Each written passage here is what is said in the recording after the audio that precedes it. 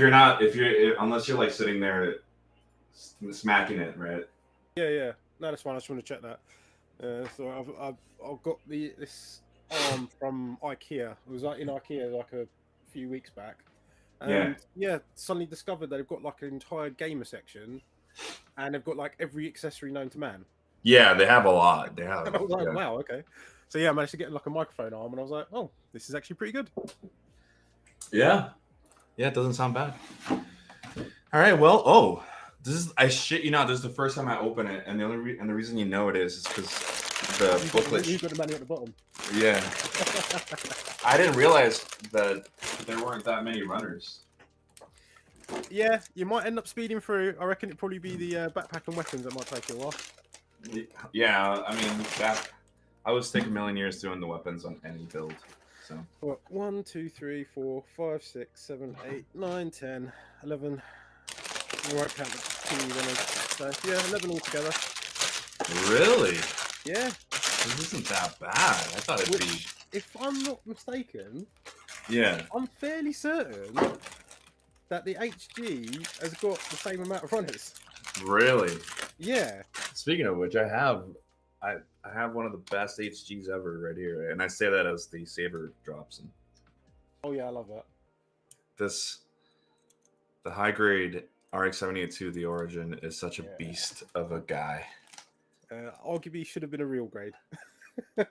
Right? I've heard that the real grade RX-78-2 isn't good, hence why I haven't bought it.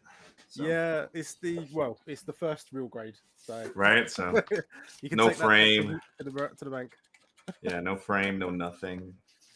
All right, let's start cutting these guys open and seeing what we find here. Well. Effect parts, good. I've been wanting to build this one for such a long time. Like, same.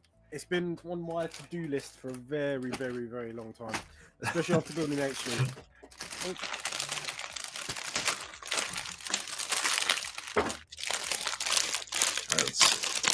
Yeah, years ago. I'm thinking about it. It's a good few years ago. The first time, like, I've always wanted to build an RX-78-2 Master Grade. And the only reason I have the RX-78-2, the Origin, is because I got it for Christmas at one of the things that we did for the community back like 2 years ago or whatever. So obviously in my mind, I never really wanted to buy the high grade, but I was always going, should I get the 3.0 or should I get the Origin? Should I get the 3.0 or should I get the Origin? Yeah.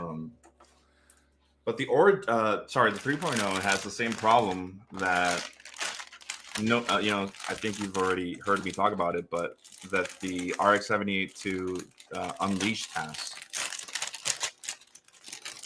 which is a weak waistline. Oh, right. And the reason I say weak is because you can grab it and just pull it apart with no force whatsoever, right? So yeah. Same thing with as I've been discovering along going into the old ones, it is a nice little journey of finding out how Bandai evolved through over only a few years. So you think, what was this one? This is 2015. I'm pretty sure that one is 2012. I might be wrong. Might be younger than that. And that one is 2003. I remember some runners. So it's like 10 years difference between those, and then there's only a few years difference between the Origin and this one. And this one here, I think, is possibly my favourite at the moment. Really? The Origin might beat it, but I haven't built it yet. But this one is definitively at this point my favourite because it's. This is the 1 Year War version. Oh, okay. I was about to say which one is that one. Okay. So it's. Let me get that right. It's just got loads of detail all over it, right? Like by default, and it's even got like open hatch gimmicks on it and everything. For like a master grade, it was like, oh, this is quite surprising. Oh, is it a special edition if it's a 1 year edition? I think there's 2 of them, but I think I got the one that. Well, I'm fairly certain it's a standard one, which is like the anime version. I'm pretty sure. Okay. Yeah. And up. It's got it here. No, it doesn't say that actually on it. Just says RX-78-2, 1 year war. Does not say anything different. So it's the standard version. Oh, okay. Nothing special. Yeah, that's one of the things people have complained about. Like, I complain about the unicorn, but a lot of people complain about there being a bunch of RX-78-2s all over the place. Well, the thing is, originally, I did not like the RX-78-2. Really? I'll fully admit, I had no love for it whatsoever. And I think because it's just where I sort of came in on having an interest in Gundam was IBO. Right. Just the style of it, going backwards and then looking at like the original RX-78, and yeah, you know, it's the first, but at the same time, it's also just quite boxy and datey, and it just never felt. I never felt enamored towards it, and it's taken. I think after building so many now, that I've kind of now got to a point. I go, I appreciate the design. Right. Well, it's the OG, right? Yeah, it's just I appreciate more the fact that they got something actually genuinely quite right so long ago. Like if you think like how, like now, how many like protagonist suits we've had that are effectively in some way, shape, or form based off of it. Exactly. Well, that's like, like the Ariel, like now, which is like the new protagonist suit, and like how uniquely different that is, but still doesn't have that. I don't know, that core aspect that the RX-78 has. I don't know. There's something about it that just now I'm suddenly more attuned to it. Is probably a better way of putting it. Yeah. Like the RX-78-2 has this. It's very much that classical, timeless kind of design. Yeah. Where you kind of realize that it's so recognizable, you know what I mean?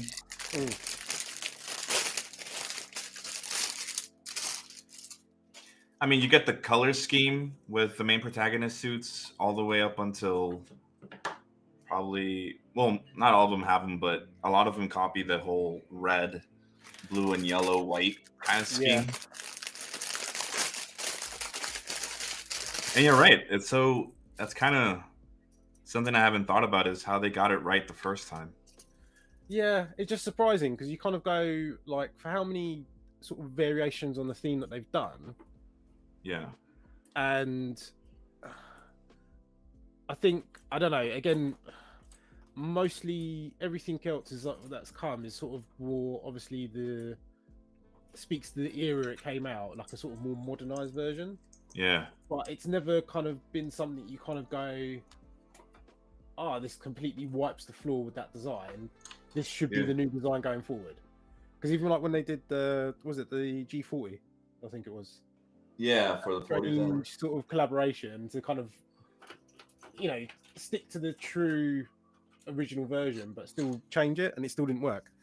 Yeah. And it's like, there's something about it that just works. I don't know what. Because even like the shoulders, you kind of even look like against like the 178. Yeah. And like that's obviously a newer design, Zeta, everything else. But you kind of go back and you kind of go,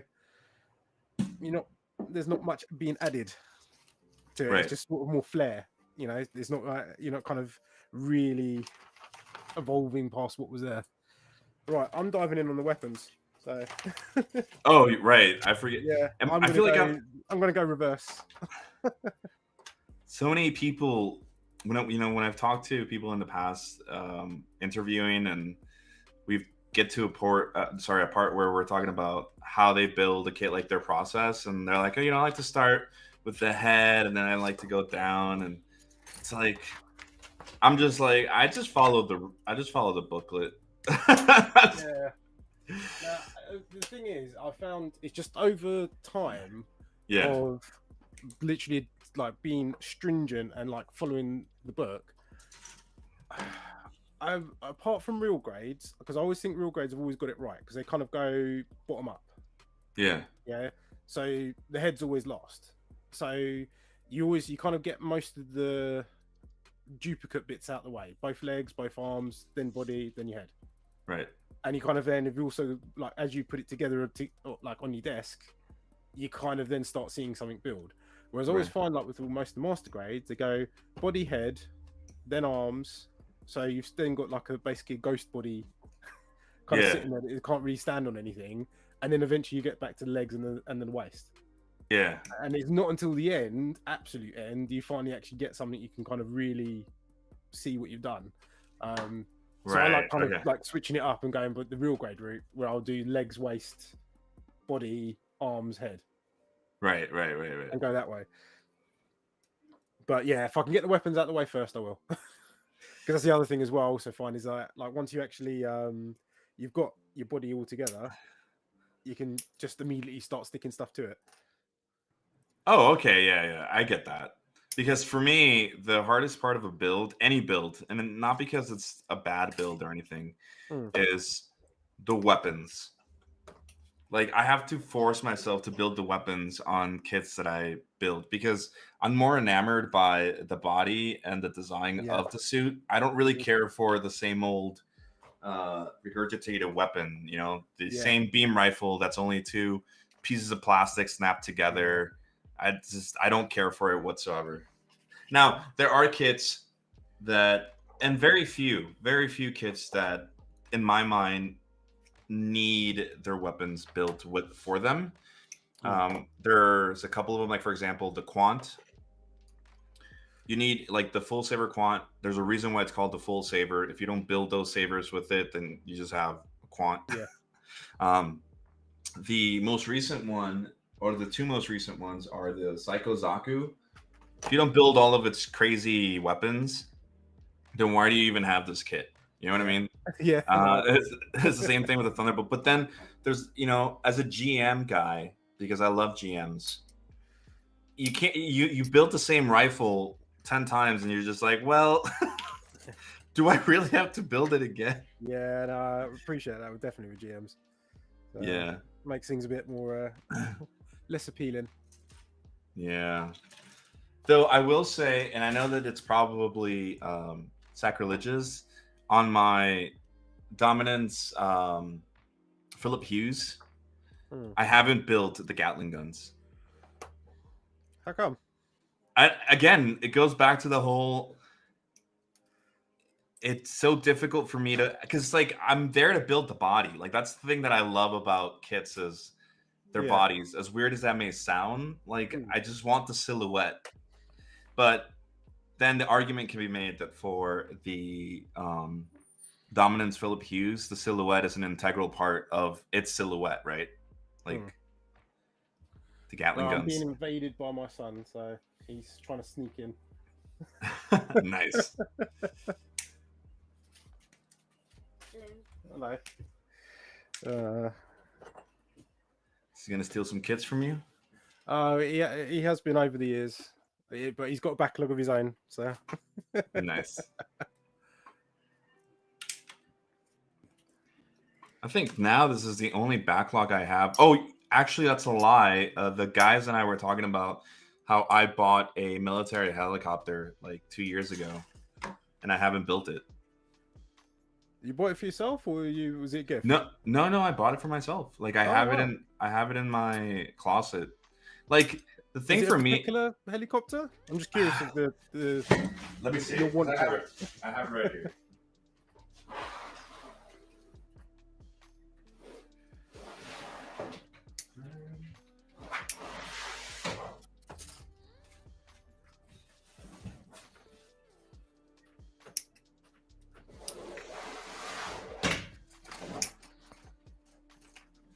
All right, well, I don't have it here. I think I have it downstairs in my storage closet. But no, it's just a helicopter that I bought from Paul here in the community. He was selling off some old kits, and I've always wanted to build a military helicopter. Like when I was young, you know, when I was a kid, I remember building, I think, just a couple of things with my dad, model building wise. I was more of a Lego kid, right? Okay. But like plastic models, obviously not any Gundams or anything, but We built like I think maybe 3. But I always wanted a helicopter. Like for me in the movies, seeing the kids in the movies with like a military helicopter hanging from like a little string in their room. You know what I mean? Yeah, yeah. I can't be the only one who's seen that, and it's just like I want that. I Fair want. enough. Yeah, So as I tell my siblings now that I have grown up money, I'm just like, yeah. you know what? I'm gonna have that. Yeah. Totally appreciate that. Honestly. Yes. No, I was just curious because, like, I know, like, for some, it's there's like particular models. Sorry, I should say models. Particular sort of vehicles that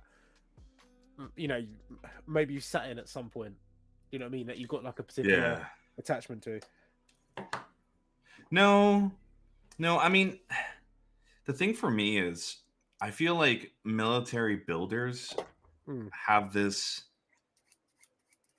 like skill set that is so far and above. And if Brian was here, he would talk about it, because as he said it so many times already, Gunpla builders are spoiled, right? Like we're spoiled with the way that our kits come together and how they fit together just right out of the box, and you don't have to glue them, and you don't have to do this and that.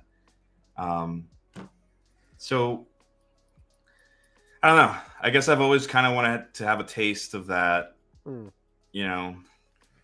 suffrage, if that makes sense. Yeah, I understand. If that makes sense. I don't know. I've always had a sort of counter for that one because it's like, as much as like I appreciate all like the military models, and yet they've got much more higher difficulty level to put together. Yeah. You kind of then go, once they're put together, that's it. You don't do anything else with them. Yeah. Whereas for sure, Gunpla is like, I'd probably say, okay, originally probably they're not designed for the ability to take them apart, but when you kind of start moving towards maybe a similar, I don't know, skill level, in military, you need something that you can take apart and put back together again on a regular basis without it destroying itself. And I very much doubt that any other branded model kit could do that, except for Bandai. Yeah. Like the ease of use, it comes in as a benefit later on, but it's also that there's a reason why. Like I'd say having something you can take apart and put together, you want to scribe it, prime it, put it back on your desk, recheck it, everything else, and it still works. Yeah. You can't do that with a tank model. No, you can't. No. A car model. There's it destroy itself as soon as you try and do that the first time. So I always appreciate like the Bandai idea that it's easy, but I think once you kind of start equating both skills together from different areas, that's where things, I think there's a little bit of give and take. Right. And I agree with you. I'm trying to fix my camera here. Yeah, I don't. Like I said, when I first began this, like it's just, I got to talk to a lot of military people before I talked to a lot of Gundam people, and yeah, I think that's why when somebody thinks of a military modeler, they think of like an older guy. Yeah, and it's because they've been they have this interest in military vehicles and or just war or military weapons and all that. It's not a bad thing. It's just just different. Yeah, they have a different like mission for why they're building, if that makes sense. Compared to us, for me, I build this and I think I'm building this because it looks cool, and that's it. Exactly. That's literally it. I mean, which I'm sure. I mean, that's not to say that some of the military modelers probably think the same thing. I'm sure there's a bunch of them out there who probably saw some some helicopter and they're like, this thing looks fucking cool, I'm building it, that's it, right? But for the most part, the people that I've met are more like, oh yeah, I like this one because it was used in World War II during, you know, this battle and this and so, and just like, okay. So there is kind of that difference in who's building what and why they're doing it. So yeah, I don't know. It's always one of those things I've always found a bit difficult to kind of probably appreciate, only because my background has always been in somewhat shape or form fiction. Right.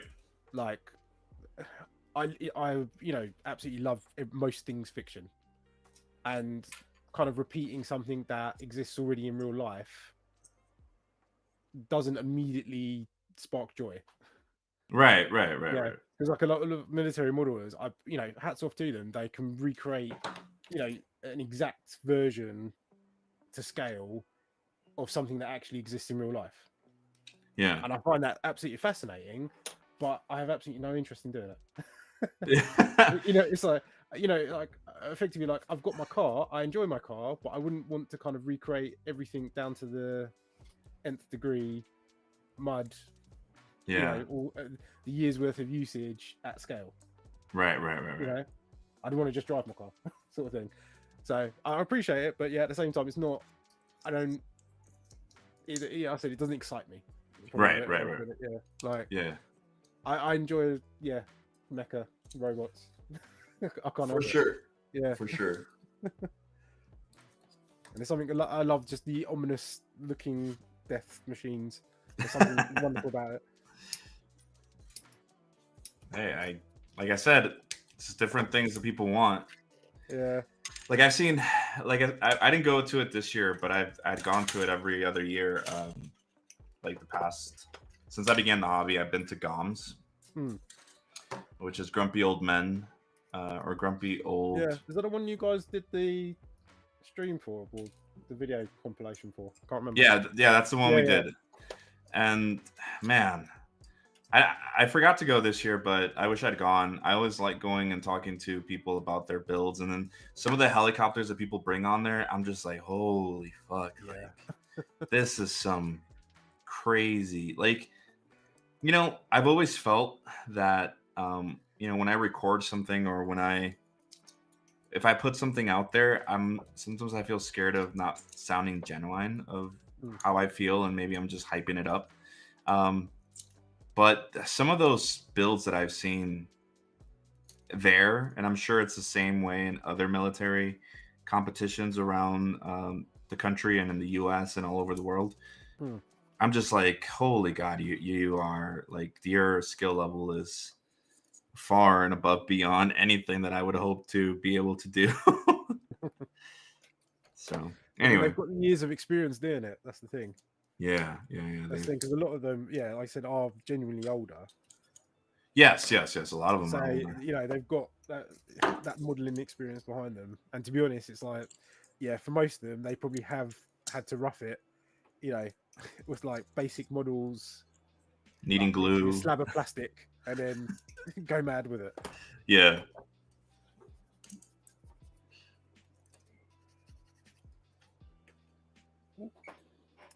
There we go. One of the things that I see you're doing that I don't do a lot anymore is I don't sand my pieces a lot anymore. I feel like I'm not saying that that's a bad thing, because it's not. I think I've just kind of I'm like, well, unless it's absolutely needed. Yeah, it's one of those things that I think I just habitually I do, just because I've spent a long time snipping and then coming back to paint it and then realizing I've got to go do that all over again. Oh, so okay. I do it as a, I don't know, it's kind of like a present to my future self. It's probably a better way of putting it. Because then I kind of go, I don't then have to hunt down when I kind of come back to it again, maybe in like 6 months or so, and then realize, oh crap, I've left all this stuff on there, and I kind of end up having to like start the whole process all over from scratch. Yep. So I will, for most things, I will still do it, but there's a lot of parts that I've learnt now just not to even bother. Yeah. So, like for example, there's for the 1 year war version, a lot of the inner frame parts you just don't see. So it's one of those things of like for that, I'll just go snip, snip, snip. I won't even think twice about it. Right. And then, but anything that's like exposed, I'll sand it by default. Oh, for sure. Yeah. I But think. it's only because, like I said, it's just because it's more my lack of brain power. Because I'll go, like I said, in 6 months' time, I'll completely forgot what I have or haven't done, and I'll come back to it, and I'll have to start all over again. Yeah, you're just like, Yeah. The thing is, I used to sand every piece, even if it was Yeah. part of the inner frame. Every single Oh, yeah. piece. No, I know. There's weird things that I kind of look back on, and I kind of go, I can't believe I did that, but at the same time, I understand why I did it. It's like, Yeah. I think, like, cause yeah, like sanding like every single piece, but like I remember very clearly being very particular about making sure that the parts, like for example, like you get obviously both legs and arms usually are identical, not 10 times out of 10 most of the time anyway. Yeah. That you'd end up getting like a C runner and a C2 runner. They're both identical, but I would still follow the manual to the letter and put C1 as the right arm and C2 as the left arm. And I would never mix the pieces up. Yeah. Like, whereas now I kind of look at it and go, all right, that's the exact same run and just go for it and just don't even think twice about it anymore. Yep. Yeah, I agree. See, it's got some tiny pieces. 15. I think you might actually like the weapon on this. This is much more interesting than the HG one. Yeah, the alternative version, like the big cannon version, it's much more intricate. Because I quite like that version, the origin version of the gun. It's like nice big beefy thing. I think my favorite gun is on the Unleashed. There's what version have got that? It's the standard, isn't it? On which one? Detailed. On the Unleashed. Oh no, it's the different pieces that they use for the guns, like for the beam rifles and stuff. It's not just like all the same piece. They have that nice champagne color in there, and so it has the nice part separation and color separation compared to just like your standard master grade or whatever. Yeah. When you see that champagne one, I really want to know what you think. Like, Well, hopefully, if all goes well. Let me see. Actually, I've got to count them now. I've got Stormbringer, FA, both FAs to do. The Saikozaku and the Thunderbolt? No. FAs, you mean full armor? Yeah. So, I know which ones. I've got one on there. That one. Okay. Yeah. Nice. Officially, it's an FA 78. I mean, so it has to be on. And then, fingers crossed, once I get through to doing the PG Unleashed, I can then go back to my original GWEC entry and start again. So I'm going to try and hopefully actually have the one I plan to finish this year finish for next year. That's the plan. Nice. I haven't done anything regarding GPWC. And then I still hear not good things. I mean, not good things, but just that it's not as organized as people would like it to be. So, no, it's definitely not. I mean, to be honest, if you want a bit of a laugh, I highly recommend having a look at the work list for the UK. that was a bit of an eye opener that I wasn't expecting. I So, think I read something about it, about how in the UK some people got disqualified and there weren't a lot of, I don't know. yeah, no, there's a few guys on another Discord server that I'm on that all entered, and there's one guy who did an amazing Thunderbolt diorama, and as far as he's concerned, he told Bandai exactly what he'd produced, like as in, you know, these are things that I've 3D printed, these are things I've got from somewhere else and I've made into something else. Right. Because a majority of his sort of display was the diorama. Right. Yeah, so we had like 2 HG kits, massive gun, but most of the debris was obviously not Bandai. And yeah, he didn't make it through.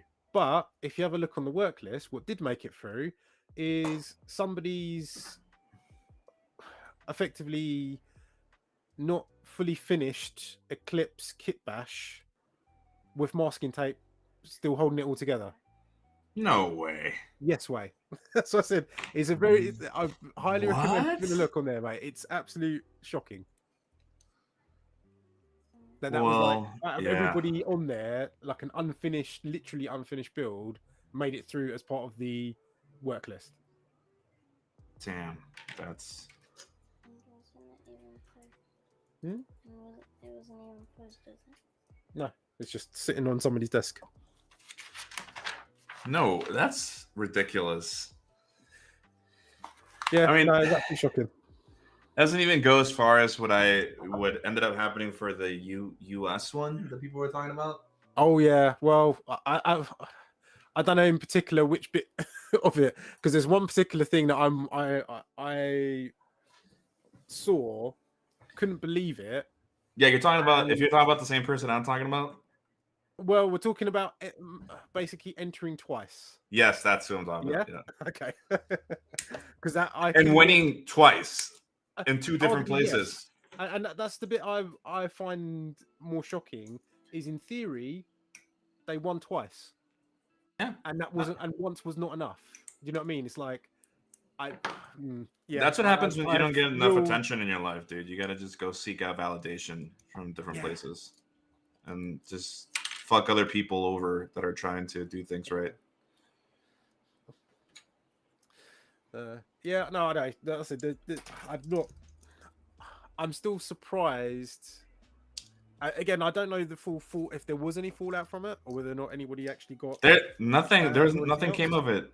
I reached out and tried to get somebody to look into it, but I didn't hear anything back.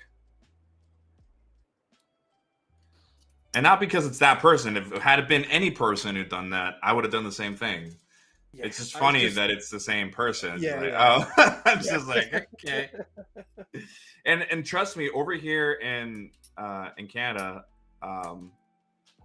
there's a certain group that I'm a part of, and like, you know, where like all Canadian people talk, or people that are like heads of communities or whatever, and that whole thing even made it over here, like the whole I don't want to say drama thing, because it's not drama, but that situation itself made it all the way up to here, to the point where people were talking about it within those groups, about how it just didn't seem right. And yeah, unfortunately, people that we know over here that have a say in Canadian Gunpla stuff couldn't do anything, because it's not their place to do anything regarding the US. Mm-hmm. US would be more bluefin and stuff like that. So, but yeah, I guess apparently you could get away with any stupid kind of thing. I'm not saying that it's a thing that you deserve to go to jail, but I mean, at least be reprimanded would have been. Yeah, I'm genuinely surprised that this is not something that. I'm not saying it should be part of the rules. I mean, arguably, it shouldn't have to be part of the rules. I'd have thought it'd be pretty obvious, but you'd think that there should be something to kind of say you shouldn't be allowed to do it anyway. Like, it shouldn't be possible. No, it shouldn't. It shouldn't Like, be at all. I don't know. It's just it's. I don't know. It only sits wrong with me because it's kind of like one of those things of like, well, are you? What's your purpose of entry at that point? Because you're kind of like you're entering only for the sole purpose of winning, and you're only entering for the sole purpose of only getting first place. Yeah, you got first place in one place, you go and get second place in another. Yeah, you know It's what I mean? just It's like, I'm, don't get me wrong. I think, yeah, if you put your heart and soul into something, yeah, you should be proud of it. But at the same time, you kind of go, I don't know, if you're entering it with the purpose of being judged, yeah. and the judgment has been made to say, I don't know, yours is great, but somebody else's is better. Surely that's something you should just kind of take away and learn from. No, I don't know. It just seems a bit weird to kind of then go, I don't like what you've got to say. I'm going to go somewhere else where somebody's going to put me number one. Like it just again, just the idea of it, even the fact that it's in the same competition, just the whole idea just seems weird to me. So Look, and I think in English we have a saying of people eventually step on their own shit. You know what I mean? yeah. So it's like I don't have to do anything, and people just do it for me, and just like, all right, well, Yeah. that's. I said this shocks me. I'm in awe that it could happen or did happen. Yeah, it's wild, man. I don't know. But in saying that, it's like looking at all the I don't know, it just seems like every year there seems to be something. Oh yeah. I mean, what was it last year? Last year Was the guy that literally outright carbon copied a previous winner's work with the strike freedom coming out the water. So it's not strike. Yeah, that fucking guy. Yeah. And then in the groups on Facebook, he was defending himself. Yeah. I remember that in Gunpla Network and shit. Oh my god, that was hilarious. Yeah. That was Again, hilarious. this is what I mean. It's what like, a total loser. Yeah, but this is what I mean. It's like, surely, like, okay, fair enough. If you kind of go, I didn't know this piece of work existed, and it just so happened to look identical. Fair, but it's the I don't know. It was how far he went to kind of defend it. It kind of was like, you know what you did. Mercenary, what's up, man? Sorry I didn't see your message there. In Japan, being a jerk about what you can use for a diorama or not, is that happening over there? Is it? Yeah, like that's what I'm saying about like one of the guys who did the Thunderbolt diorama. Like most of the diorama wasn't anything Bandai parts, but it was all like 3D printed. I think, if I remember off the top of my head, but he very much, as part of the rules, stated where these parts had come from, and that they obviously weren't Bandai, but again they weren't. The kits, and the actual display itself was all Bandai. And it even says in the rules that, you know, if you're doing a diorama, it's not really counted towards your overall sort of placement. So, like the idea, so again, it shouldn't have been something that should have been an issue. But I said it still didn't make any sense to me because it kind of go, well, here you have a completely finished, arguably well done kit presentation, and then you got putting through somebody's literally got a kit held together with masking tape. It makes no sense to me whatsoever. That's such a ridiculous situation. It is ridiculous, you know what I mean? And I think that what made it worse was this was the first entry that they had for UK, because usually they've pulled UK into Europe. Yeah. So this is the first standalone one that we had for the UK. So it was a great opportunity for everybody to kind of go, look, here's what we can do. And somehow, yeah, like I said, masking tape makes it to the top list, along with everyone else's. All right, quick pause. When you get to this part, make sure you put the yellow piece in before you put in these blue pieces. So when you get to here, is it opposite? no. So it doesn't. You know how normally it'll say 1. Yeah. As in, like, do this first. It doesn't say it. If you put I put these on before I put this one on. It has little tabs that need to go underneath these. So just put this one on first, and then put on the blue ones. Oh, just actually looking at it. Yep. Circle what? Black dot. There you go. Oh no, that's A1. Yeah, no, but underneath you got circle black dot. Do it first. Was that what it means? Go to right at the bottom. Hopefully, on the bottom of the instructions, it should say it, literally at the bottom of that page. In Japanese? Oh, there you go. Yeah, sorry, it's in Japanese. Yeah. Is that what it means? There you go. And the reverse is do it last. I think it's the black. Is it the black? Okay, well then I'm stupid. Yeah. It's in Japanese, man. Okay, I'm not gonna translate the page. I've totally appreciate it because it's spending years with Google Translate on my phone. No way. Instruction manuals. Yeah. I have never. Yeah, it's the first time for me to know that. I don't know. It's only because I said when I first got like doing most of the old HGs that I was picking up. Right. Everything's all in like there's nothing in English whatsoever. So yeah, I just spent ages like going over it with like Google Translate on my phone. Oh, okay. Well, and I think actually, I might actually have it. Yeah, I think I did do it. I have to remember now. I'm fairly certain. Like, this is obviously back in the day when I had more time. I'm fairly certain I did like a little translation page. Oh. This is going way back in the day. So I'll have to go have a dig. Well, now I know. Now always remember that. Bandai, you were right. I was wrong. How dare I? Yeah, no, it's what I prefer. Like nowadays, I would rather build something that's kind of been put out in the last few years. Because like going backwards, well, especially even just doing like the previous RX-78s I'm doing now, and you kind of go, yeah, these were never designed to come outside of Japan. Like nobody's like just the way it's laid out and everything else, and just it's just interesting kind of seeing where we are now. We've got like full English manual and everything else. Yeah. And you kind of go back, like, it was only like 5 years ago, and like, yeah, you couldn't get anything. So, see, this is what I'm used to over here. I'm used to the 1, 2. Yeah, exactly. But again, those bits, even when you go back in the older manuals, they didn't like. As soon as you go back, things like past 2010, you won't see those unless there is like an obvious part that has to go like 1, 2, 3.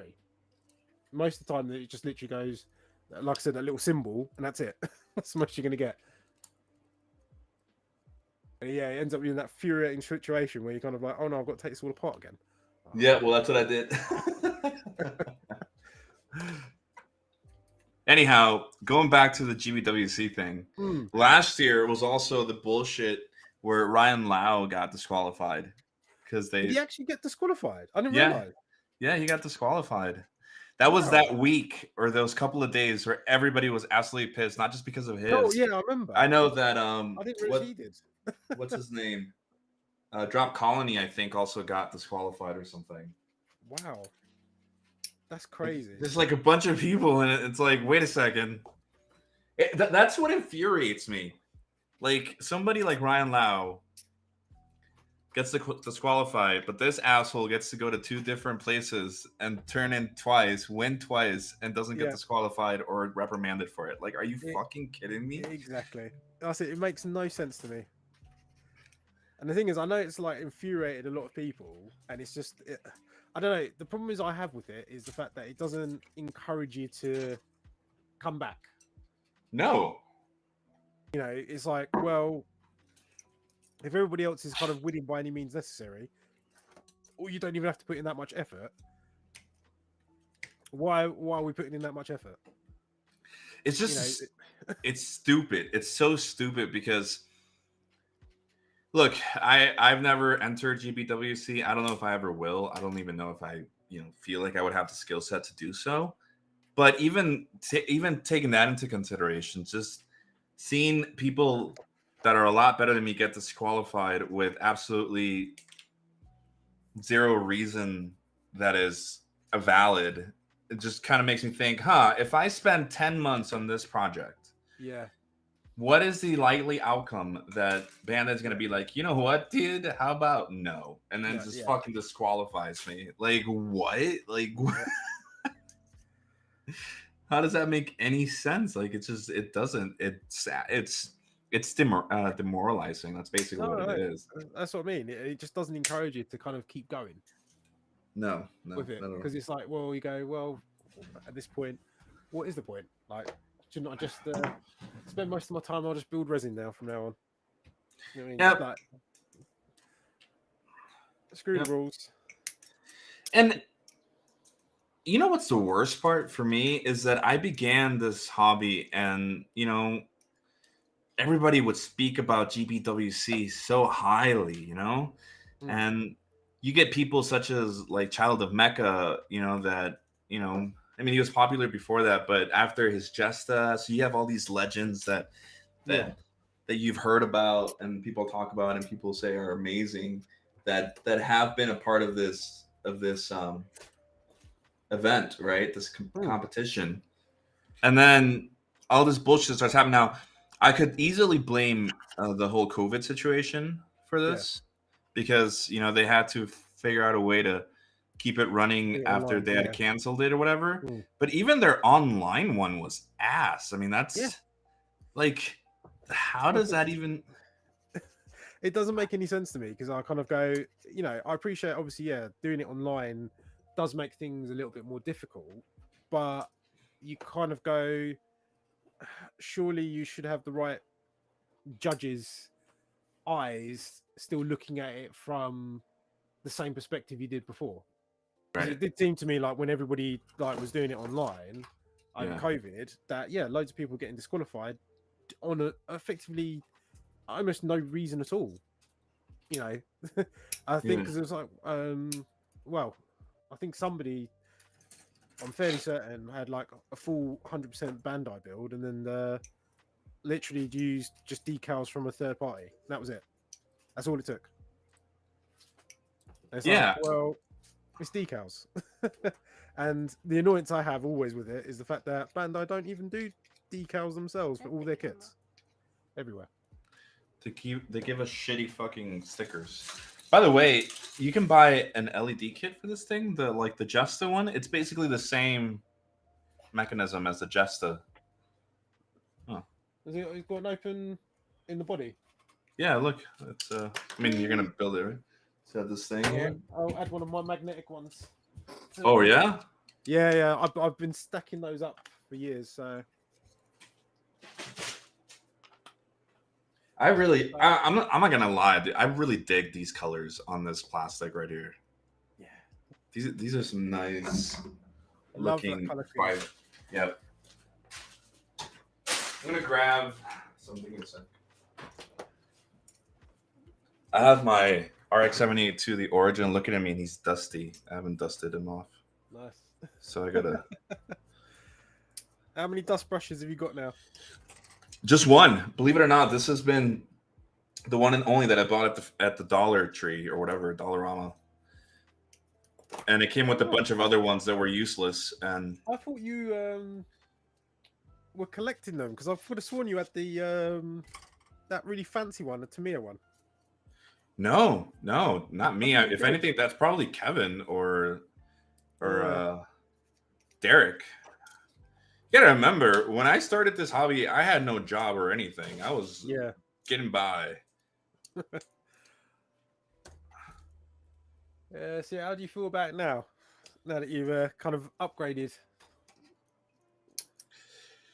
It's bad now because now that I've been able to buy, that I can not. I don't want to sound like I can just buy whatever I want. Obviously not. But now that I can do what I couldn't do before, a lot of the kits that I end up buying are P Bandai. Yeah. So for all of the shit that I've said about P Bandai, there I am, you know. Yeah, no, I'm just like, what do I want now? Give Yeah, me yeah. this fucking P Bandai kit. yeah. The problem I have with it, and it's because I'm in exactly the same boat, but my issue is it's more with Bandai because they're not bringing out master grades, They're not. and the only master grades they're bringing out are P Bandai. Yep. So They fucking know, P man. Bandai. They I'm fucking kind know. of stuck in a. That is my only choice. No, it's not that we're stuck, it's we were cornered Mm. into this situation where the only master grades right now worth buying are P Bandai master grades. Yep. I'm not lying when I say that I absolutely do not care for the that Verka. What is it? The fucking narrative Verka or whatever it's called. Yeah, no. I don't. I should be happy, but I'm not. You know what? I don't have to thank Bandai for giving me these fucking crumbs on this shitty thing that I don't want. And it's funny because when I look at the narrative Gundam announcement, like on Facebook groups and whatever, there are, some people who are kind of like whatever to it. There are some people, a lot more people that are like me who are just like, who the fuck wants this kit? Yeah. But then there's always that one soul guy. There's one guy who's like, "Oh my god, I can't believe this is coming out. This is amazing." Yeah, it's my and just holy like, grail. Yeah. And it's like, you're the fucking problem. You're the exactly. I'm kidding if that's anybody who's watching, but I can't help but feel that way because who the hell thought, you know what, give me this? And so I've heard people say, well, they already have all the other unicorns, might as well bring this one out. And it's like, no, there's no might as well bring this out. It should just be, it should be easy as saying no, like let's do something else. But the problem is, and I don't want to make it this big, but kind of like the whole Call of Duty talk, right? Like there's a bunch of problems with the way that Blizzard or Activision or Microsoft, whatever you want to call them now, are doing the whole Call of Duty thing. People complain about it, but yet they're still breaking sales, right? Yeah. But people are going to end up buying the narrative anyway. Yeah. And Bandai's not going to care because they got their cut, and that's it. That's it. That's all that matters. And as sad as it is, it's true. Because this is the thing, you see, I find is like, I would love for Bandai to kind of, I don't know, step up and kind of do something new, something fresh. Yeah. And I see them doing it elsewhere. HGs, 30-minute missions. The master grade SDs, as an example. Yeah. You know what I mean? Like they're doing R&D in other places, and arguably they're bringing out things that are unique, but again, they're only P Bandai. So, for example, what was the last one I did? The Mark V. Yeah. Yeah, they brought it out on P Bandai, and it should have been a standard release. And arguably, you could say that the way the box was coloured, it was a standard release. It wasn't meant to be P Bandai. Yeah. But they've made everything P Bandai now, so we're kind of like stuck in this awful position of anything that you want that is new, innovative, or fresh. It's P Bandai. You got to pay the P Bandai price tag. Yeah. Yeah. And then anything else that maybe is arguably 1.5 reused is now becoming the master grades. So it's like, it's sad. The narrative in itself, it's a unique suit, but from a kit perspective, it's not. Yeah. You could look at it and go, all I've done is I've taken the new Gundam and I've removed some bits. And I've added some other bits here. That's it. And call it a day. And call it a day. Yep. I know, but again, that's also my annoyance with like the whole narrative Gundam anyway. I mean, the whole design of it is an unfinished Gundam. So I feel even more doubly irked of even entertaining the idea of buying it when I know for well I'm buying literally an unfinished Gundam. Yeah, like That I is know literally its purpose. yeah. It's I don't know. That's why people say, "Well, we have all the other ones. Might as well get this one." It's like No. I don't know, man. I don't know if that's No. how that works, No, but that's not how it should work. Yeah, like I would love to see them kind of start. I mean, then saying that, I'm about to go completely contradict myself. Is the only thing I'm still waiting for is a master grade Barbatos lupus, and I've still yet to see it, and I still don't know why. Arguably, Bandai could easily take the frame and just go to town with it. But they don't, because apparently, I mean, look, as much as I shit on the unicorn, obviously people buy that shit. I don't understand. I don't. You know what? I do understand, because it is a cool design. I can't lie and say that it's not. But I guess it's mainly to save them the R&D process, because they basically have most of it built. They just have to Frankenstein the new and the. I don't know. It's a sad day. It's been sad days for Master Grade lovers, and it has been for a few years. yeah. Let's see. Mercenary says Bandai technically moved the mass of the MG to the web shop after the failures of the Deep Striker as a regular release. I'm still fetching the NT Gundam to round out what I got on my shelf. We got the Jesta Shazar types, Nanju Stein NT, and the Phoenix NT. NT completes another parts of it, but now all we need are the Zulu units, Escort Jagan, NT Deja, and some other minor units in MG. NT also has a core fighter to top it out. That's still a lot of bits required. Yeah. I'm just wondering, like, how feasible is we're likely to see any of this? I don't know, man. Like, again, I can't. I guess in some way I can't complain. Like we do, like he says, we have the Jesta and all these, and to be honest, I think I told you that the next kit. Did I already tell you what's the next kit that I really want? No. I want, and I'm looking for it, and I've asked, is the Verka Sananju Stein. Oh wow, yeah, I picked that up years ago.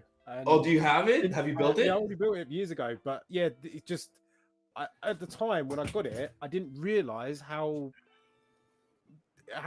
soon it was about to go disappear. Yeah, dude.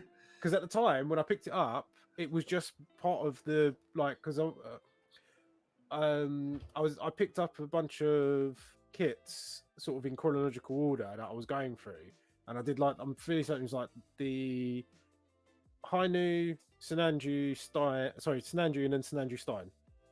Yeah.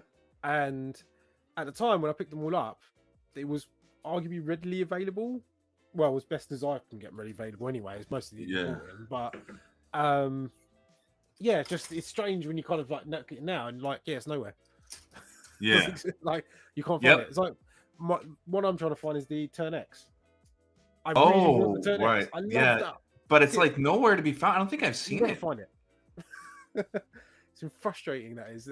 And anytime I do find it for import, it's arguably either 3 or 4 times the price of retail. Right. And that's just I can't bring myself to pay that for what should be a standard release. That it just feels wrong. Yep.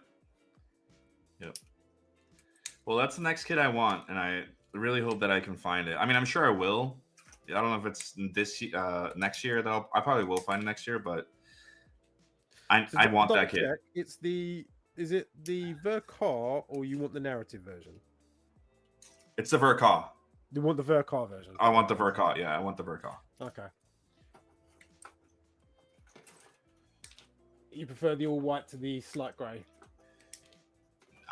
I don't know. I think it's mainly because I don't want to sound like I do it all the time, but I think I sent you some pictures the other day of the Psycho Zaku that I found on Pinterest. Yes. And by the way, Choco Falcon, or I don't know, remember who shared some pictures of that on Facebook the other day, like on Gunpla Network, because it won something.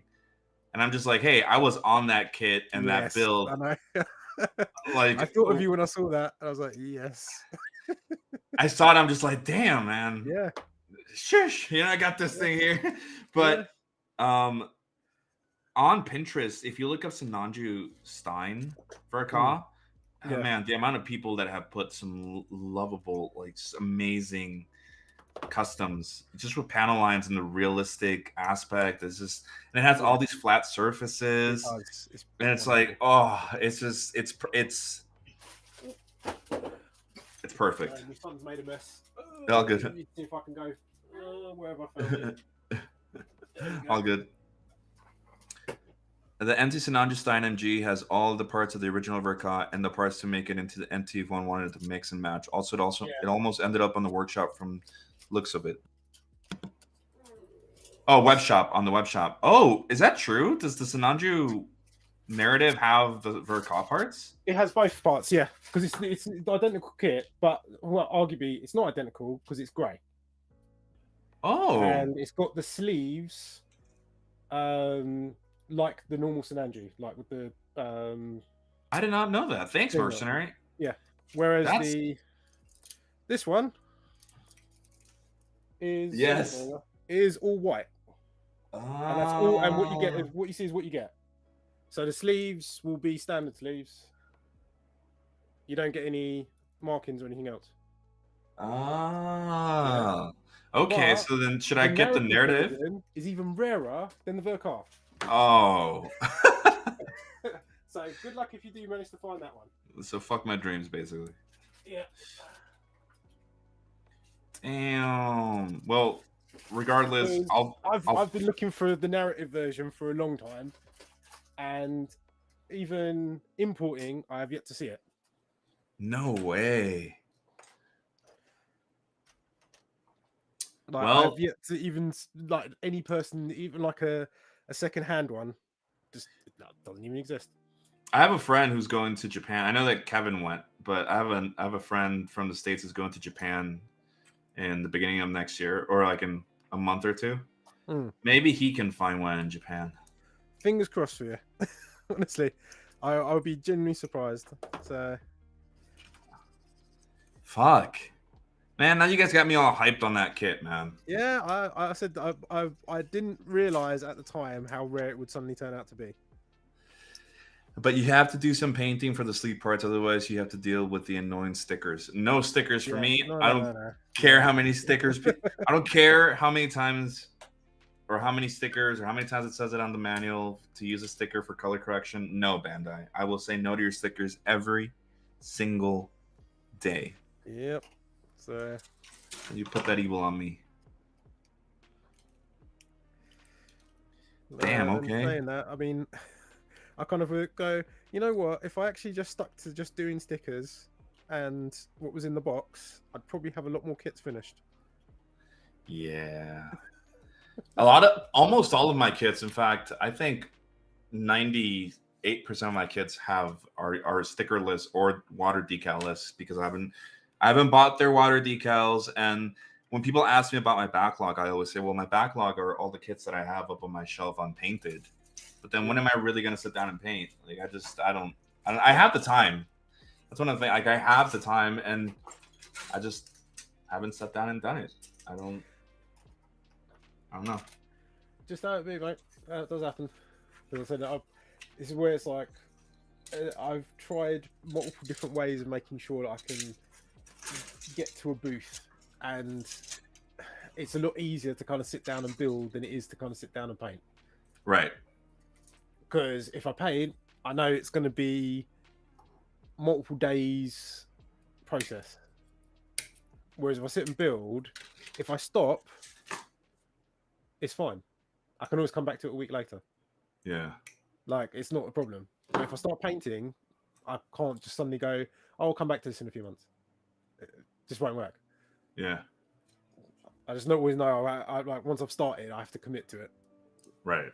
That's the only way I can kind of like ever fit it in is like basically saying, right, this is the week I'm going to paint. And that's all I do. Right. I can't mix the two together. Oh, did I knock that? Oh no, it's still there. Well, this tripod's working as better than I thought. Survived me elbowing it in the face. No. So my son wants to elbow my camera now. He just wants to test it out, man. Nah. So it's probably me proof. It's probably not kid proof. That's I don't know. There's when I think about like I go down to YYC downtown. It's called YYC Gundam, where I get like my P Bandai stuff. Yeah. I go in there. Is this your new hookup? Is this where you've been sourcing everything? Yes, that's where I okay. go. I don't think I really buy kits anywhere else that isn't maybe bentos, but the problem is just stock. Not with them, just in general. Because what I want is very particular. That's a thing, and I believe that Derek said it the best once to me when we were talking about kits that I think somebody asked what kit did you guys hate building? Somebody asked it once. Oh right, yeah. And I told the person that I don't really have a kit that I didn't necessarily like building because. And then Derek was like, "Well, yeah, that's because you buy all the good kits." And well, it's the truth. Like I do buy kits that I have seen reviews on, and people talk a lot about being good. So what I'm trying to say is that obviously bentos and other places have good stock of kits that I just don't want. So, or that I know that aren't going to satisfy that part of me that is about, that I want a good kit in my hands. That's what I want. Yeah. Well, my counter to that is, why would you buy a bad kit on purpose? Well, I think what he meant is, you got to remember that I'm a fan of the kits before I'm a fan of like their story or anything, right? Same there. Yeah. So to me, it's more about practicality. Like, oh, this kit looks cool, but is it cool? And is my money going to be well spent? Now, if there's something that I sincerely enjoy, that I really want, and I don't care how bad it is, then I'll get it. But I don't think I've ran into anything like that. Like all the kits that I like turn out to be kits that are good. Yeah. So yeah, that's good though, because again, I'm the same. I would rather I buy kits on the basis of they look cool, not that I've watched anything to do with them. Yep. So, and 9 times out of 10, I've always been pleasantly surprised because they're always good. Yep. I don't think I'm just thinking actually. Have I actually had a terrible kit? Have you?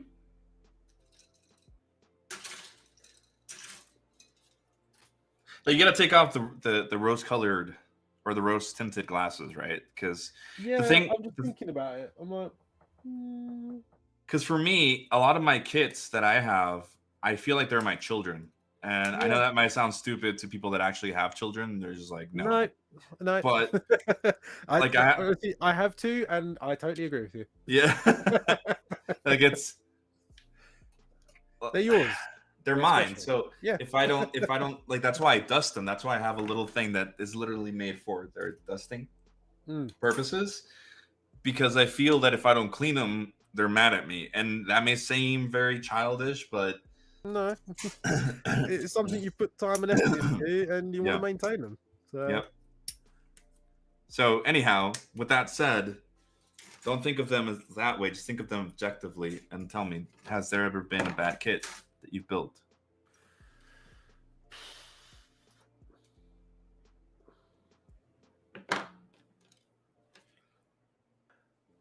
The problem is, I can't name you a Bandai kit that I've disliked. Okay. I can certainly name you a few. I'm just looking around now, and I'm looking at like actually the ones that like third party. Yeah. That have caused me some sort of gripe or pain. Actually, well, I'll show you. Actually, pause it. Here we go. I was just looking at this one. So this one I bought recently. Zoid? Not Zoid. It's a Shanks Tiger. Okay. So it's not based off any property, but it's. And I got it particularly to go with my Astray grey frame because the colours are pretty much identical. Yeah. Putting this together, as sharp as this is, as it looks, Yeah. is actually that sharp. I've drawn blood several times building this. No. Yeah. Okay. And I've had to Third-party wipe this kits. down Yeah. several times with my blood being Yeah. all over it. And yeah, that is probably the only one I can think of most recently. Right, I want to ban you from here, am I? Right, go. Off you go. You had the chance. It's alright. My son's trying to get you content banned. Why? What did he do? Playing music. Oh.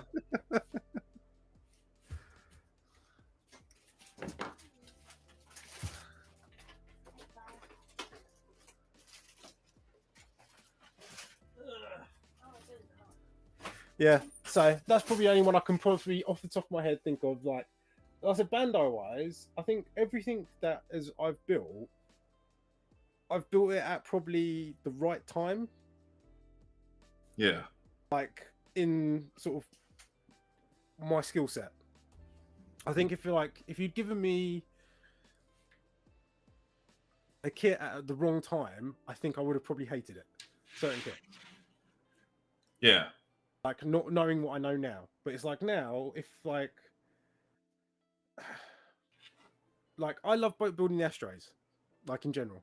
Like I don't think I'm ever gonna not love building ashtrays. But I think if you'd given me the master grade one very early when I had no clue what I was doing, I think I probably would have hated it.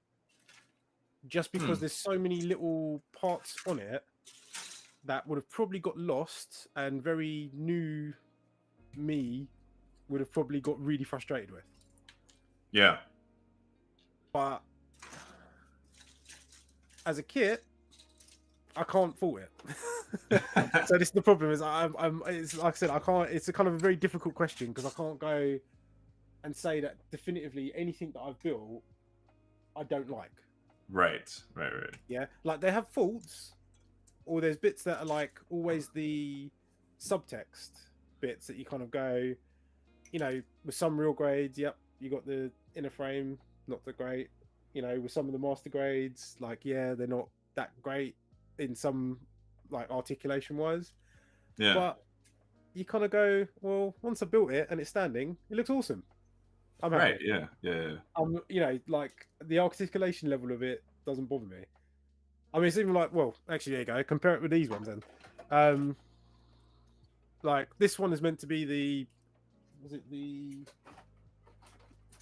Perfect Gundam? The anime. Sure So it looks, you know, right? So it's true to the anime. Meant to be, yeah. So that was the reason why I picked it up originally, because literally what you get in the box is this. So there is no real accessories that's meant to go with it. Right. But it is an over-glorified high grade as a build. I don't hate it, but I can't say I'm overly impressed with it. But once it's completed, it's pretty good. Okay. It does exactly what it says on the tin. So I can't knock it, but then I don't know. Moving on to that one, I love this. That's the 1 year version. That's the 1 year one. That makes me smile. Like just building it and putting it together, and even after standing it, like all the way through, because it's got that sort of level of complexity to it that gives you a little bit of challenge, but not too much that it doesn't make sense. So like, there's screws in it, and for the legs, like they still got like screw bits to put in. But other than that, like it's a lot of fun. And I think that's probably the other problem, is why I probably can't sort of speak bad about any of the builds, is that I genuinely have fun doing this. Yeah. It's like I can't knock it. You know, I can't sort of sit and go, yep, you know, I've just wasted X amount period of time of my life on some rubbish build. Yeah. I mean, actually thinking about it, no. I was thinking like even SDs. I was thinking like even a few SDs that I've built. They're enjoyable for what they are. Yeah. Because they probably took me all of 5 minutes, but but that's probably about it. Like, I mean, again, that's the joy of it. Let's see here. Mercenary says, fetching a bad kit is all about building it for the challenge and figuring out how much extra work one has to do to make it great. I have built many MG Astray. The first one I got was the Red Frame Kai, to which was my third overall kit that I still got even as of now. I don't mind building a legion of Astray units as they are grunt units from the outset. We are still missing a lot of Astrays as of current, to which the list is uber long. Yeah, I don't know how many variants there are, because off the top of my head, I've got most of them with the exception of green.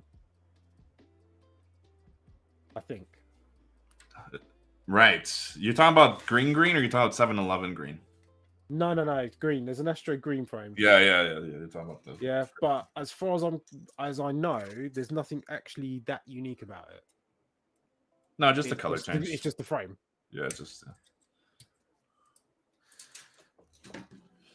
But also as well, I'm not very good with lore, so there may be some very unique things about it that I don't know about.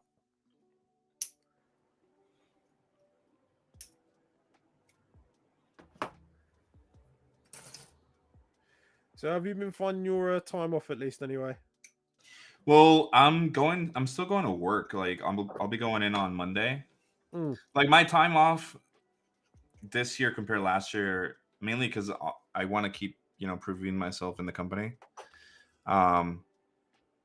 It's me.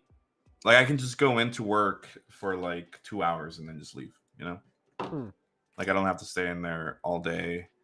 Like for example, Friday I worked from home, so I just had my email open and then answering emails as they came in and calling or doing whatever needed to be done. Yeah. So it's nice. I wish it was colder, as we were talking about it before the stream began, because it would feel better to be at home. Yeah. Than to just be at home.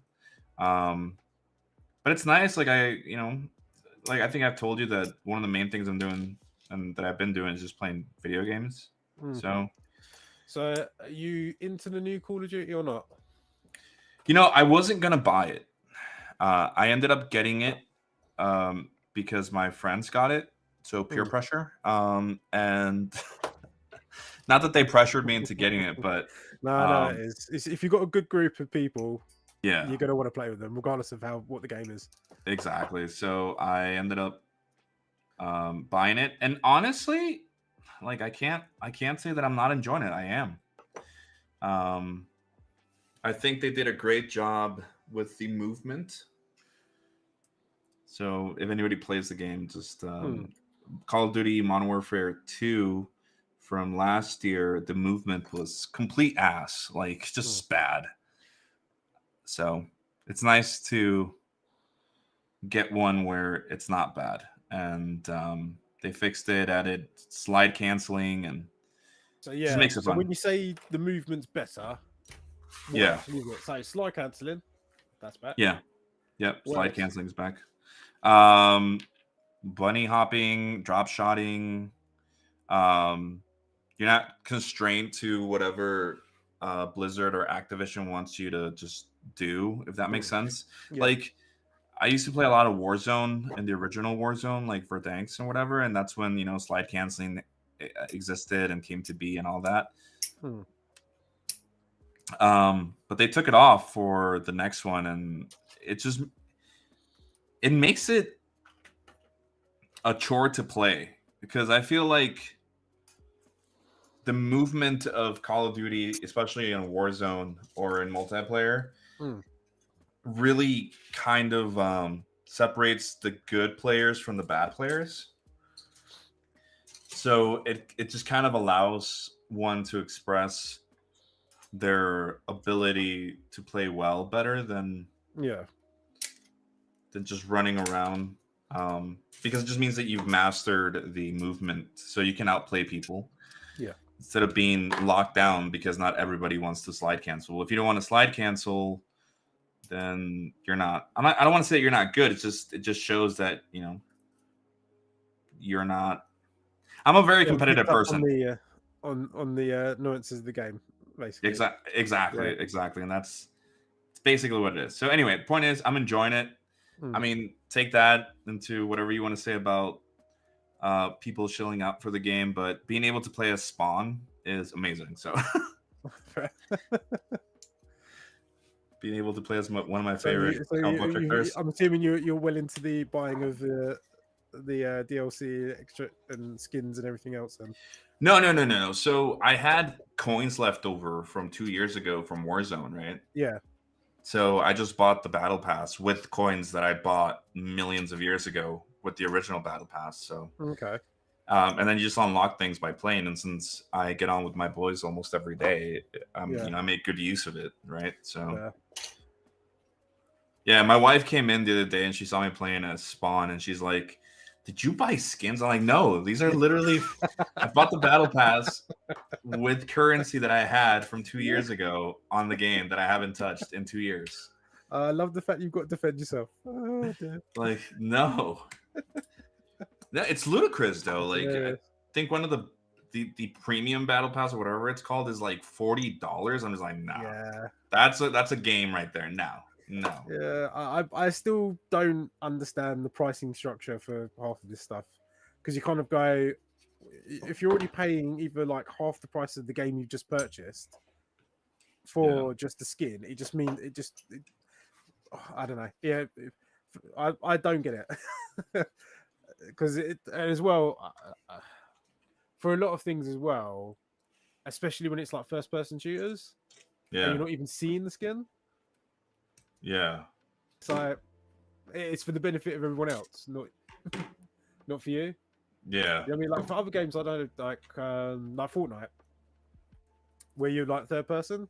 You can see your makes partial sense, but yeah. Look, I'm not even gonna defend skins because I play League of Legends and I have so many skins, but you can see them all. You can see them all, and two, so it's for your benefit. So like 2/3 of the skins that I have were given to me free by Riot because of the chests and stuff that you get by just playing for free. But League of Legends is a game that I've been playing for 10 years. So I was gonna say you're invested. So like when I look up how much money I've spent on League, and I think it's like $300 in the course of like 10 years, that's like $30 per year. Yeah, exactly. I don't think that's bad at all. No. That to me is like you just basically buying a new game every year. Yeah, like that's or a cheap game, I should say, every year. Cheap game, not even like a full like price game. Like to me, that's worth, right? Yeah. So, and it's 10 years. I was 18. Like this game has been with me for a long time. So, but anyway, look at that. I love one of the things I love when building is building the head and putting it on like. Yes. Looks good. Looks great. All right, old school. I'm gonna go to the bathroom real quick. Cool, so I'm gonna leave you alone. If you want to just kind of talk, I don't know. I'll be or be. That's cool. I have to go on the chat, I think.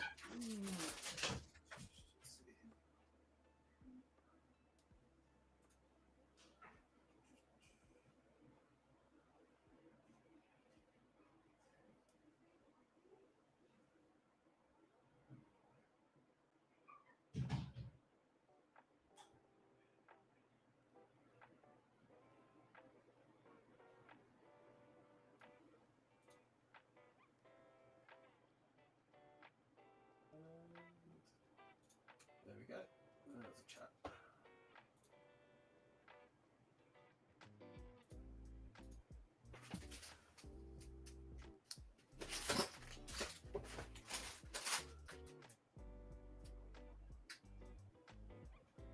Lord Astray. And that's one of. Is that the same as the Lord Omega one, or is that something different, Astray?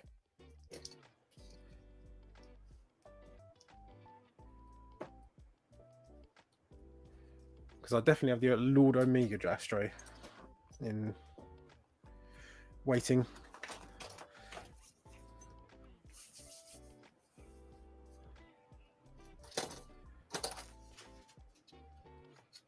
Was there more other Astros on there? Green frame, gold frame. That to me, I definitely got all of those.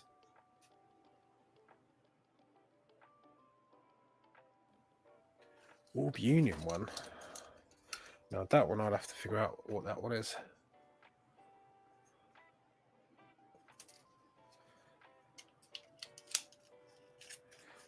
Alright, so I'm getting somewhere with the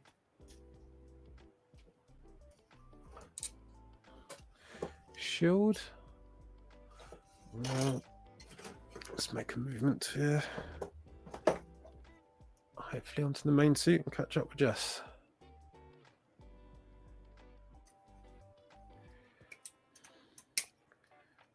Only problem building all the weapons first. Very slow down, especially while you're chatting. Let's see if I can speed run this.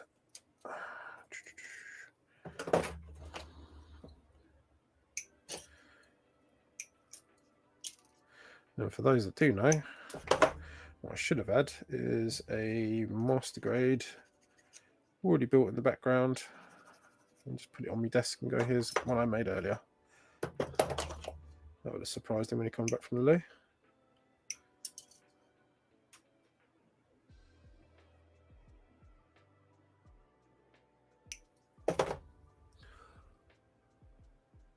I need PC parts. Ooh, bane of my life. Well, this is not too many on this one. PC 10. It's a unique shaped one.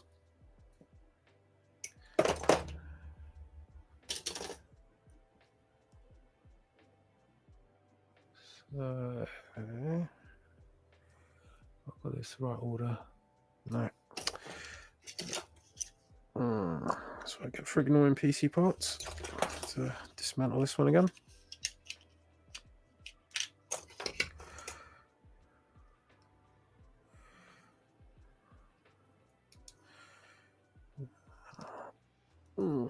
This is going to be fun. Right, easy way to dismantle this without actually going through.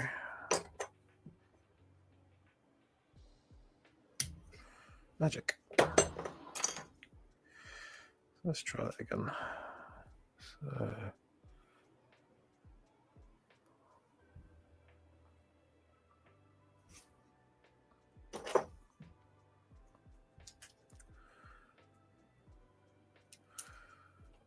get that reassembled. PC part in place. Oh, sorry guys, I've got the chat on somewhere else, and Jess is not moderating anymore. So, hello James, good to see you. Oh, and have you got some info on the Stargazer DDS one shot there? Ah, no. See, there we go. There's always my fault, is how many shows I have not actually watched. I'm a bit of a heathen with most of this stuff, because I simply like ashtrays purely because they look awesome.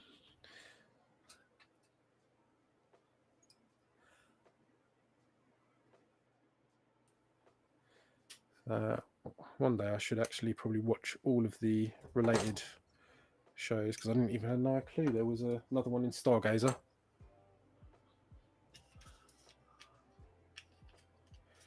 So let's speed run this last bit. One done. Right, so look at that. What an arsenal. Definitely a lot more fun and interesting than the HG one. Well, actually, I might have actually been really smart with these. Let's dismantle these. Let's have a look. See if this Bandai tech is amazing as I think it might be. Just dismantling. Oh, it is. So, from the looks of it, yes. So at least I can put in the clear part. It's meant to be in there. And actually get it back out again. So I might just go do that. Where's my A runner gone? So yeah, smart design, Bandai. I always hate that bit. So I'm trying to figure out when I can or can't put in pieces because I'm going to come back around and paint it later. And then I realise actually I've put in the wrong piece. Or I have to drill it out. That's even worse. So, let's have a look. A31 for bazooka. So at least now I can stick that in there. Don't care about that one now. So that's all good. Excellent. One down. And 23 for the other one. Let's have a look.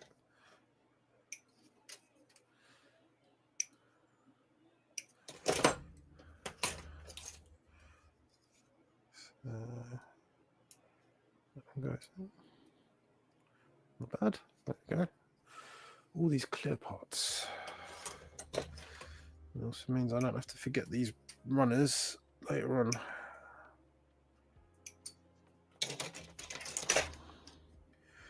Because I have done that before. I accidentally threw out a runner that had my clear parts on.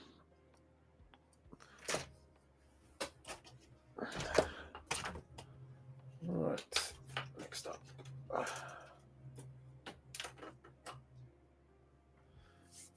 Oh, we've actually got gimmicks. Let's have a look. Where's my shield? So apparently, this one can go on here.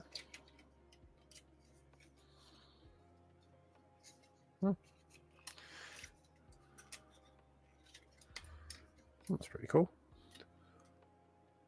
I wonder if you can do it both sides. Let's have a look. Can you do it on this one?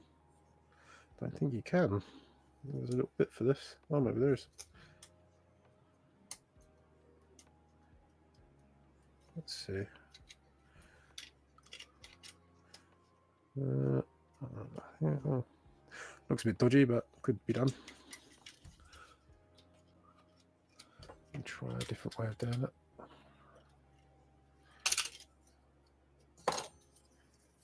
And we can go that way. Let's try underneath this way. Oh, look at that.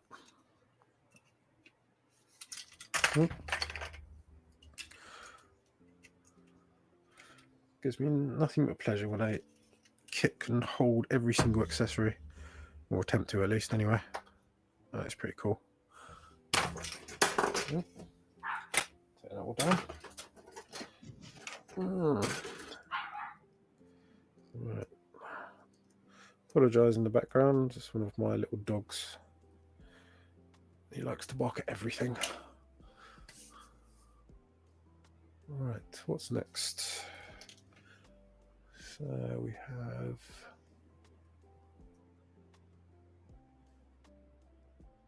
over, so we'll do that for later. Right, let's clear these down.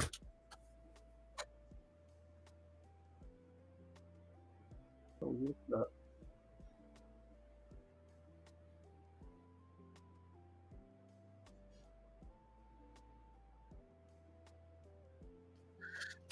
My lovely wife has decided to join a live stream.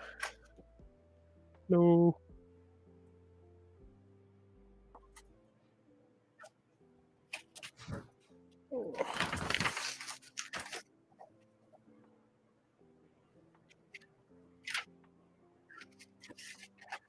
Right, so let's get back to the beginning.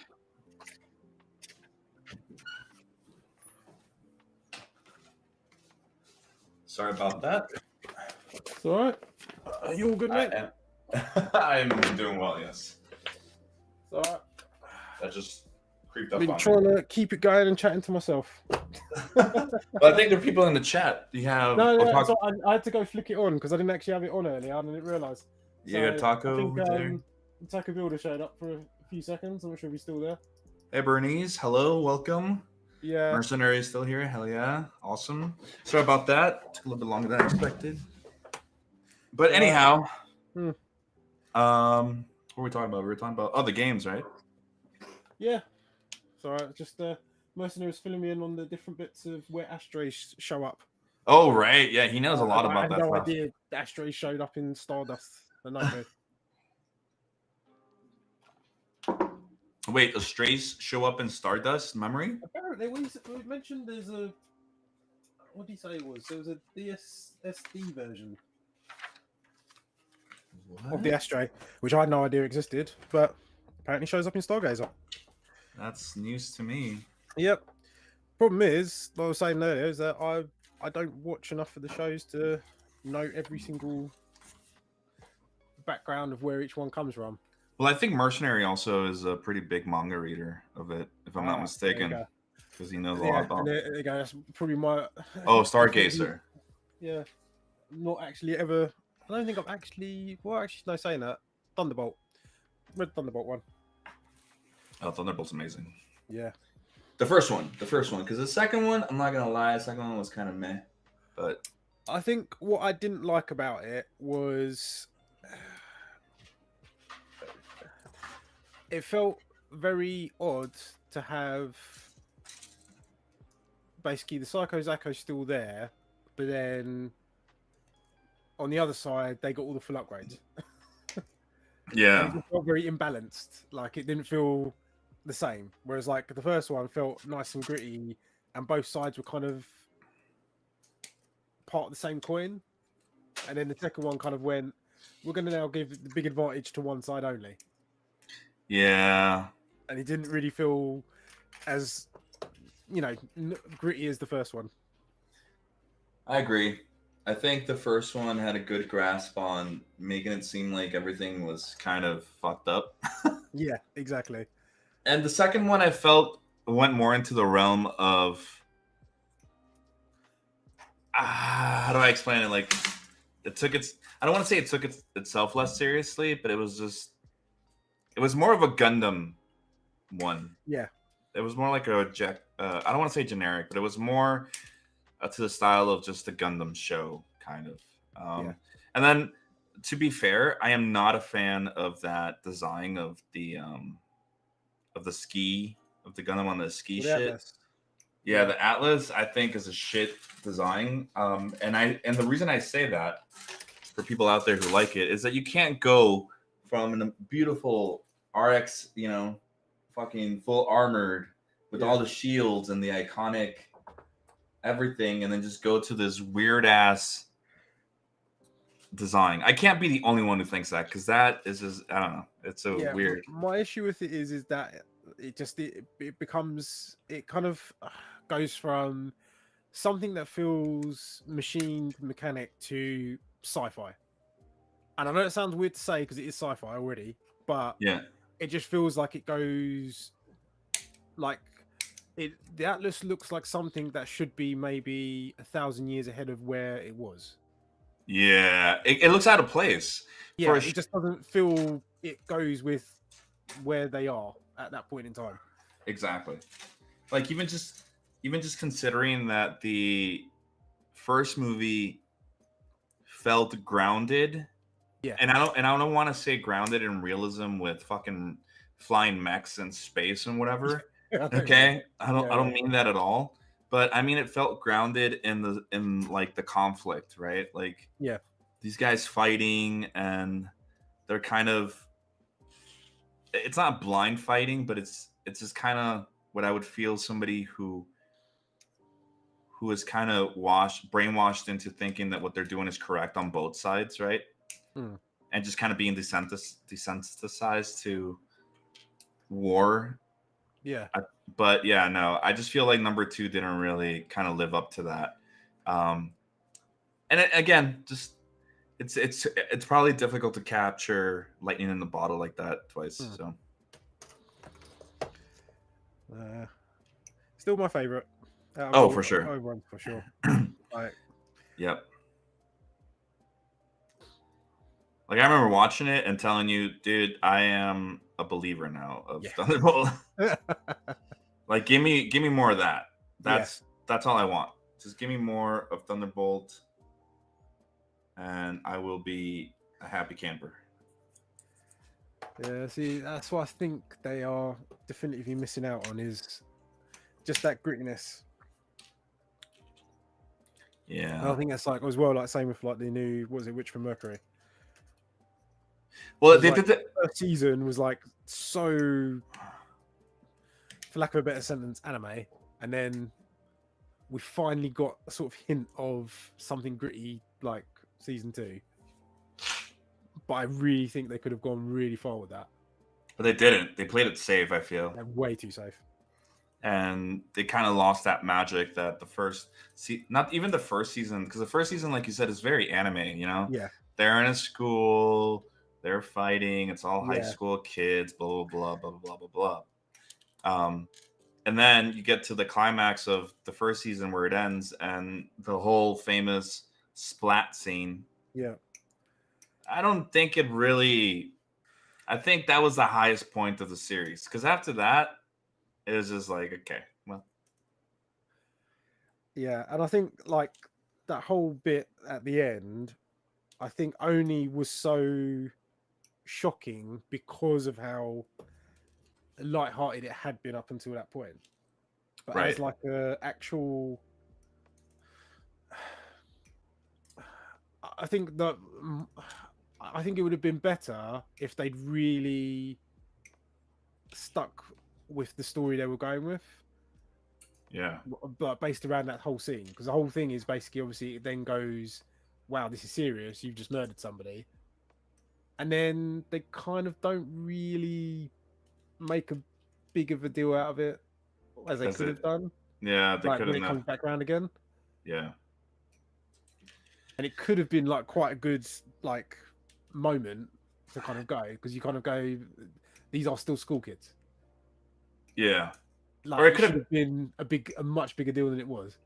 I think they could have pivoted it to a more tragic story. And I'm not saying that in order for something to be hard-hitting, it has to be tragic. Yeah. But it just has to be... I don't know. It has to be... I think if you would have done a nice... Is juxtaposition the correct word to use here? Of a very anime school, high school like first season, and then you go to this, and then there's that turning point at the end where everything like, oh shit, hits the fan.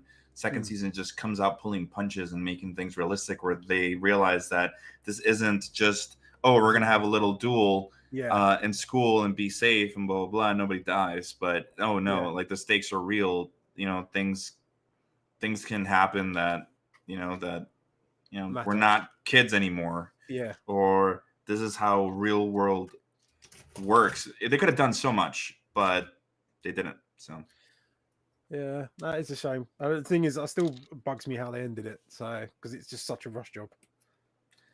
I don't even know what they were rushing for. Like, just I don't know either, because it's like the whole sort of last episode that they did, and it was kind of like, yep, this is done, this is done, this is done. Oh, look at this, everybody's happy, joy done. Right, credits roll. And it just felt like I don't know, it felt very anticlimactic for what it seemed to be going towards. Exactly what it could have been. Yeah. What it could have been. Because and I don't mean to sound like a fucking IBO fan here. But one of the things that I appreciate you are a fan, just but like one of the things that I appreciate that IBO did was not give a fuck and just kill everybody. Yeah. Now again, you don't have to go that far to make something hard hitting or or grounded or whatever. But and I understand that a lot of the criticisms for IBO second season was, well, everybody's just fucking dying. Like it's just every episode, boom, boom, boom, boom, boom, boom. But this is a war, right? And this is a battle, and there has to be a winning and losing side. And how realistic? Okay, maybe that's not the word to use, but how? You know what? Fuck it. How realistic to have the big government agency end up winning? Yeah. At the end of the day, whether it was fair or not, or how they did it, but just come on, like that there. Yeah, I prefer the IBO methods personally, because I feel it's more like a good, similar to like a good horror film where you don't know who's going to survive, you don't know how they're going to survive, and at least not keeps you guessing, but you just know there's always this sense that nobody's safe, nobody's got any plot armor. Right. You know, like you get with most shows that, you know, here's the main character that you've been introduced to. You know, no matter what happens to them, they're gonna live. Yeah, they got plot armor. Yeah, like no matter what happens, you know, the story has to go on. But yeah, I mean, annoyingly so. Obviously, with IBO, yeah, once everybody's died, obviously there can't be no more, which still makes me sad because I would love to see more IBO. Yeah, but it stopped, and they died, and that's it. Like That's the story. Yeah, that's it. That's thanks for watching. Like that's yep. But then I think that's also why it still sticks with me as still like like I still feel is my favorite. Like, yeah, as a series. yeah. And even OAth MS team had kind of the same vibe. And I think that's why I like Thunderbolt, the first movie, so much. Hasaki Art, hey, good evening. Thanks for coming in, man. Says that Turn A is better. I haven't watched Turn A. I've been wanting to watch it, mainly because of the style of mechs on there is very Western. Obviously designed by a Western. I forgot his name, but compared to your traditional Gundam. But Mercenary says Act 2 of Thunderbolt. Oh, let me bring this up here. Act 2 of Thunderbolt was a little more real about the problems with prototypes, where Cornelius tells Io that he can repair his Atlas due to the lack of spare parts, which for Mercury was all right. It could have been better. The entire first season was too slow. The second season picks up, but then it ends on a flat note. IPO had a great first season. The second season would have been great, provided that Gallia wasn't shoehorned back into the plot over BS reasons. And then Turn A is better. Oh no, sorry, that's Hasaki. Gallia wasn't supposed to be dead after the end of the. No, wasn't or was supposed to be dead after that, but he was shoehorned back and all because the writers didn't want to let go of the VA for Gallia to keep him on for another season. Was that true? Again? What? That was Easter. Oh wait. Short hold back in because. Oh, interesting. All right. Oh, he was supposed to be dead.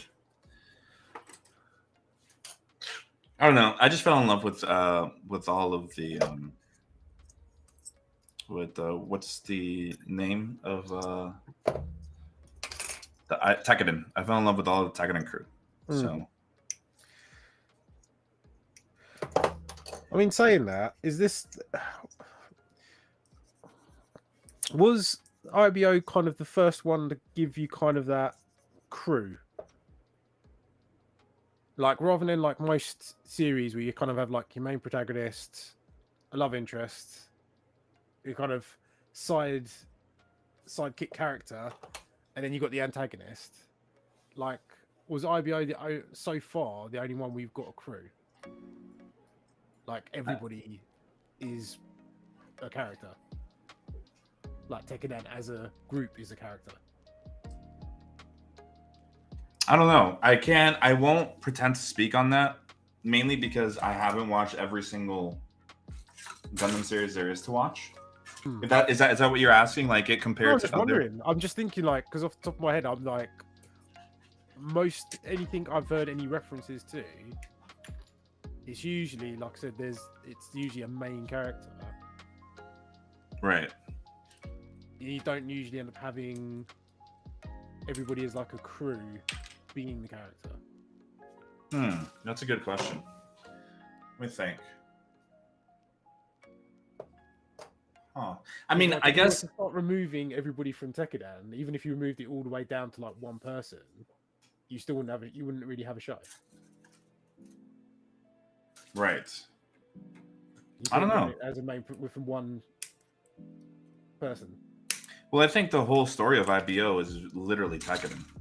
Yeah. Like, there's characters within Tekkadan that, you know, Camera tends to follow more, Mikasuki and all that, whatever. But yeah, everybody gets a spot, right? Yeah. Whether it's closure on death, but I feel like a lot of them did get a lot of that. So yeah, I don't know. It's like this. It's like what you're asking is, are there other stories that are about the group and not just a single person? No, I'm just thinking like even like with more specifically in sort of like the world of Gundam.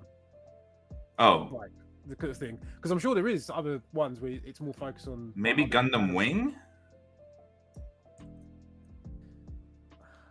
I think maybe even 00. But then again, doesn't the 00 movie just focus on the quant basically and not the full group? Yeah, that's the thing is I'm because even when you come break it down, you kind of go most of the. I'm fairly certain, like you get like who's the guy that does Dynamis? Like his death. You know what I mean? Like he dies, but then it still carries on. It's not really.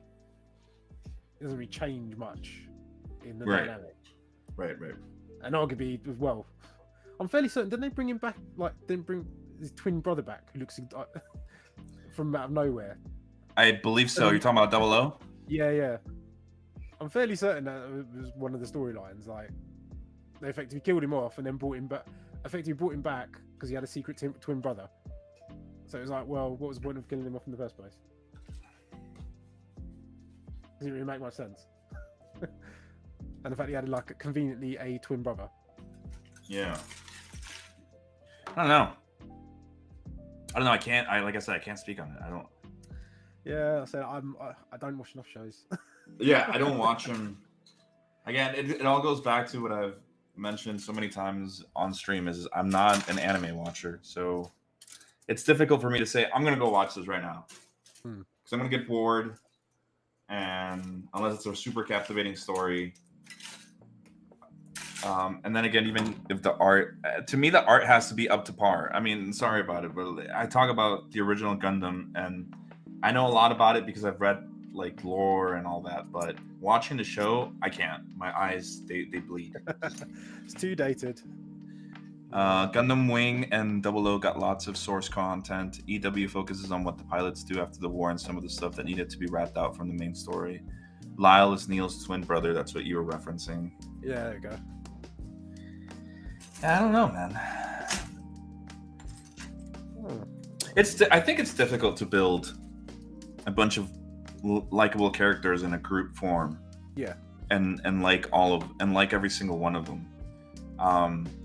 Even just like speaking of other shows, like for example, my wife and I are on our second rewatch of Parks and Rec. Like we're almost done with it. We're in the last season.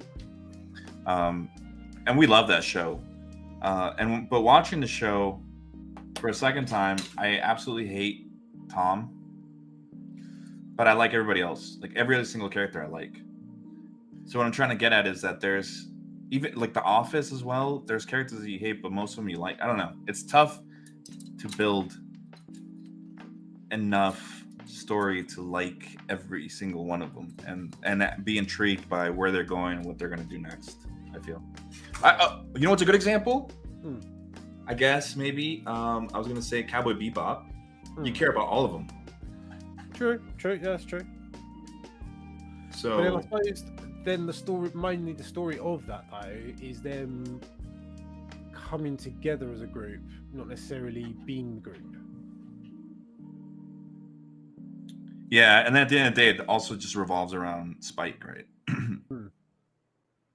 I don't know. See, Hazaki says Turn A has one of the best late 90s animation before they went to computer animated. The story is superb, and the era kind of combines all of the UC era stories. I really need to watch that. Like I said, I really like the Turn A design, and I really want that kit as well. It's one of those kits that I want. The writers knew that if they wanted to keep the VA for lock on around, they had to write it in a way that made sense than what had gone on with Seed with all the shoehorning. I don't know. Sometimes I wish that studios that make these shows just didn't give a fuck about fans in some way or the VAs and just decided to write a good story and not have to, like you say, shoehorn shit for the sake of doing so and keeping people happy. Because most people don't really know how to write a good story, so fuck them is what I say. So that's the thing for me. Like, give me a good story. Yep. Give me a good story. If you don't give me a good story, I'm not watching it. I'm gonna get bored. And same thing with movies, same things with shows. I don't care about all the flashy stuff. Give me a good story. I would 9 times out of 10 watch Cowboy Bebop over any modern anime, just because the story is a lot better than anything else. So, anyway, that's how I see things. Problem is writing. I think these days is very. I don't know. I'm not a biggest fan of most modern stuff recently because I don't find it as engaging. Like, there's a lot of things where you can see they've got similar problems where they don't know how to finish something. Like, they've got a good idea and they've managed to obviously get the money to put it onto like as a film or a series, but they just don't know how to actually finish it. Like the story, like was the one I watched recently, The Creator. Really good film, excellent concept.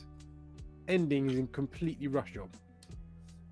It's Really? like, yeah, it's almost like they realized, oh crap, we've got to finish this movie in X period of time, Right. and literally the last 10 minutes, like, it's just lightning quick of just like bang, bang, bang, bang, let's get this all done. But up until that point, it's a great film.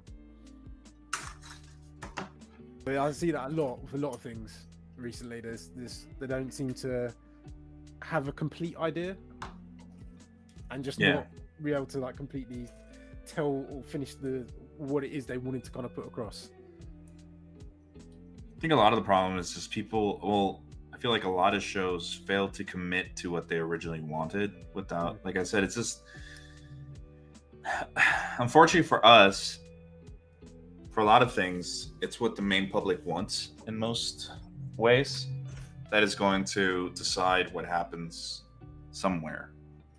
So you're gonna have to go what the masses want, right? Yeah, the problem is I always generally don't think the masses Know what they want. the right way. Yeah. Because it's like a lot of things that a lot of people will want, and then actually does get produced or come out, and then they go, "Oh no, this is not what I wanted." You know, or you see, and you kind of go, "Well, you did actually ask for it in some way, shape, or form." Yeah. I mean, it's a bit different because it's like, well, yeah. I was just thinking, like, the other side of what we were talking about earlier, of like, you know. Did the masses really want a narrative Gundam? MG? Did they? I don't think they did. I don't think they did. But somehow this is the word that's got to Bandai. Like, you know, just kind of like think, well, someone somewhere thought that was a good business decision. Actually, I was thinking about that new series. What do you think of Invincible? Oh, season 2? Season 2. Well, we're only four episodes in. The other 4 are going to come out next year. You liking it so far? I am. Yeah, I am. Especially after reading. Well, you did read everything, didn't you? Yeah, I have all of them now. Yep, I have every single. I have all of them. It's been so far and away my favorite comic book. I really like season 2. I like some things that they're changing and focusing on a lot more than the story itself does. I do believe, and I will say this, that I'm not a fan of the animation still. Same. I feel that for as much money as Amazon has, there should be better animation. And fuck, like, if I say that about a show that I like, imagine how I say about shows that I don't like. Like, no, that has been my bone of contention with it. Like, the first season, I've understood probably why they could have kept that, for lack of a better sentence, budget styling Right. of animation. But now we kind of go, you know, it's a success. You know, people want to see it. Spend the money. Yeah. Like, And like, it's like yeah. there's, and you can't pretend like you don't have money to spend on it. Like, what? Exactly. You're not some indie studio. Yeah, exactly. You're fucking Amazon. Like, are you kidding me? Just put a little bit more into the animation budget. And not to sound mean towards the people that are animating, and I'm sure they're great people, but come on. Like, you have so much source to take from the comic. And I just feel like we're get done dirty by it in some ways. Yeah. I mean, even just, I don't know. Maybe we're spoiled by anime or just in general, but I wouldn't even say we're probably spoiled. I mean, it'd be different if, like, for example, you know, the style of animation that we consider quality existed in its own sort of time capsule. But you've got shows coming out today that have less budget and are producing fluid, amazing animations. Yeah. And you kind of go like the whole stop frame, zoom frame animation style that, I don't know, I would consider budget and a sort of quick, easy job.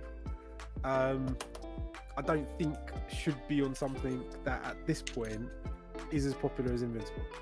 Yeah. Like any other show, fair. You know what I mean? Like cut what you need to, do what you need to. But yeah, you've got the money.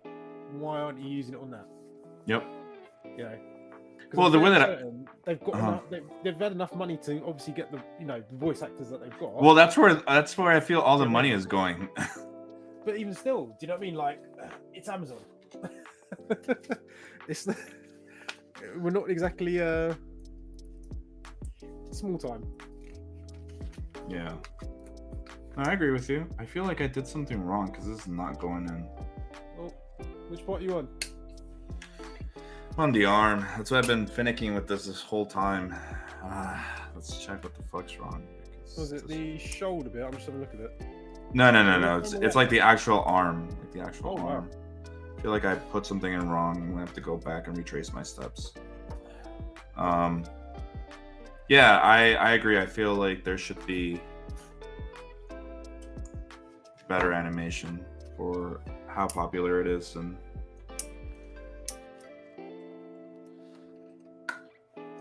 I know that's not keeping me from watching it, but I mean, Oh well, no. I said I'm thoroughly enjoying it.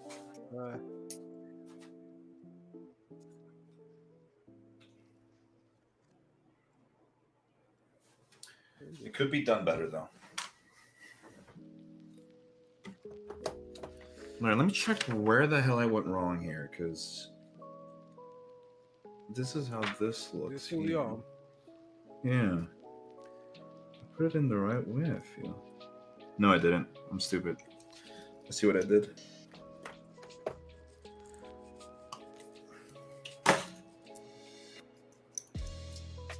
There it is.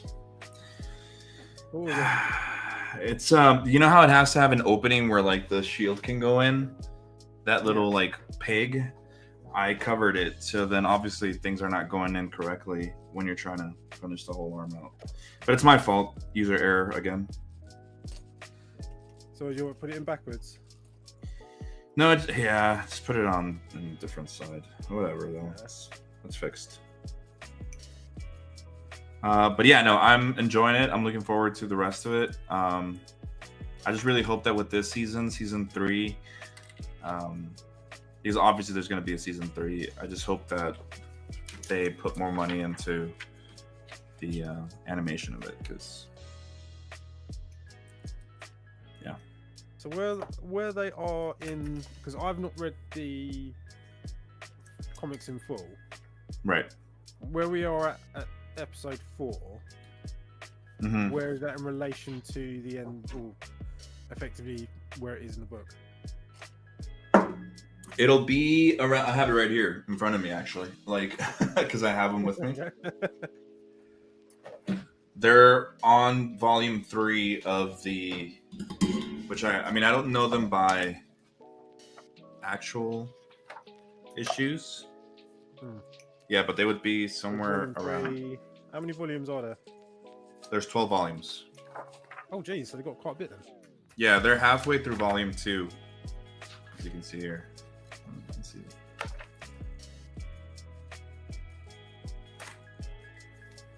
Oh, I didn't realize they were in full color.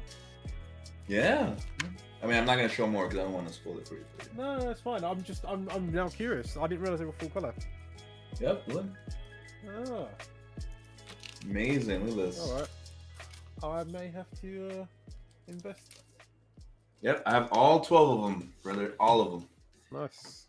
I cleaned out my comic book shop out of all of the volumes. That's why my wife and I joked that they love me, because I would go in every weekend and just buy one or two. Because they weren't cheap. They were between $40 to $50 per volume, and I bought 12 of them. Like, wow. Give me, yeah.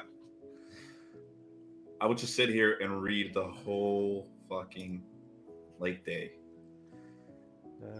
I think the last time I did that, I think was Spawn and Dragon Ball. Well, Spawn wise, instead of buying the comics by themselves, yeah, and I buy the collections. Yeah, so I have them here too because I've been reading them. I don't know if I show you that I have this one.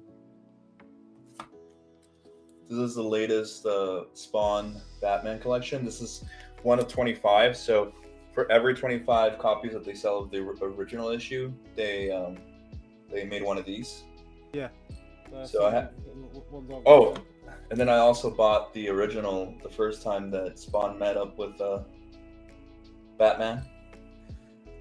Oh, getting all the collector's ones, the crossovers. Yeah. So I have those, and then I've been getting these instead of just like the OG one. I'd rather have them in a collection, right? Nice. But you see, this is what I mean. Like, even for comic books, I'm also very picky because I base a lot of what I want out of Todd McFarlane's art. So if I see a comic book and the art is meh, I don't care how good the story is. I'm not. Yeah. I need just Todd McFarlane is on another level, and even with Invincible, like the art is like obviously not up to that level, but it has its charm. You know what I mean? Yeah. Especially during because you've seen all of all the 4 episodes, right? Yeah. So then you must know about this part that was in the show. This one. Yeah. Where they do an homage to this when they're fighting. Look at that art though. It's visceral. Lovely art. That's what I'm now tempted. Because I said I had no idea they were all full color. Yep. So it's yeah. I love Invincible. Like I really do like it. So every Thursday when it came out at 6 p.m. my time, I would just go into my wife's office and be like, "Hey, time for you to come over and sit down with me and watch." Yeah. And she's like, "Okay." And she'd go sit with me. And that whole part in the episode I think it's the second episode where Mark and Amber are about to get it on. Yeah.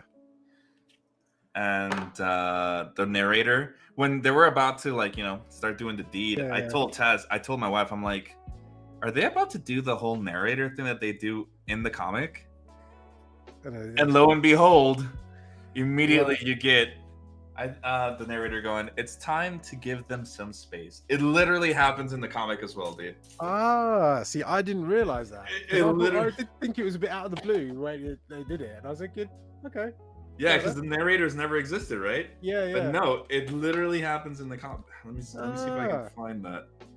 Because it'll be, I think, in volume 2, not volume 3. Because so far, they've touched every single... Where's the whole Alan thing? Should be somewhere around here. Yeah, here it is. Look, it's time for us to...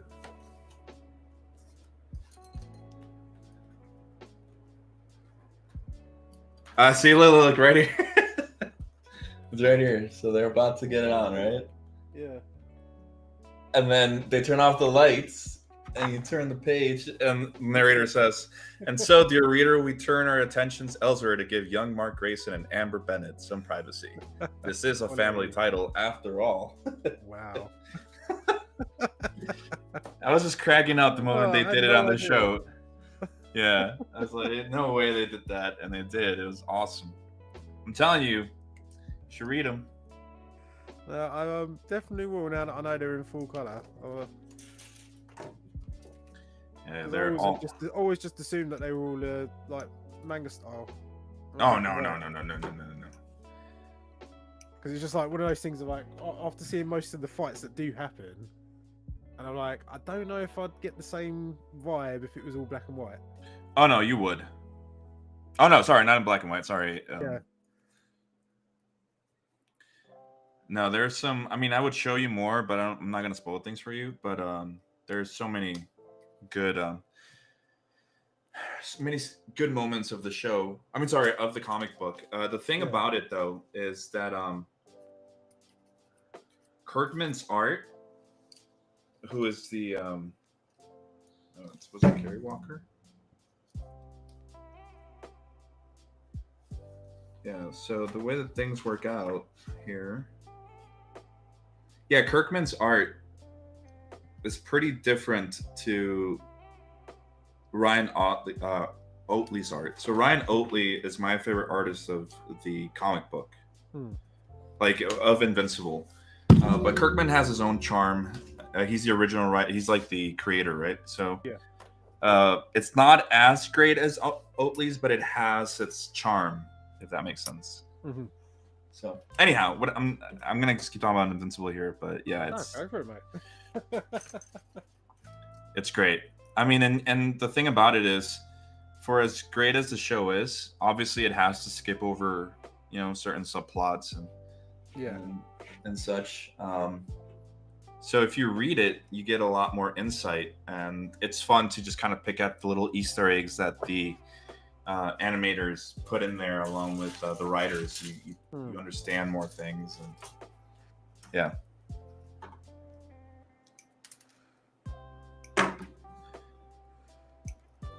So partial spoilers for anybody who's interested in Invincible. I'll try and keep it as cryptic as possible. The demise of the I don't know how else to put this. The one-eyed guy.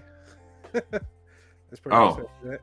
Yeah. Is that as shocking as it is or surprising as it is in the comic when you read it? It is, and that scene where at the end of that episode where he's fucked up, is directly, I think, almost to the blood splatters and gore the same as it is in the comic. Identical. Wow. It is literally the same thing.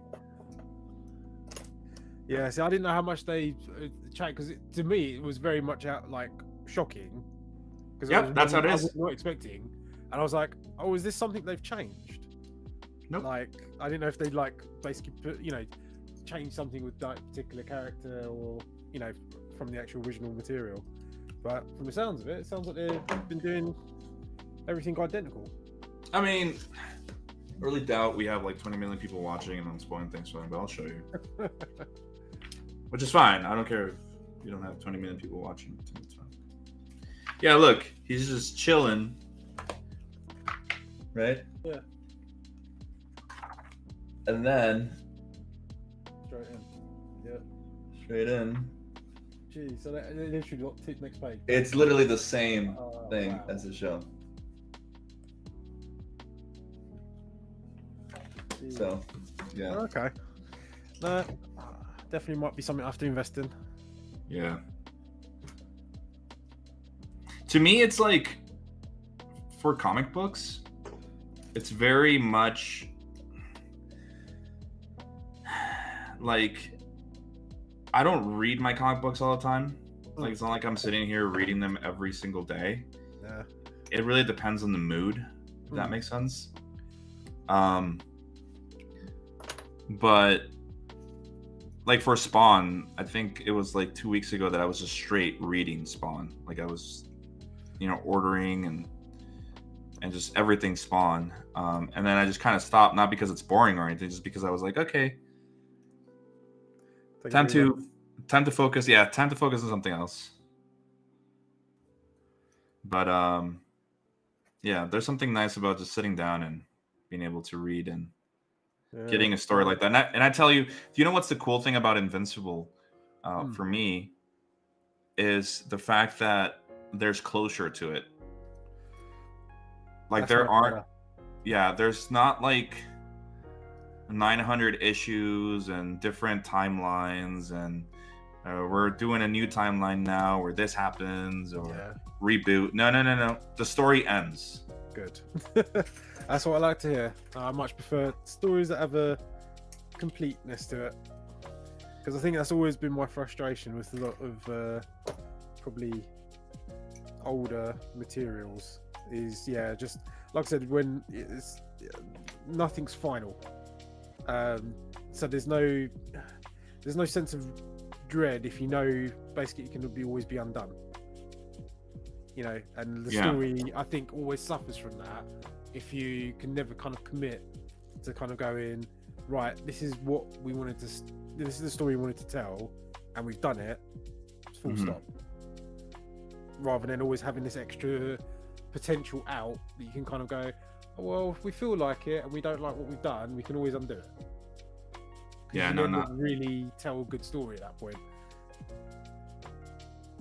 Yeah, I mean, and take it from me, like I wish that it was longer. I wish there were more stories featuring Invincible and all of that, because I really fell in love with the way it's written. Yeah.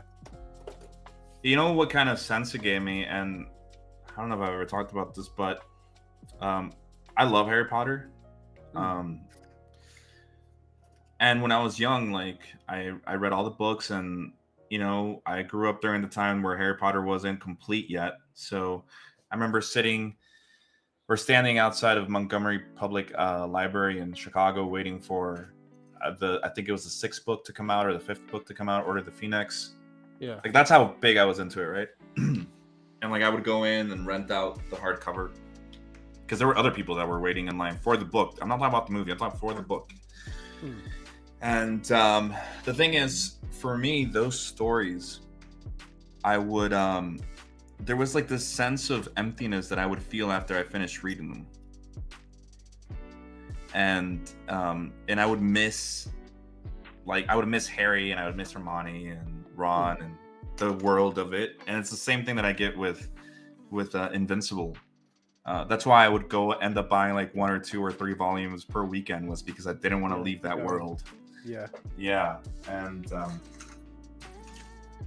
that's basically. No, but it's a testament to a good story. It's going to keep you invested enough you want to keep going. Yep. So anyhow, what I'm trying to convince you is waste your money, spend it, invest it into Invincible. Yeah, don't worry, I'll have enough more, make some more space on my bookshelf. Yeah, for sure. Problem is, I keep on collecting all the what's it called, the From Software, From Design books. Oh, really? Yeah. You have those? You're buying them? Yeah. I've every single From Software game. Like, I've got one of the books for it. So, like Bloodborne, even? No, there's something there, but if not, it might be on the other bookshelf. Just have a look. Yeah, it might be on the other bookshelf. Yeah, because I just love the artwork that's in them. Mm-hmm. And as well, like there's, as always with most From Software games, they've always got some weird, strange lore that's behind things that you have no idea even existed, even if you play the game to the nth degree. Yeah. Which is then it is always in. It's always somehow in the sort of partially explained in the book in some way, shape, or form. Yeah. I always find it quite interesting the kind of diving into those, but mainly it's the art. I absolutely love what they do. Oh my God, yeah. The art direction in those games is. I mean, I know a lot of people overlook that because they're very stuck in the get good mentality, you know, like, oh, you know, these games are hard and the bosses are bullshit, blah blah blah.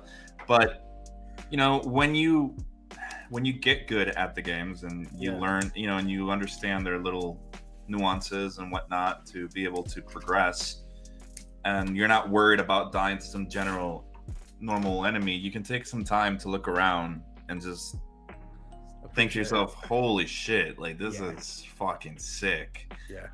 This is like, I hope whoever designed this gets a fucking huge raise, because for sure. No, I still find it shocking, just like even things like not even just like the art design, even just like level design. And somebody like how much thought process was probably put into this. Yep. To make it. The problem is I use the term fun loosely, because the thing is that I love Dark Souls games, I love From Software games, but initially I'm not going to go around and say to somebody it's immediately fun to experience. Well, yeah. But once you do get to a point and you can enjoy it, it is beautiful. There's nothing like them. Yeah. But again, this is why I'm also obsessed with their art style. Well, I felt enamored with like the original Dark Souls. I'm not a really big fan of Dark Souls 2, something I mentioned before. Yeah. What is it about you don't like? I'm curious. I don't like the change of, I don't want to say mechanics, UI, the way, I wish they would have kept it like it was Dark Souls 1, but just updated instead of going in a whole different direction. And the reason Dark Souls 3 became so popular is because it was a Dark Souls 1 that was updated and made better. Like you did this weird thing that you experimented on Dark Souls 2, and then you even had, and then people don't even recommend Dark Souls 2. They recommend Dark Souls 2. What is it called? The other one, Dark Souls 2. The other update that came out with it. Oh, yeah, I know what you mean. Yeah, the full update one they did afterwards. Yeah, that's the one people recommend. They don't recommend the original. Yeah.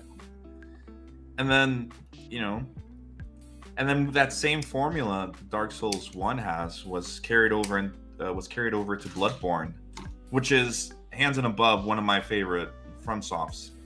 I played that game and absolutely fell in love with everything about it. But it was dark. It felt like Dark Souls in a gothic world. Yeah. A very what's that thing called? What do they call that? Things that have to do with Cthulhu and all that. What do they call it? Oh, well, I was thinking of it like more like the sort of Geiger style, of like that sort of organic, mystical. Yeah, instead of like medieval kind of stuff. Yeah. It was more gothic in the sense of it was basically London, you know? Yeah. So yeah, that's why I didn't like it. That's why I didn't like Dark Souls 2. And it's not like I don't appreciate them doing something different. Like, for example, Sekiro is my most played FromSoft game that isn't Elden Ring or Bloodborne. But then Sekiro, I always felt I was kind of already. I think even if it wasn't a From Software game, I'd have probably played it anyway. Oh, for sure, yeah. Because it's like samurais, yep, fair enough. Ninjas, yep, good, done. And a stray person, okay. Yeah. I mean, once you play Sekiro combat style, and like you use their swordplay, and you go to other games that have swordplay, and you're just like, what the fuck am I playing? Yeah. What is this? Yeah, no, I was sort of one of those awakening moments I had when I played the original Dark Souls, because I think it had been a very long time since I'd probably played a game that made me feel, I don't know, probably the best way of putting it, like how I used to play games when I was younger. Okay. And what I mean by that is more when I was younger, Yeah. we couldn't afford every game. Right. So you'd have to play one game or one cartridge forever, basically. Yeah. So you'd end up playing a game so many times that you knew it inside out.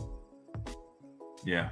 Yeah. And it's only just out of purely constantly doing something over and over again, and that you just get better by nature of just repetition. Yeah. Okay. And most games nowadays don't sort of subscribe to that idea. Yeah, everything you do now is one big tutorial, will teach you everything. If something goes bad, don't worry. It's not even like you've got extra lives nowadays. It's just you just carry on. Like there's no, Yeah. no, I wouldn't say it's punishment, but it's just more. There's no More forgiving for you doing bad. Yeah. Yeah, like most games now are always reward. Right. Yeah. Yeah. Whereas like when Dark Souls came out and it was like, you died. Tough. Go all the way back to the beginning. Like, and which is like very much like an old school methodology. Right. Yeah. Like you know, even like old school arcade games. Like once you, no matter how far you got through the game, if you lost your life, tough. Put in another credit, start the game from the beginning again. Yep. Yeah, there's no save points.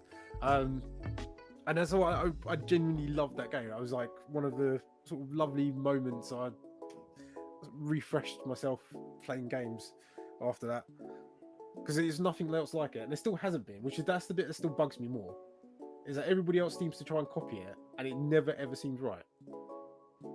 Like there's all these other games that come out and go, oh yeah, we're Dark Souls like, or we'll do this something else, very similar, but it's never quite right. Because what was it? New Star Wars Jedi game. They had the sort of similar mechanic. Oh, right. Yeah. I know what you're talking about. Yeah. Yeah. The Jedi. And again, it's not the same. Yeah. And there was the other one. Who's the other one that did the carbon copy? Lords of the Fallen. That's it. Give me a second. Let me say bye to my wife because she's gonna go up. Alright. Let's go chat for a minute.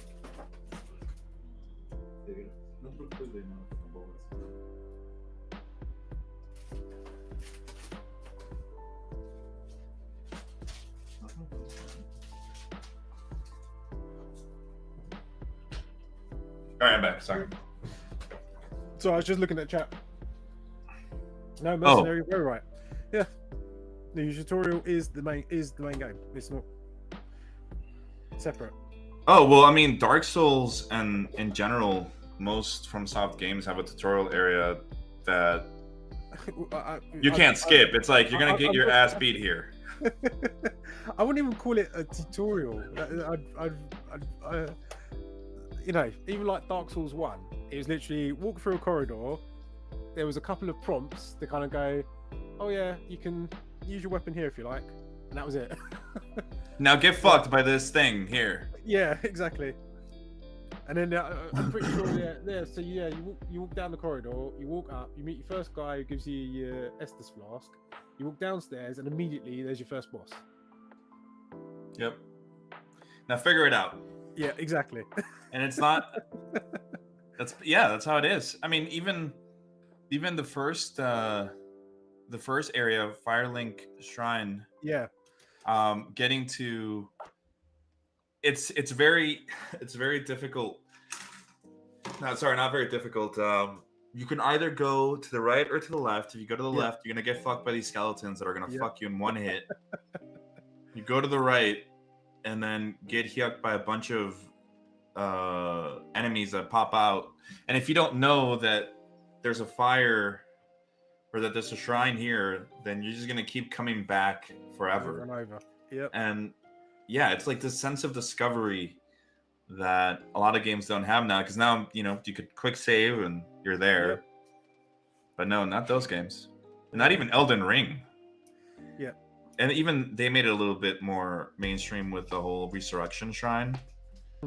So they don't make you walk all the way back. Yeah. Like they used to, where it's like, Then- oh. Even that, I think that's again one of those genius From Software game design parts of going, we've made this open world now. Where do we send you back? You know what I mean? If you were to die, where is the beginning? Where is the start? Because do we send you all the way back to the original church, no matter where you are? You know what I mean? Like that's kind of a difficult game design decision to kind of make. So having those little mini shrines, it's like enough of a setback for you to kind of go, shit. But at the same time to kind of go, I'm not literally at the very beginning of the game. Well, and even then, those shrines, you have to actively click on them for them to work. Yeah. If you just see it and you just miss it, you don't. You just get fucked and go all the way back. You're like, oh, maybe I should have clicked this. Like, it's not just hand holding you the whole time. Yeah. And but even that's what I love about it, because it makes you go and discover. Yeah. And it makes you kind of see the things that have been designed for you. Yep. And appreciate it at least. Because there's so many things like you get in most games now where they're put in the game to kind of fluff it up and kind of like pad it out a bit more. Yeah. So you don't really care if you're just pressing X on something.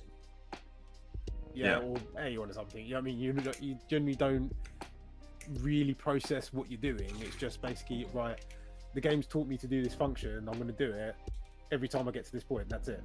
Yeah. And you don't think about it. Whereas like, at least I always find like From Software games, there's that sense of deliberateness in everything you do.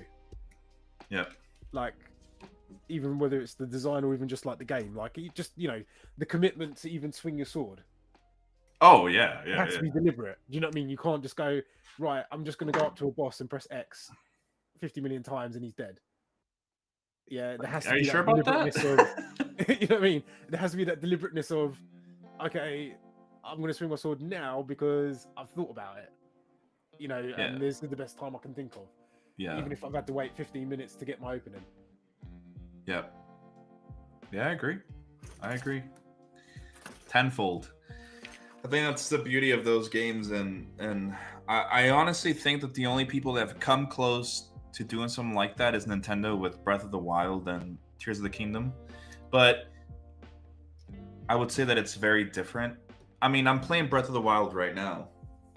And Are you playing Breath of the Wild for the first time, or you for the first time? After okay, sorry. Okay, so see, I haven't got to Tears of the Kingdom yet. No, I haven't even played Tears of the Kingdom yet. Okay. Like, I'm playing it for the first time, and I don't mean to say it like that, but like I've mentioned it before, like a couple of years ago when I first started the hobby, like I didn't have a lot of things. My wife and I were in a bad situation, right? Yeah. Whether it was known or not, because I don't think it was. I think we did a pretty good job of hiding it. Nowadays, I remember for my wife's birthday, I got her the Switch Zelda edition, the one that came out, the OLED. Oh, nice. And then like 2 months later, she bought me a white OLED Switch. And so that's when I first started playing Breath of the Wild. And as much as I like the game, it also doesn't draw me completely in. I think there's something about it. I'm not hating on it. I think it's a good game. Like I've told my wife, this is a great game. But it doesn't have that sense of discovery. Like, for Elden Ring, for example, I feel like there's a lot to do compared to Breath of the Wild. I feel Breath of the Wild is a lot of emptiness, and not much reward. Because even the rewards are kind of ass for a lot of the missions that you go out of your way to do. It's like, all right, I just did this thing that took me like 2 hours. What are you gonna give me? Oh, thanks for giving me. Yeah, here's a rupee, or here's a fucking banana, or mighty banana. It's just like, Are you fucking kidding me? Yeah. What did I help you? Yeah, I don't know. The thing is, I think with Breath of the Wild, it definitely is the emptiness that's the problem. But I think, well, having played it, I think the closer you get towards the end game, though, I don't know, I feel that the game gets better the more you play it. Like, the more all those little efforts that you've done all actually do add up. But the problem is, I think it's the progression is so slow. So, like, for example, the fact that you've got to do 4 shrines to get the Little hard spirits. up. Yeah, to whether you get an extra heart or whether you get the extra stamina. And the problem is that extra 1 heart after doing 4 shrines Doesn't is make a it lot of stronger. effort. Is what? It's a lot of effort. Like, Yeah. because you've got to go find all 4 shrines, complete all 4 shrines, to then get the spirit, to then get effectively 1 heart or a quarter of stamina. Yeah, so and the progression is quite slow. Yep, it is. Yep. But once you get to a certain point, and again, this is more towards the end game, like where you've got almost maxed out hearts, almost maxed out stamina, the game becomes very different. Oh yeah. Like, but that's because it really does kind of come into its own. Yeah, But I the problem is agree. getting there. That's the issue. Like, I'm not done with the game. I have 3 of the divine beasts, and I have I have a whole row of hearts with like maybe 4 extra hearts, and then I have almost all stamina. Yeah. My gripe with that isn't necessarily the hearts and stamina, though in some way it is, because after doing, let's say, when you think about it, you have to do 12 fucking shrines to get 3 hearts. Yep. But you still get your ass beat despite doing all of that work. Yeah. You still have enemies around a lot that just hit you, and you're almost dead. Yeah. Now, my problem is the weapon system. I think the durability system in the game is stupid. I think that is, to me, I mean, I understand maybe that they're trying to not make it to the point where you're OP, because, you know, you grab a good weapon that an enemy drops and you can just use it for like the whole game. Yeah. But if I'm using a weapon, I don't want it to break in like 6 hits. It's like currency in a way. It's like, why? Like, I get it. Maybe it makes me think about what weapons I should use and which ones I should carry and which ones blah, blah, blah, this. But I had no attachment to any fucking weapon because they would just break. Yeah. The thing is, it's a good and a bad thing. Like, I wouldn't say it's fully fixed in the next game because it's still there, but they give you extra options is probably a better way of putting it. So in the next game, they let you effectively combine items together to make your own weapons. Yeah. So you've got more, I don't know, you're at least kind of like personalizing your arsenal a little bit. Right. It still just gets destroyed, but you kind of at least have got a choice to kind of go say, you know what, these are the type of weapons I want to bring to the fight. Yeah. Yeah, I'll probably lose them all at the end of it, but at least you've had a choice. Whereas at least with like Breath of the Wild, you're kind of stuck with what you find, because you might end up like going into a fight with like the best weapons, and the only ones that drop are probably arguably the worst stuff. Yeah. To like kind of refill you back up again. But then this is also the other thing. I mean, like, it's once you start doing like the end game stuff, like, so once you get to the end, and then you kind of like, you know, certain areas where there's particular drops that you can get, and then you can kind of like max out your inventory with stuff. Yeah.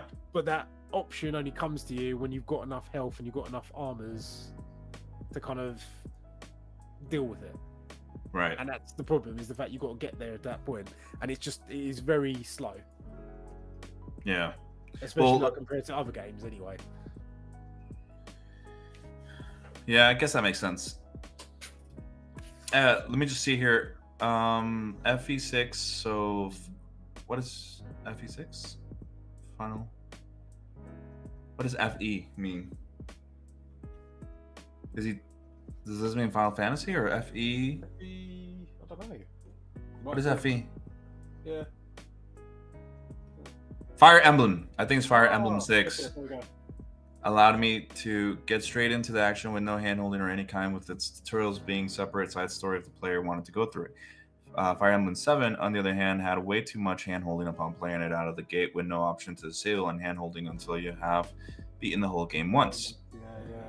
I don't got no Breath of the Wild nor Tears of the Kingdom, as everyone has done those to oblivionness at this point compared to how much the players know about Xenoblade and FE. In real life, weapons do break. I understand weapons do break in real life, but I'm not playing it for real life. Yeah. But I understand where you're coming from. I think it's like I have the Master Sword and all that, but the fact that it has to go on cooldown is like, bro, are you fucking kidding me? Like, aside from me having to do all these shrines, you're also gonna limit me on how much I can use this fucking weapon. Like, are you kidding me? I still don't understand. Like, I think it's a great game. Like, I don't think it's the best game ever made. I know there are people out there who absolutely like love every single part of it, which I understand. But there's a lot of things that I, as a player, see, and I'm just like, I don't know. You could have done something to raise the difficulty. But then I also understand that Nintendo's main demographic here is for children, right? So I don't know.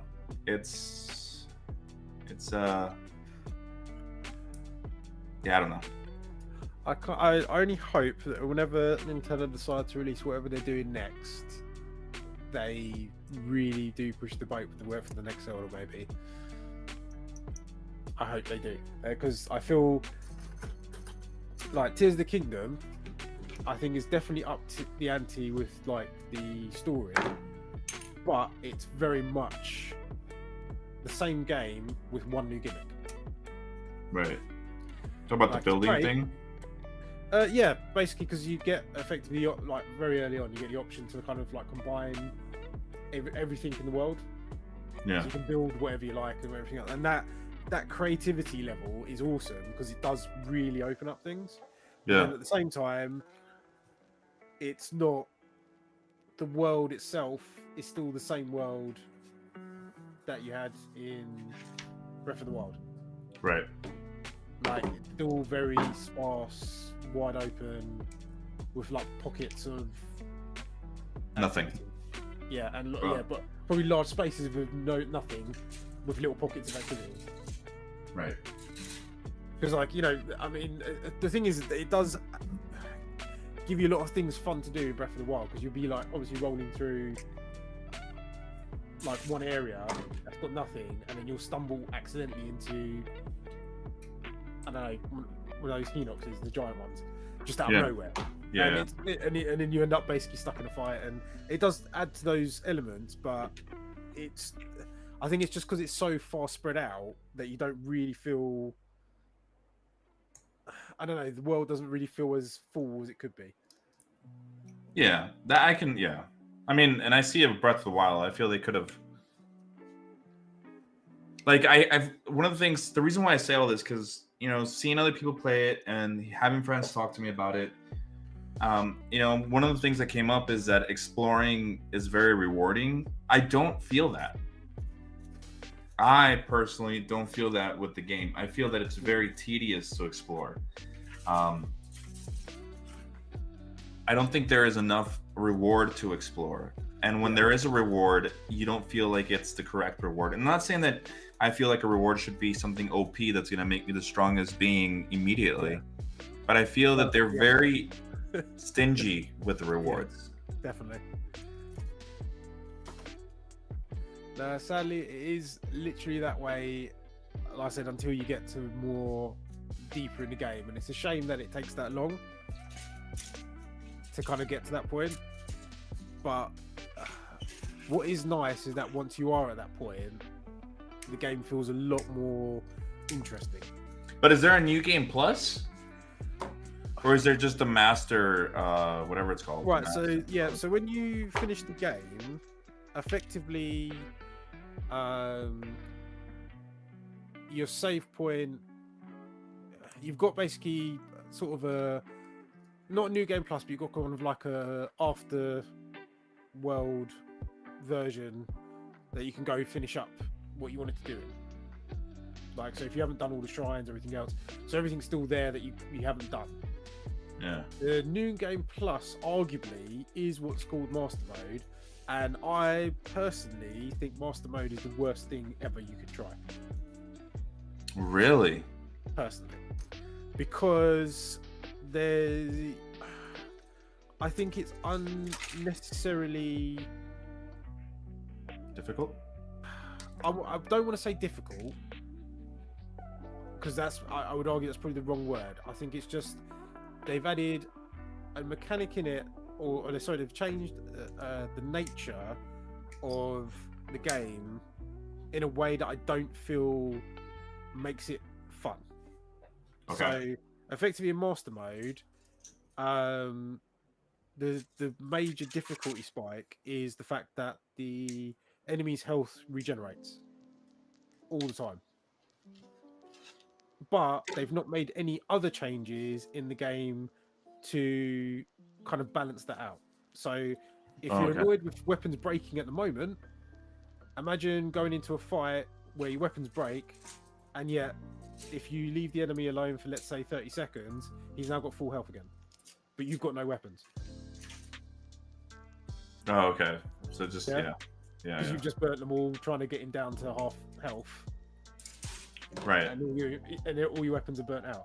So I do feel that there's still an imbalance problem with Master Mode. Like, some people might enjoy it. I didn't, because I don't feel it just zapped all the fun out of it. Yeah. What I was kind of hoping for was like a Dark Souls mode.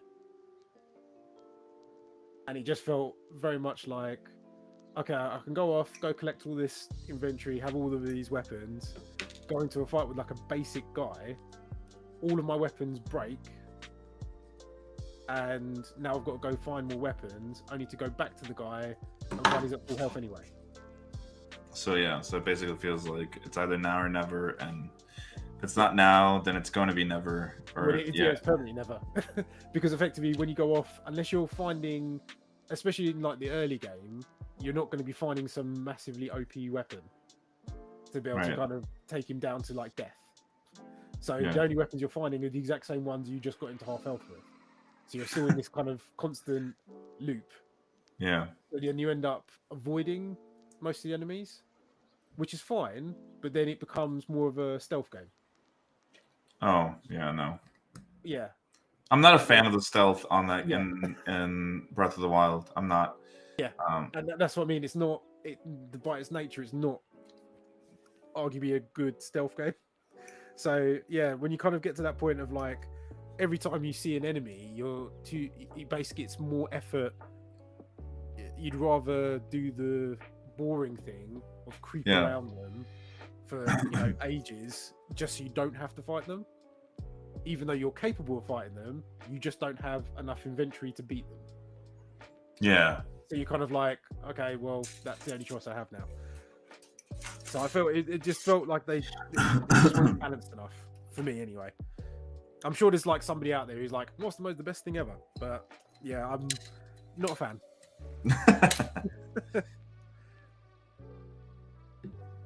Yeah, I don't know. I mean, the thing is, I'm playing this game and I'm thinking back and looking back at all the people that called it the best game ever made, and there was this whole big hype around it. And again, it's not a bad game by any means. I just don't understand. I'm finding it hard to find this is the best game ever. Holy shit, kind of deal. Like, yeah. Like there's far and few games that I've played that live up to the hype of that I've heard. Like, I remember when I first played through, and I'm playing through it again, mainly because of the new screen that my wife got me for Christmas. I'm replaying Red Dead Redemption 2. Oh, that must look good on your LED. It looks great, but the story still. I mean, Arthur Morgan is my favorite video game character of all time. Like he really is. Like that story still makes me cry. It still has its moments. You still want. I can never be a bad guy for as much as I try to be low honor playthrough. I just can't. I got to see my boy redeemed. You know, it's called Red Dead Redemption, not Red Dead. I'm still evil. You know. But that game lived to the hype. I mean, sure, it's got its annoying quirks or whatever. People call the gameplay sluggish, the combat is sluggish. But I mean, when I'm playing Red Dead, I'm not playing it to. I mean, okay, I am playing it to shoot people, but I'm playing it for the story. Like I'm effectively replaying a movie. Is what I'm guess what I'm trying to get at. But with Zelda doesn't even fucking talk.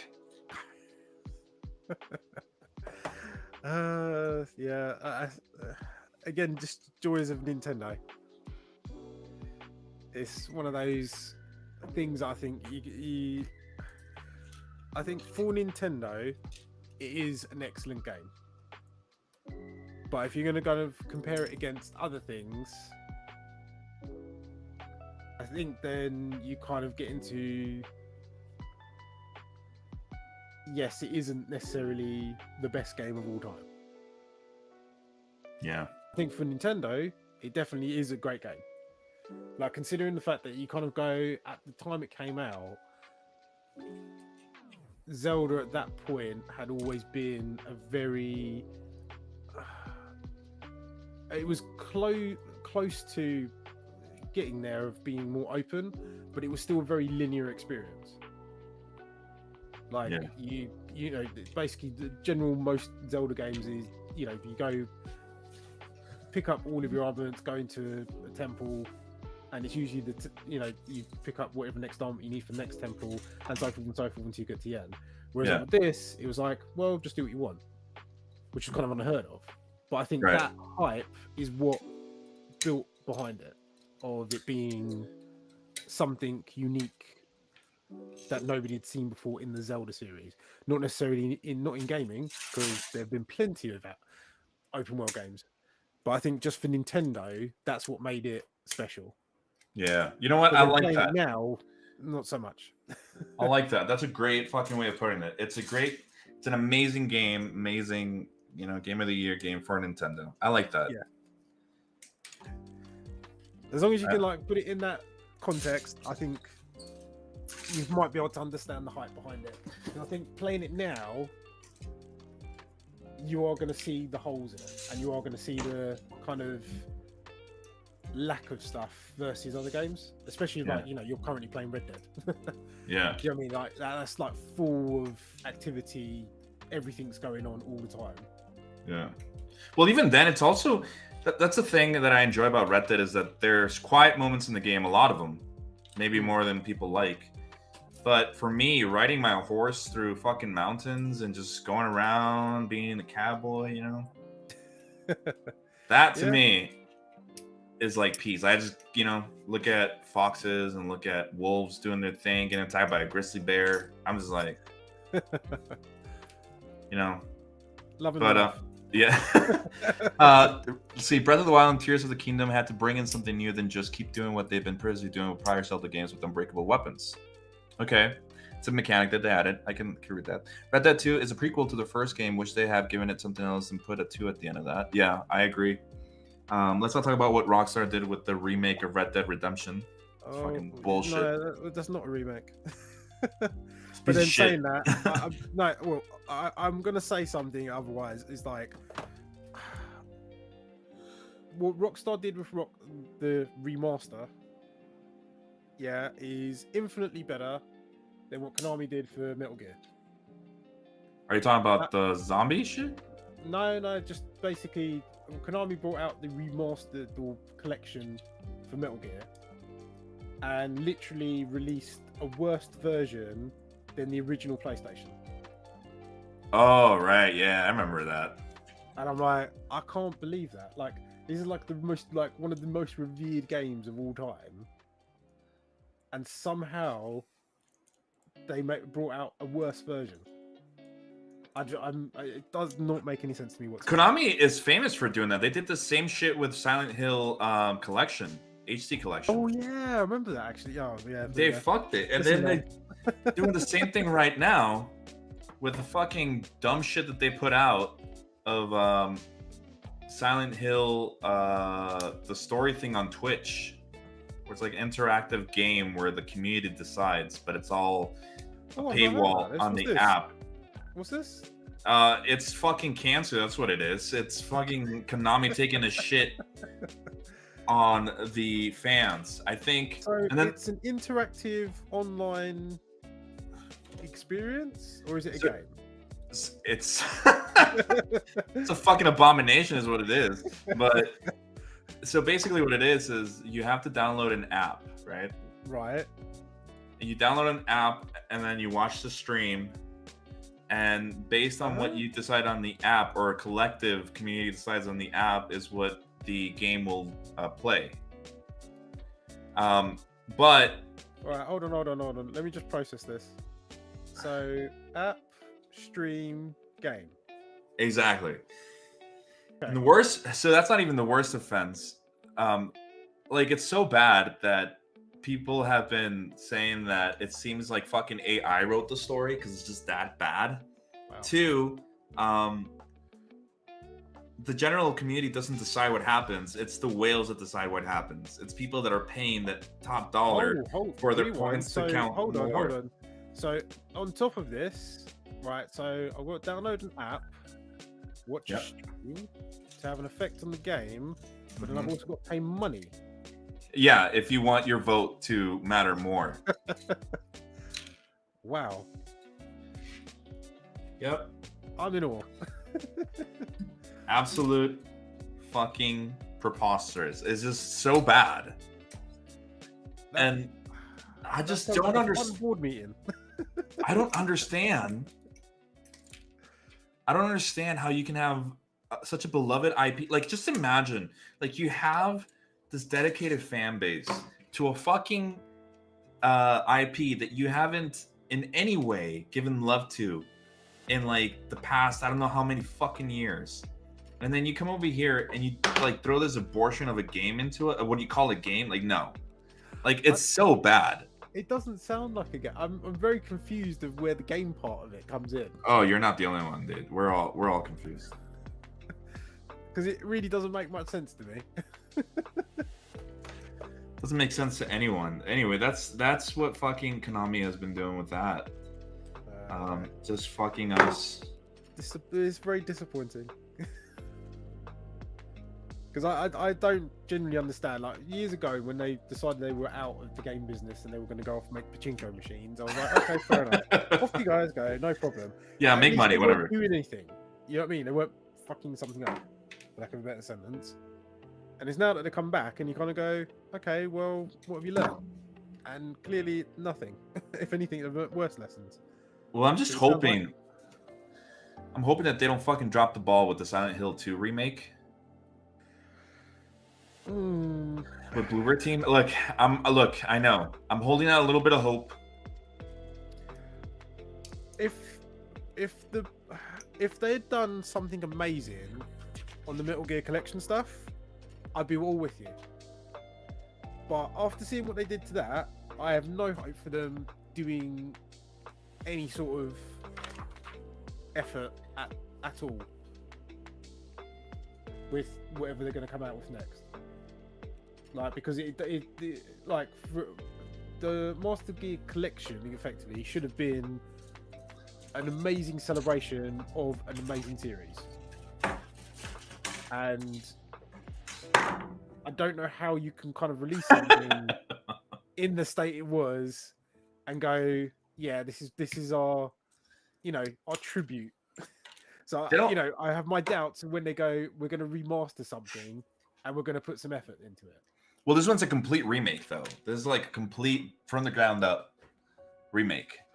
So it's not just a remaster where they go in and change the files to HD versions or whatever. Like, this is a complete remake, like a Dead Space remake, kind of. Yeah. I mean, again, I'm not It defending might it. surprise me. I mean, I hope it does. That's the thing. I Yeah, hope it surprises because- in a good way. You know, before Dead Space released, if you told me EA were doing a remaster, I'd have probably said the same thing. Oh, for sure, yeah. Yeah. Yeah, I was scared as fuck for the Dead Space remake. Like, I know that before, maybe people didn't know how much I liked Dead Space because somebody that was part of this team before that apparently liked it a little bit more. But I am a huge fan of Dead Space. Like, I love that. I love that series so much. And I was so scared because I bought the one where the quote unquote original creators of Dead Space made, which was Callisto Protocol. And I bought it, didn't want to play on my 3080 Ti, so I immediately refunded it that same night. I'm not gonna wait for your fucking patch to work on. Was that Callisto Protocol? Yep. Oh, okay, right. So I was scared for Dead Space remake, which was coming out the next month or the following month in January, and but I was very, very, very happy with it, and I love that game so much. They built upon the first one. They improved on it, and I can't wait for Dead Space 2. So I'm just gonna put that there. I agree with you. Like I said, I would have said the same thing about EA as I am back home. So I hope they surprise me.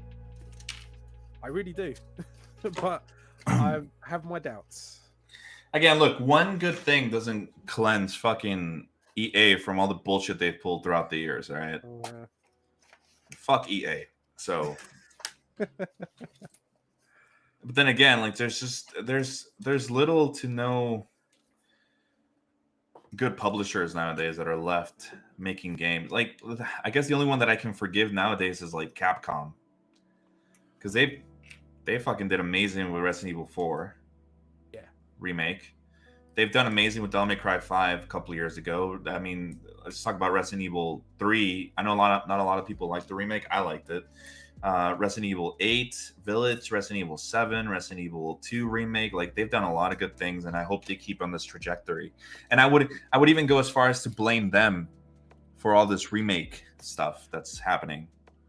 I would, but then I'd probably say at least when they've remade games, they are literally doing that. Yep.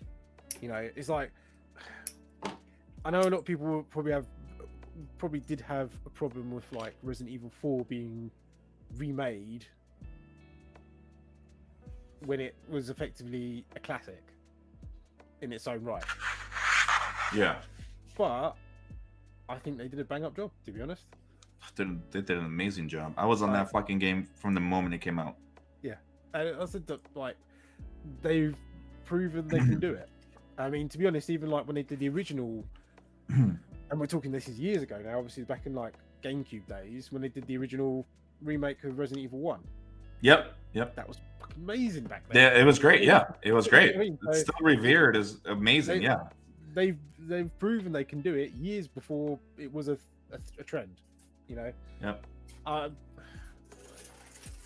they've also proven to fuck shit up. I mean. Yeah, exactly. But they've learned. I mean, for the time I find at least they're not.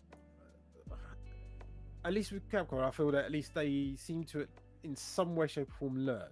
At least that when they screw up something, they usually kind of go right. The next one usually comes out as a banger. Yeah. Like they'll have it like a dud. I mean, like, good example, Devil May Cry 2. We don't speak of Devil May Cry 2 exactly. here. But then, lesson learned, Devil May Cry 3. Oh my god, yes. Oh my fuck yeah, dude. I fucking love Devil May Cry 3. Yes. You know, they're not like. It'd be different if they were like constantly, you know, repeating the same thing over and over again of making the same mistakes, but they do seem to learn from it. Yeah. Even when they do take risks. Because like a lot of people didn't like Resident Evil 7 because it was all first person. But arguably it's still pretty damn good. It's an amazing game. I mean, it is amazing. It's great. I'm glad that it revived the series and it saved them from eating shit. But I would argue that Resident Evil 7, the first half of the game is the best part of the game. Second half is not as strong, in my opinion. But compared to Resident Evil 8 Village, I felt like the whole thing was very strong. I really like Resident Evil 8 Village. Did you prefer? Do you like how it ended? I loved it. I loved how it ended. I really did. I really do think that they did a great job with the way it ended. It left me wanting more. I'll just put it that way. I think that was my issue with it. Was I felt it's one of those ones that, again, it obviously had to end the way it ended, but it's I feel that there could be more stories that they could have told. But then saying that, would we then be in a position of Capcom then milking the cow? Exactly. I was about to say. That's basically what I was going to say, because Yeah. What is his name? Ethan? Yeah. Yeah, like you could go a lot of places with Ethan. Like Ethan, but then you're making him into a complete fucking badass, 100%. Like the main protagonist forever, and he's amazing. I mean, we all know that spot has been already taken by Leon Kennedy. I mean, he's literally the best. But you're one for the Leon. Leon's the best. Leon for me, yeah. Well, that's why I feel like I have my opinion matters a lot when it comes to this fucking game, and I'm self-anointing that because I think I've mentioned it to you guys, the original Resident Evil 4 on the GameCube 150 plus times on the GameCube. Like I played that game so much that I had to buy 2 copies of it. So when Resident Evil 4 came out, the remake, I felt like I was certified. You know, I had like the credits to actually sit down and say, this is a good remake. You know? Yeah. Like I have the accolades. Yeah. To but what I'm trying to get at is they could have done a lot more with Ethan, probably, but his story had to end. I mean, even just getting to the climax of that game where you learn everything about Ethan, and you kind of already figured that that's basically where it was going to. I mean, it made sense. I mean, even from the get-go, from the original game where he gets his fucking hand taken off. Yeah. And all that, and you're just like, wait a minute, what the fuck? Yeah. You know what I mean? But no, I think they did a good job closing the story out, and it's his daughter now, right? So makes a lot of sense. I thoroughly, like I said, enjoyed playing as him, and if I really want to go back and play the third person version of it. Do you think I haven't played the third person version myself because I don't know, it feels a bit wrong. And I know it sounds a bit weird because it's kind of like it's Resident Evil, it's generally third person, but I don't know, the 7 and 8, the way they feel that they're designed, I don't know if third person feels right to play through. I haven't played it. What I'm saying is I'd like to go back and play it in third person, mainly because I'd like to see Ethan being a badass. But am I gonna do it? Probably not. I'm just saying that it's a great Resident Evil 7 really picked up because I'm a huge Resident Evil fan. Like I said, I played Resident Evil 4 a lot. I played Resident Evil 1 with my dad, Resident Evil 2 with my dad, Resident Evil 3 with my dad. I played Resident Evil 4 by myself in GameCube. Resident Evil 5 was still good. I played it on the 360. Resident Evil 6 was a fucking piece of shit. And my wife can attest to that. She's not here. But you know how it was like co-op or whatever? Yep. She and I tried to play it together when we were dating back when I was like 19 and she was like 21. And I remember playing it with her like the first 2 chapters, and like at the end of the second chapter I was just like, I'm not fucking playing this game. Like this game is absolute ass. Yeah. And it took a lot of me to say that because I really like Resident Evil, but I just knew that it was time to take it to the back of the barn and say goodbye to it. You know what I mean? Like that was it. I had no hopes for it. Then Resident Evil 7, like I said, revived that. So I can give them credit where credit is due. You know. Yeah, like I said, I do feel that they at least learn. Capcom does. But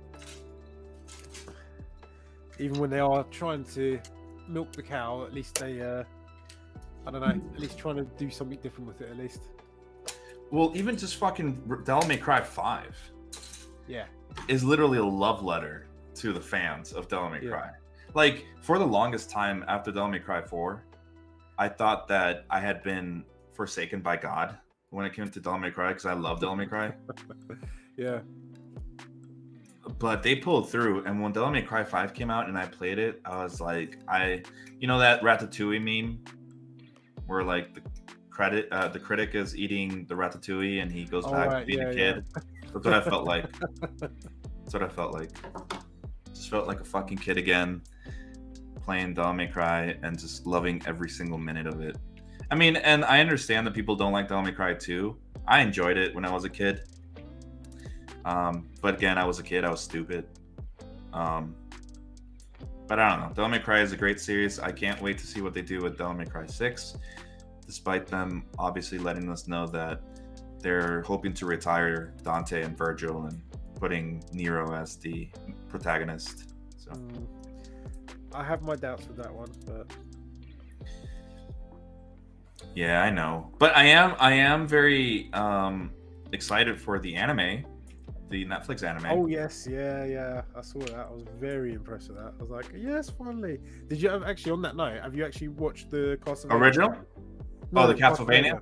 I watched the first 2 seasons. I watched the first season. I fell in love with it. Second season, I loved it. I haven't watched any other seasons. I think there's 3. Yeah. So there's also another one that they've got come out called Nocturne, Okay. which I definitely recommend watching. Obviously, after you've watched the other ones, but yeah, it's still excellent animation and really good story. Just Well, really good. I'm gonna have to find a way to watch it because I stopped paying for Netflix like at the beginning of the year. Because my wife and I just had it sitting there the whole time. I think the last thing I watched on Netflix was Edge Runners. Yeah. And then I was just giving Netflix my money without them giving me anything good.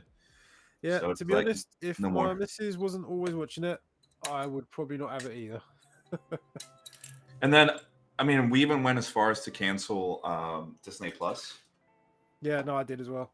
And then we also canceled. No, we canceled those 2, and we kept Crave, which is the HBO one, because we actually watch things there, and they have good things that aren't just random fucking. The thing about Netflix is, I hated watching new Netflix shows, and then finding out the next month that it was canceled, and it's like, are you fucking kidding me? Like, why? Yep.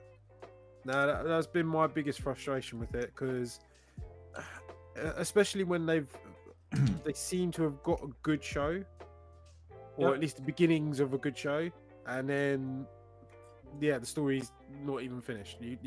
So it's like, I don't know, you're paying for basically watching one season and never being able to understand or see the rest of the story ever again. Yeah, it's like, felt really, I don't know, it's just just constant disappointment. It's probably a better way of putting it. Which that's the reason why I stopped, because it was like, I just can't,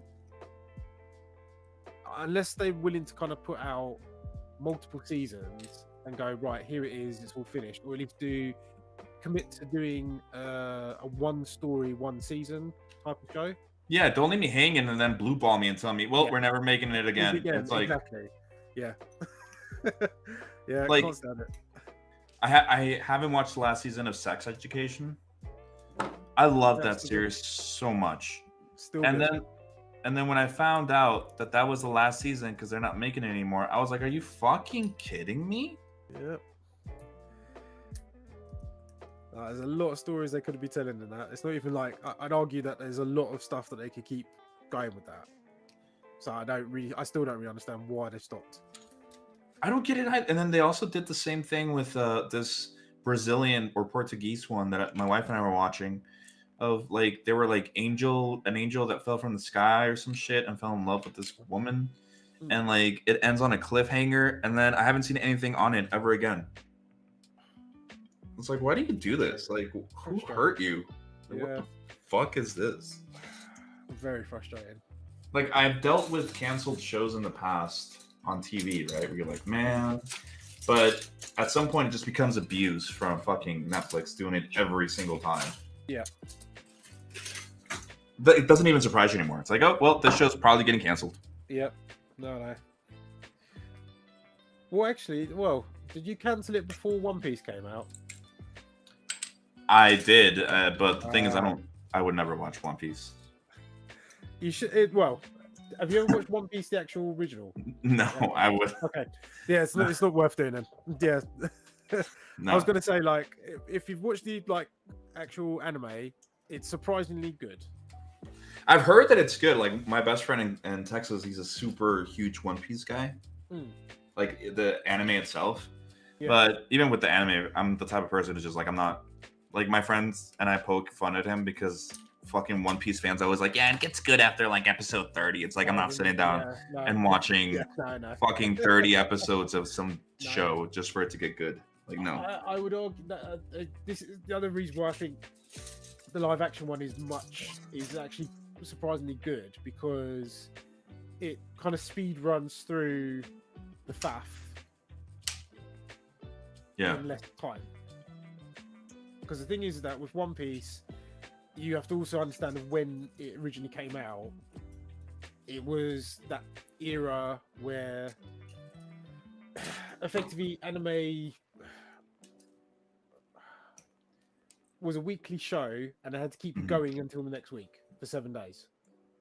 So when people go, oh yeah, you got to watch X amount of episodes for it to get good, what they generally mean is probably the fact that actually probably 10 of those episodes have actually got decent story in without a flashback in. Because you'd be surprised how many of those episodes are literally flashbacks to the previous episodes and don't actually contain new content. Because of just the time frame it was made.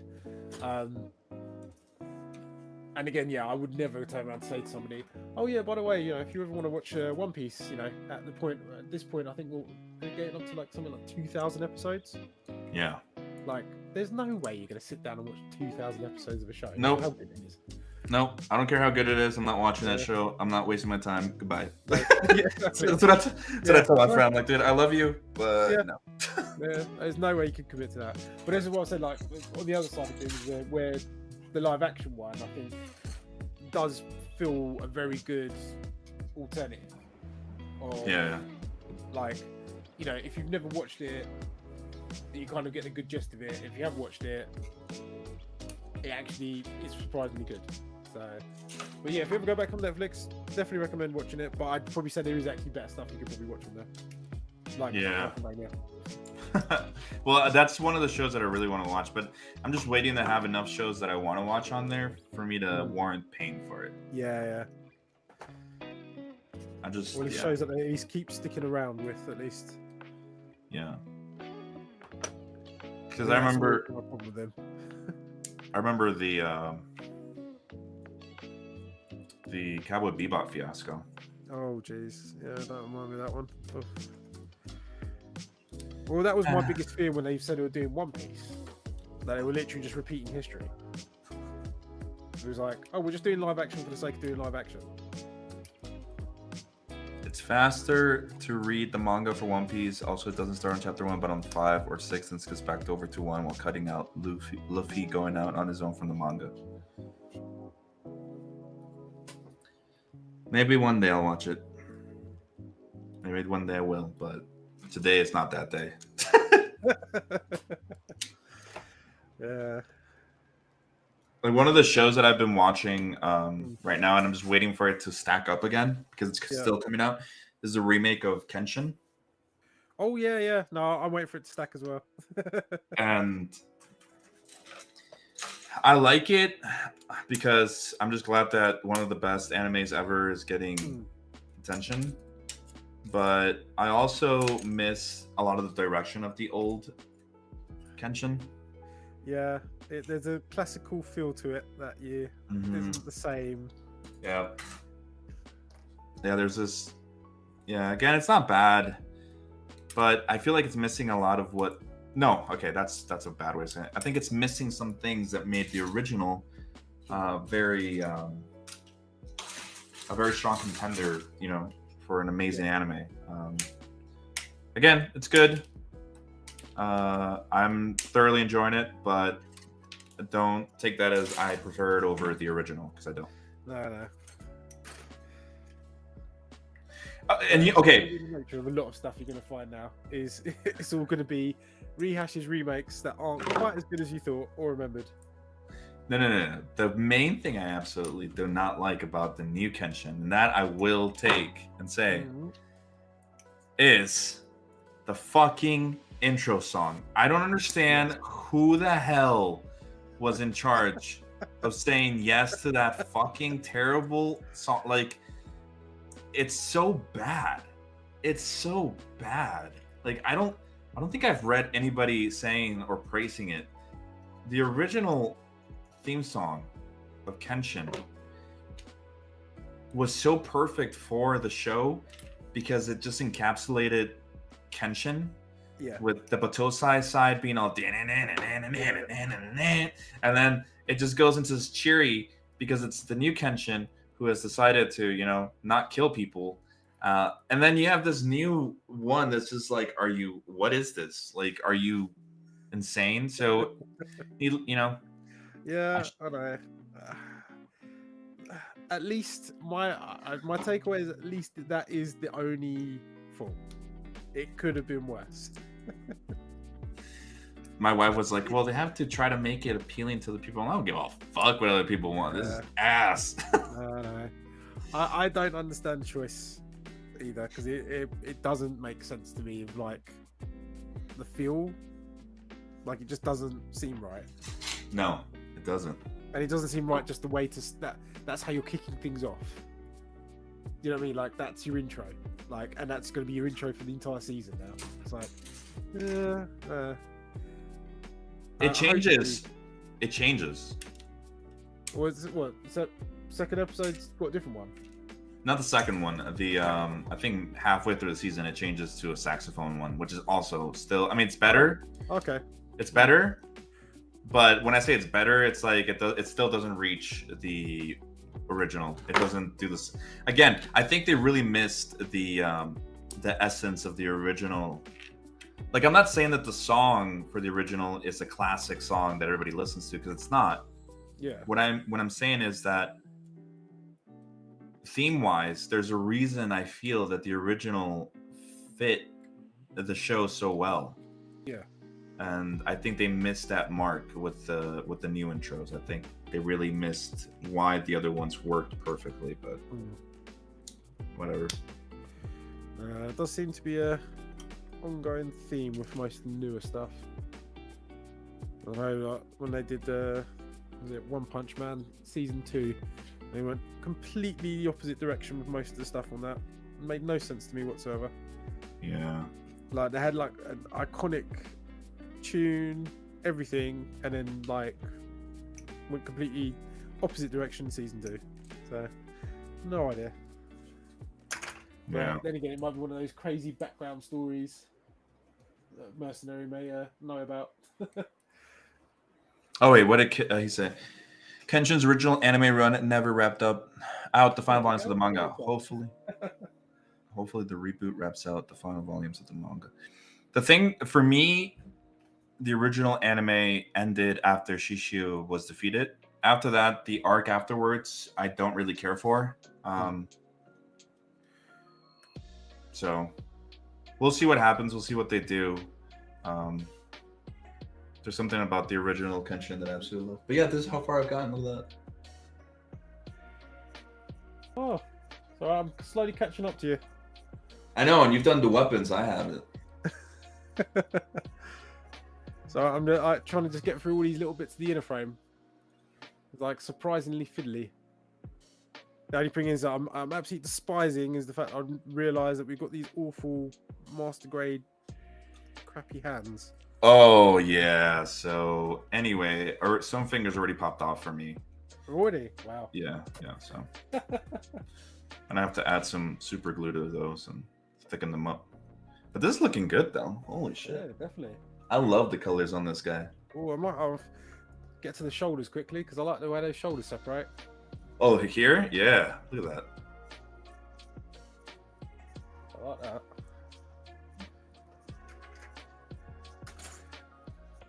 Speed run to the next bit. Ooh. Alright, actually, let's have a look at the legs. Maybe I might use the legs for another day. We'll see. How are we there? I mean, the legs aren't even that bad. It's literally just the page, like back and front. Oh, wow. Like I'm saying, this kit doesn't seem as complicated as I thought it would be. No. That's quite surprising. Okay. Maybe it might be tonight then. All right, well, I hope I'm not keeping you from anything. Win-win. It's alright. The backlog is shrunk. That's what I prefer. As long as it's all getting shrunk down. So how much have you actually got left in your backlog anyway? I don't think I have much. I think I only have this one. And that's it. Like my personal ones, that's all I have. So that's, I think this is this one. And I mean, I guess a helicopter. You managed to keep it pretty well managed then over the last year then? Yeah, I don't. Well, in general, I don't really keep much backlog. Kevin and Kevin and Derek do. I don't. Oh, and so does Brian. But me personally, like I said, I just buy what I find interesting and build it right there and then. Oh, I think I know which other one I actually have to build. I forgot that I got is the original Jagan. Oh, right, nice. Yep. I have to build the original Jagan Master Grade. Well, I tell you what, you already built a Jagan. I have built Jagans. I have Okay. 2 of them that I've built. Yeah, that's fair enough. Because I was gonna say I absolutely love that one. And then. Oh, so that's the one I'm building. That's the one I have to build. The one you just put there. Yeah. Hold on 2 seconds, because so I've got to go dig through my other backlog if I can find wherever it is. Ah, is it there?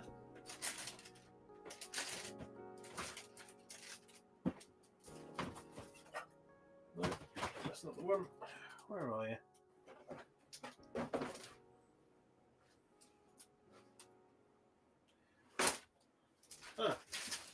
Let's see if you're looking. That's the one. Oh, you have the resin. Yeah. No, I couldn't resist. Had to be done. Which one is that one? This is Mad Matt. I want to say. Was it Macman Studio? But it basically converts it to D-type. And well, I want to do the P Bandai version, whatever it is, the white one. The white one with red? Yeah. Because basically, the amount of detail on that, I'll put it up that way. Oh shit! Yeah. I'm first to admit I am rubbish at scribing, so that's exactly the reason why I'm like, well, this is perfect. It's this one.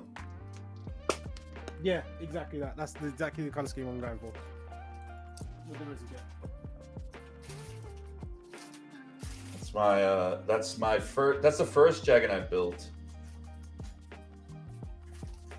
The only reason I got it was because that was the only Jagan available, and it was a P band. Yeah, that's what I mean. I remember these days of like lack of stock for anything. So I couldn't even find the Jagan. Oh yeah, how'd you find that one? I got it from YYC Gundam. Did you Got enjoy it it. as much as the other Jagan? Oh my God. I've only just got that, so I'm on progress to build it at some point. There's something about this Stark Jagan Yeah. that is so. I don't know what it is. I think it's just the design overall. Yeah. That really has an appeal to it that I haven't. Like, I think it's my favorite Jagan out of all of the Jagans, and it comes close to my love for the Jesta. So. No, I do like Star Jagan. Because of how very cool design. Yep, how badass it looks. Yeah. Deployment version is not a lot to write home about. That's what he said. Why do you like the deployment version? Me? Oldskool? Yeah. I tell you what, it's more the squarish slight design over the original Jagan, and I think this is also the same reason why I like the start Jagan, because the roundness of the Jagan I think is very cool and unique, but once you start making it more blocky, there's something a bit more raw about it that I don't know, it makes it look a bit more aggressive. Yeah.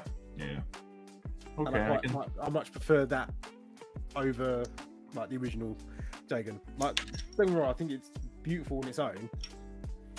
Yeah. But it's that unicorn sort of thing, because in like unicorn, either everything it looks like a unicorn where it looks very square, blocky, and lots of multiple parts, or it's round and beautiful looking like a sports car sedan. It's either one of the two. Yep.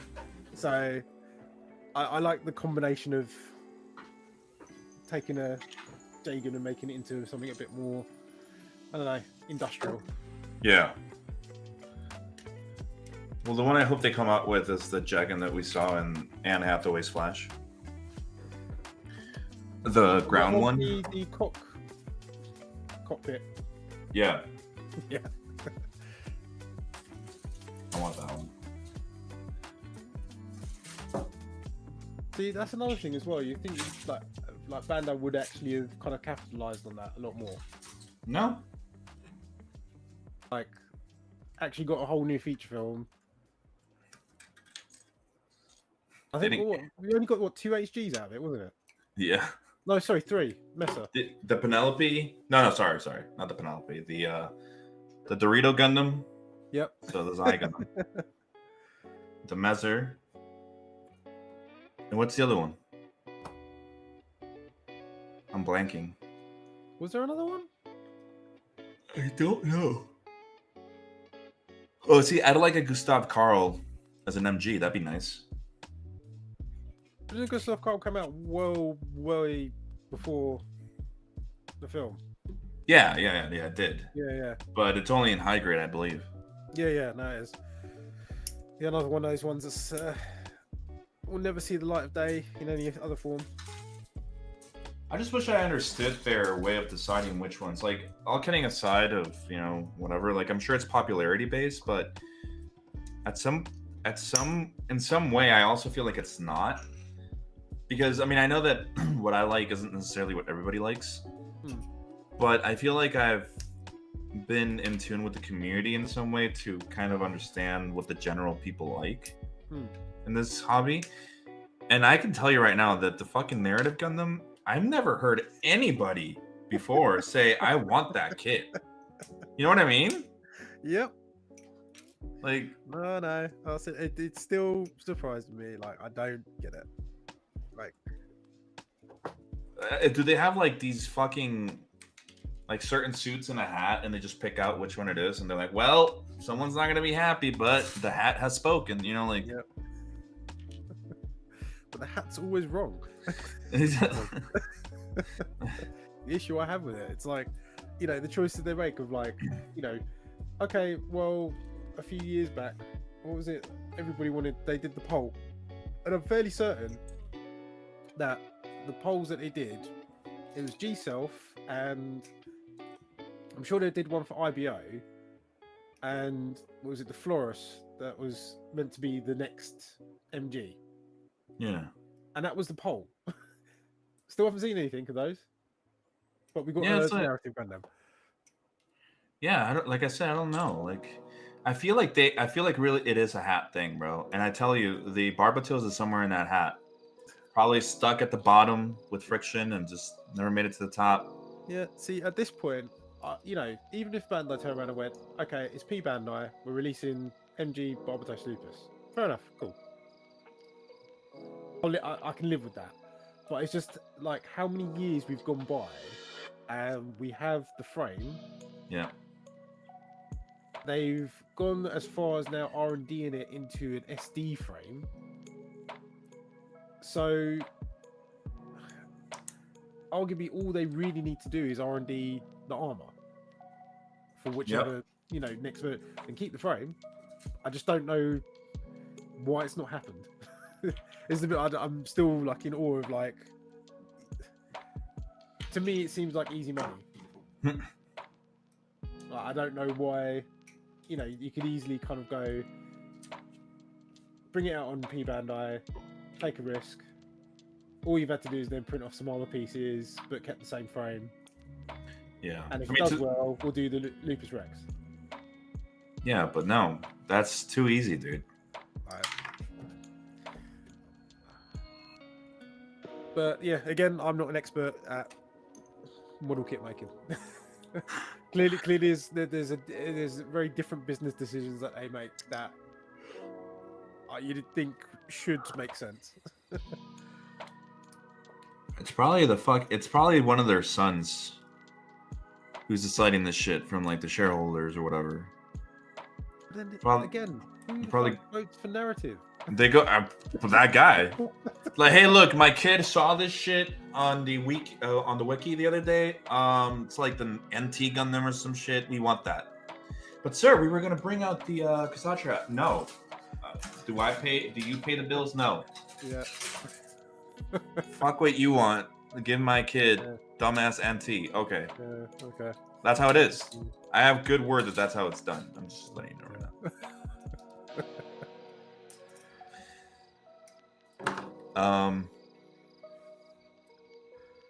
I want the NT Gundam for what it is, but most everyone else don't internationally. Bandai goes to their domestic market and usually ignores what people internationally want. That is why Ultron, Heavy Arms Customs, and Samurai Custom NGs were web shop only, since Wing wasn't too popular in Japan. I never understood the hype around Wing Gundam, but then again, I didn't grow up with it, so. But yeah. I mean, I could imagine that, but then again, well, that would make sense. The new Gundam is one of the more popular ones in Japan, hence why you got the High New, the new Verka, new RG, new Master Grade. I just want to know who it is in fucking Japan that voiced their NT one. But anyway, look, I'm just gonna keep going over it again. Never gonna get an answer, and Bandai's gonna be. They're just gonna say we don't care. This is what it is, and so anyhow. So have you got anything left on your Holy Grail list to get then? If you're not maintaining the backlog. Well, I have the Stein is one of them. Yep. And I think that's it. I mean, I have a lot. At this point, have you actually bought every kit you want? I mean, the thing is, there's a difference between a kit that I want and a Holy Grail. I think Holy Grail is more, I need that right now. It's my dream to have that kit.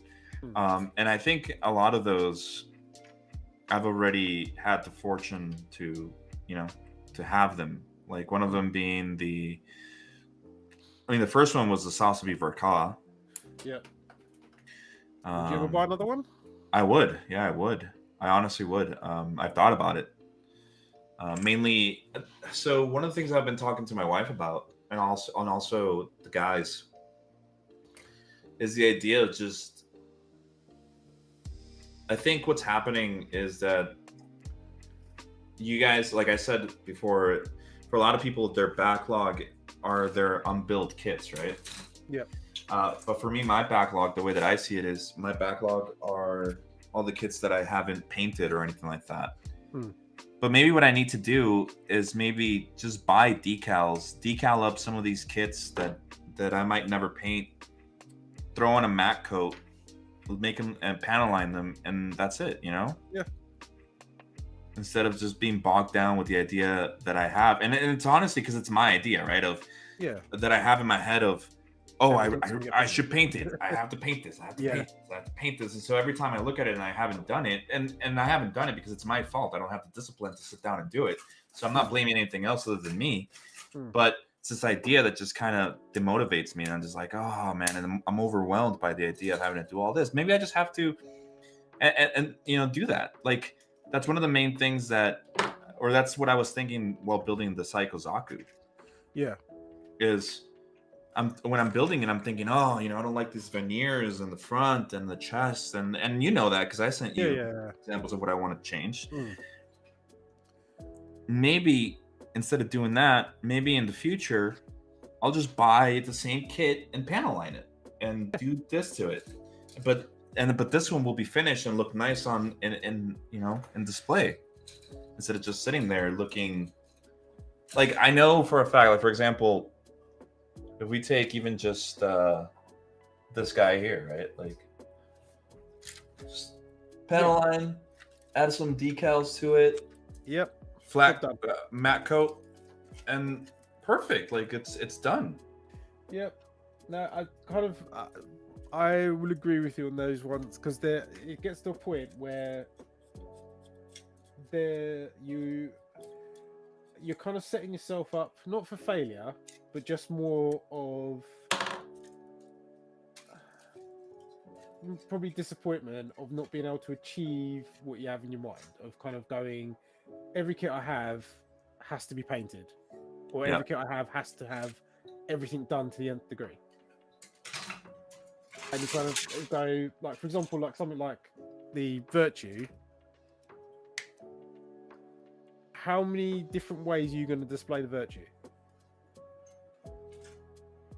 One. So you might as well just panel line and decal it and put a matte coat on it. Yeah, call it a day. Call it a day. Because it's going to look nice on your shelf in that same one position. Yeah. You're not going to do anything else with it. Like, this is what kind of like gone now with like realizing with a lot of like the kits that I've got, I'm collecting them more as pieces of a collection rather than each one's going to be my, for lack of a better sentence, the next GWEC entry. Right. You know what I mean? Like, not every single one of my kits is going to be that. And I think I have to come to terms with that idea that that's not going to happen. Mainly because, as it might surprise people, Gundam isn't my only enjoyment thing. Yeah. I guess sometimes you just have to be honest with yourself. It's either be honest with yourself or do something to change that, right? Right? It's either, you know what, fuck it, I'm just gonna do this, 1 hour a day, put on some decals and panel line, and then dedicate myself to playing my games and playing my guitar or whatever. Exactly. Well, this is the other bit I've also like kind of discovered is when you kind of start, like I said, like I was saying earlier about like with just painting, just the mental dedication required to sit down and do it, to kind of commit that to every single kit that I've got, it's not possible. And that's something that I've had to slowly realize myself, of like going, if I wanted to do an MG kit, even just basic painting of it, I've got to dismantle it, get it all set up, racked up, painted, nth degree, everything else. That's multiple days I've got to commit. Yep. And if I don't have those days in a row, then it's not going to happen. Yep. Like I have a job, I have kids, and your kids, I have this. Exactly. Yep. I mean, like when I'm building, even if like what I'm saying, just like even just like saying, right, this type of kit, I'm literally just going to decal it, top coat it in, put it back on the shelf, and call it a day. You're more likely going to get more enjoyment out of doing that than the sadness of looking at something going, I should be doing this. Right. Like, enjoy your kits. Exactly. Yep. Like just like because I said it's not every single kit is going to be competition winner or absolute the most awesomest of awesomest. But I kind of go, if you bought it, you already thought it was awesome in the first place. Yep. Might as well just enjoy it. Yep. So, I mean, I've and got, even like, a few kits dedicated to other things, but yeah, in general, it's a lot easier just to kind of commit to just I'm going to build it and be happy. yeah, I agree. I mean, I don't know. It's a difficult thing to think about for me because I really want to be able to bring something to the table, you know? Yeah. I think my problem is and has always been me comparing myself to other people. Just the way I've always done things, especially with. I just want to have the like. I'm very competitive, as I said. Yeah. Yeah, I know. Like very competitive, so I'm just. Yeah. It's like this brain rot that I've kind of, given myself, and it's sometimes it just sucks. I have so many kids. Like I have so many. I never thought I would have these many kids, man. In my life, did I ever think that I would be, fortunate enough to have all of these kids that are literally staring at me in front of me at this moment, which you guys can't see because I can't move the camera right now. But it'd be nice to make something with them. Yeah. Or if anything, if it helps, pick one. And just go, this is the one I'm going to do this year. Out of these, all of them, I'm going, I'm going to do all of them. All these 100 kits. Yeah. Even if I did one per year, I would never get through all of my kits in my lifetime. Exactly. This is the thing, is kind of when you really sit down and think about it, of like how much time and, like I said, even mental energy you got to commit to it. Yeah. It's not possible. It's not. Like if you were to, like literally, even if you had, let's just say, even if like it was your full-time job to paint, yeah.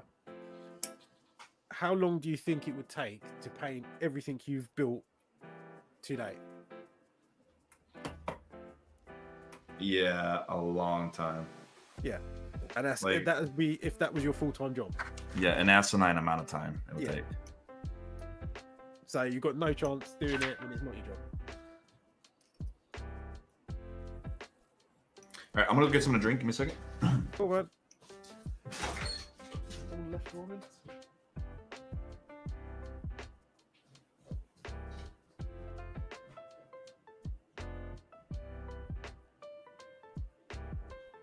So what's your list of kits, mercenary? And the last thing you're reading is that you've got a big long list. So what's left for Bandai to give you?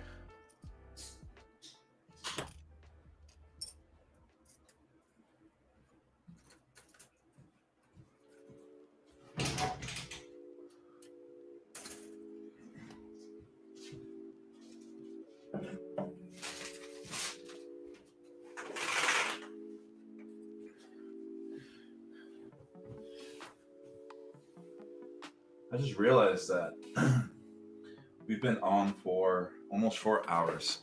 Have we? I Yeah. haven't even looking at time. Yeah, As long as if you're okay, I'm okay. That's the thing. I'm good, I mate. don't- I'm good. Yeah. I said my intention is to shrink the backlog, so by any means necessary. Good. I just kind of want to see this guy standing. I don't care Yeah. about the weapons right now. I seriously love these colors so much. Definitely look good on the origin. So I'm just about to do it on the shoulders now. So I'm seeing what that hopefully that gimmick looks like. I think Mercenary answered your question. Oh, has he got a big long list now? Yeah, he's got a lot list for you. Bird buff. Yeah.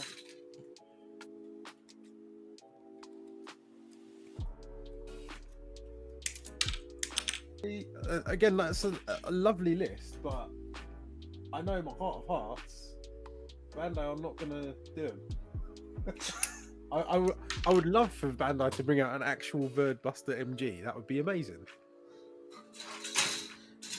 But yeah, I don't know. Maybe you've got to the point I did because I went and bought the was it the Inera in ruling one as the only way of getting a 1/100 Verd Buster. The only way to appease that need. Yeah, exactly. It's third party.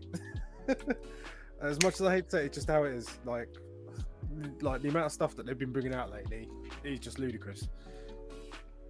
Have they?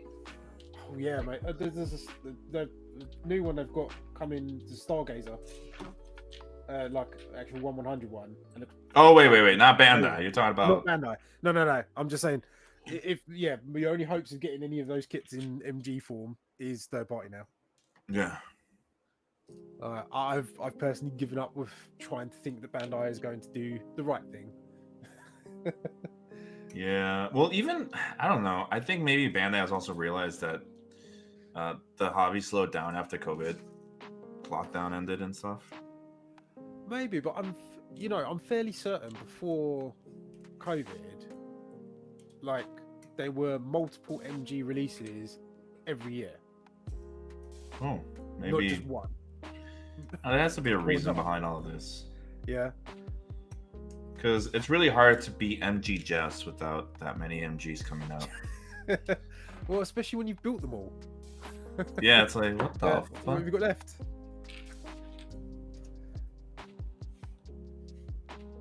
Well, you never know. You're just gonna have to drop yourself down and get yourself everything on HG. Yeah. Fuck.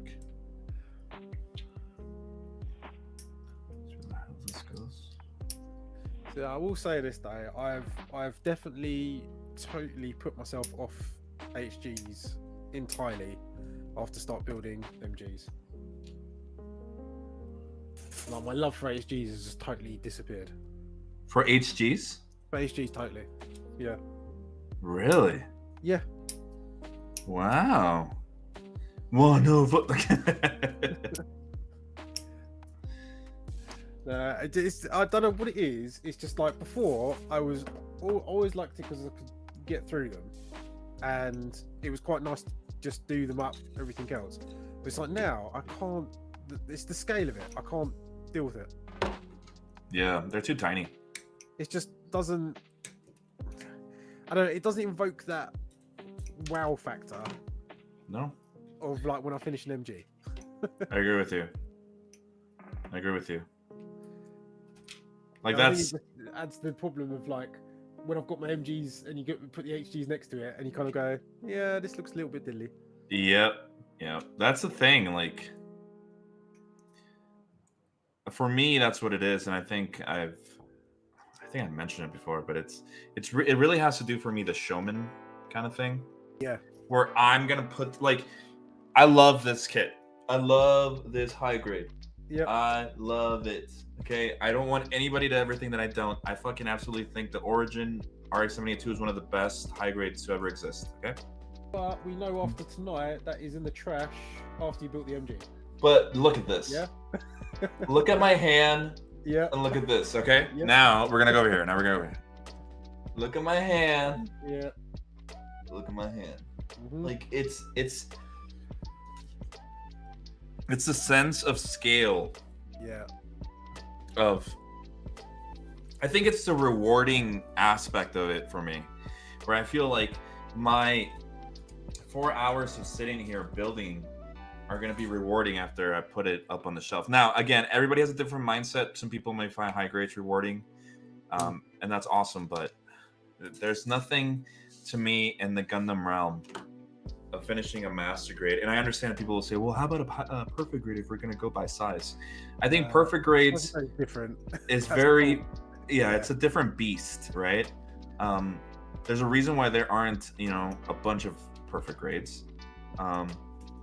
And I don't think, and I would even say that even if I had the money right now to just buy all the perfect grades, I wouldn't buy all the perfect grades. No. And the thing is that I think with perfect grades, it's not necessarily just the scale of those. Like, yeah, it's impressive, but it's, I don't know, probably a better way of putting it is like the amount of effort it takes to build those is not indicative of what you see. Like, if you build a master grade at scale, regardless of how much effort you put in, it always looks impressive. Like, there's always this, I always feel like if somebody else was to walk in and to be able to see the scale of a 1/100, it's a lot easier to understand what it is and the effort that's been put into it than it is if you're looking at something at 144. Right. I feel like with 144, you have to get up close to really see what actually's happened. Yeah. Like, to actually see the detail. Whereas, like, with a master graph, you can put it on the shelf and you could be across the room and go, oh, that looks cool. Yeah.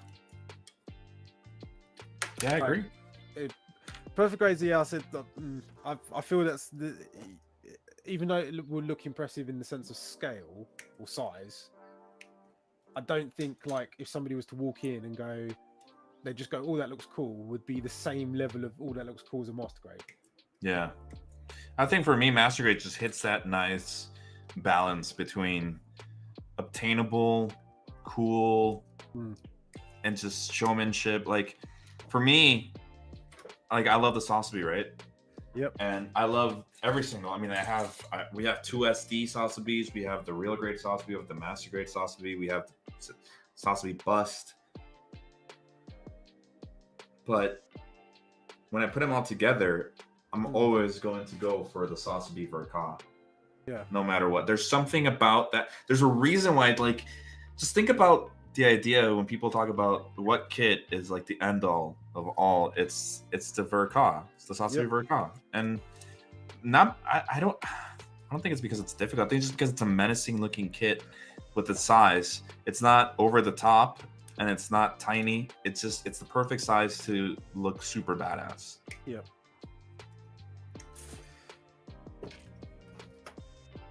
I've always likened the Verka to like a bit of a peacock, because it's like, it looks impressive as its own, and then you flare everything out and it adds a whole nother level of oh yeah, it's like, oh, it's even cooler than I thought. What the fuck? Exactly.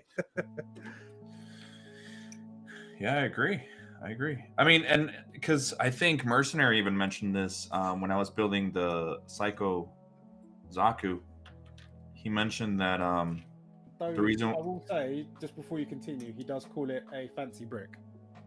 What, the Sasebe? Yeah, no, I'm not saying that it's amazing in postability. Notice how I never talked about articulation. I never talked about posting. I'm talking about, I mean, at the end of the day, the Sasebe, even just standing there with its shit flared out like a peacock, like you say, with its open hatch and everything. I mean, what other kit in Master Grade has level of open hatch like that? That literally says, hey, like, I don't know. It's a beautiful kit. But anyway, what I'm trying to say, I forgot where I was at. What was I saying? I forgot. You were talking about the Verka, but I disturbed you with a Mercenaries comment. Oh, no, the Psycho Zaku. Like, there are times where the size can go wrong. Like, I know Mercenaries mentioned that the reason he didn't get the Psycho Zaku was because he didn't know where the fuck he's going to put it. Yep. And I agree with that. Like, I can't put it up on my invisible shelves up here. It's literally sitting at the far end of my desk right now, along with Thunderbolt. I mean, it looks great and all there. It fits well, but it only goes there because I have a big enough desk to put it there, where it doesn't disturb me. But that's what, the reason I'm picking on it for its size is because I feel that the Sasebe still hits that balance of, you know, you can work with it, you know. Yeah, it's big without destroying your shelf. Yep. Like saying that, I haven't got a clue where I'm going to put mine when I eventually build it. I'm still trying to figure out what I'm going to do with that bloody fuel tank. Yeah. Because to be honest, it wasn't until like you showed me that most recent build where he's kind of modernized it. Yeah. And then it's kind of made me now think, that's such a cool idea. I would love to copy it. but then it Yeah. also means then I have to commit to a whole entire shelf for one kit. Yep. I have no idea of the way around it. Because the only other thing the other idea I always had in my head with it was chopping that fuel tank in half and making it into like some sort of hammer. Oh, Like a okay. rocket hammer. Yeah. Because at least then it would fit.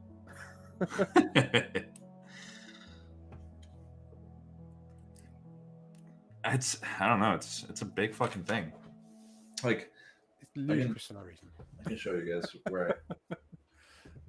Like, does it really need that much fuel tank? Let's see. I don't know if you guys can see that. It has to sit there, and it has to specifically sit over there, so it's like heading over there. There's no way you're going to get anywhere else. It's like, holy shit. I think that's also the annoyance I always have with it as well, is because of it being what it is. Yeah. It's like, it's not often that you see somebody's built it or even painted it and modded it and just kept it on its own. That fuel tank is always there. It has to be there. You know what I mean? Like, there's nobody's kind of gone, you know what? I'm going to leave this in the box and I'm just going to build just exactly what it's own. Yeah. I don't think there's not many people I know who actually or have seen just do that. Yep. It's always there, even if it's like, you know, I've got the fuel tanks, but they're all standing upright. Like, You know, but that's because why get a Psychozaku if you're not gonna have? That's again. Yeah. It goes back to why I fucking build those weapons when it's very difficult for me to go back and build weapons. Is because without the weapons, it's not the Psychozaku. It's just a Zaku. Exactly. Ooh, this is definitely going to be speedy. All right, let's do some legs. Are you already at the legs? No, I'm skipping bits. Oh, okay. I was I'm about to say, saving holy my shit. favorite bits till last, so I'm going to do the head last. I was So it's about going to to be say. headless until the last bit. I don't want to. I feel like I was building too slow. I was like, holy fuck, it's already there with me? Holy shit. Mate. So I'm not that fast.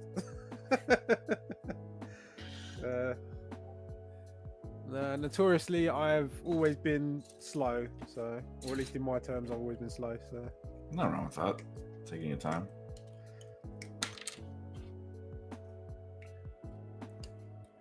but it's like I also absolutely love indulging myself in the mechanics of how somebody's thought about how to put these things together. Yeah. Even like doing the feet, and I'm like, this is like completely different from the other RX-78s I've done. Really? Well, yeah. Highly fresh, like. Holy shit. Yeah, I haven't built any other master grades for this guy, so I will take your word for it. Well, what I if you really look at the other ones, like I said, one of them is like literally a high grade. That's Yeah, probably yeah. the best I can put it. It's probably 3 pieces to make up the foot. yeah. And then you've got the 1 year war version, which is more like a master grade. So you've got probably about 5 pieces for the front foot, another 4 pieces for the rear part of the foot, the heel. Then you put them together. And then you've actually got the mechanics in the foot leading up into the leg. So it's more like a master grade. Whereas this, there's 3 pieces for the inner bit of the foot. Yeah, this foot thingy is awesome. I love the whole toe bending and heel. Yeah. So you got 3 points of bending on that one. 1 year war version's got just 1, but it's got a pretty significant one. Oh my god, yeah, it's a pretty significant. Yeah. So it can go pretty well, but yeah. And the other one, doesn't have any at all. Yeah.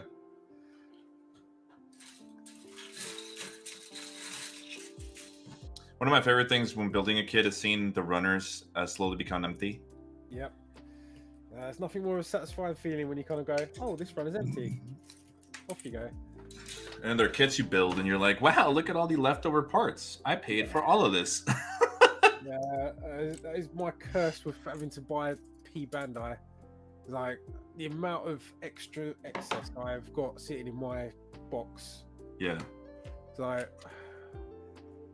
I'm sure one day I will come around to actually utilizing it and figuring out how to use it somewhere else.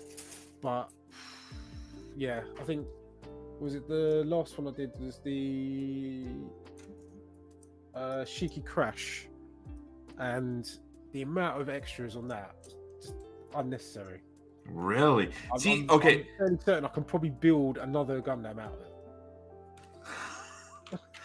Well, with the Stormbringer, Bandai, yeah, you could literally build a whole other backpack and pieces for a sniper too, that will never be used. Yeah. Absolute madness. It's like, okay. And you realize, everybody's okay with it until you realize that like 20% of the cost for that shit was those extra pieces you're never going to use. Because remember that it's sold in plastic, by plastic, right? So, well, unless it's P Bandai, it also has a markup for just being P Bandai. Yeah. No, it does bug the life out of me because I kind of get suckered into it. And I said it was like we haven't got much choice nowadays with everything or anything master grade being P Bandai only. Yeah. So end up having to a case of having to buy more kit than I want. And I'm glad you mentioned it, but the Hakushiki Crash is one of the other kits that I want. Not my holy grail, but it's a kit that I want. Yeah. Another kit that I really want, P Bandai, because I want P Bandai, right? Another P Bandai I want is the Force Impulse, but the one that came out like last year.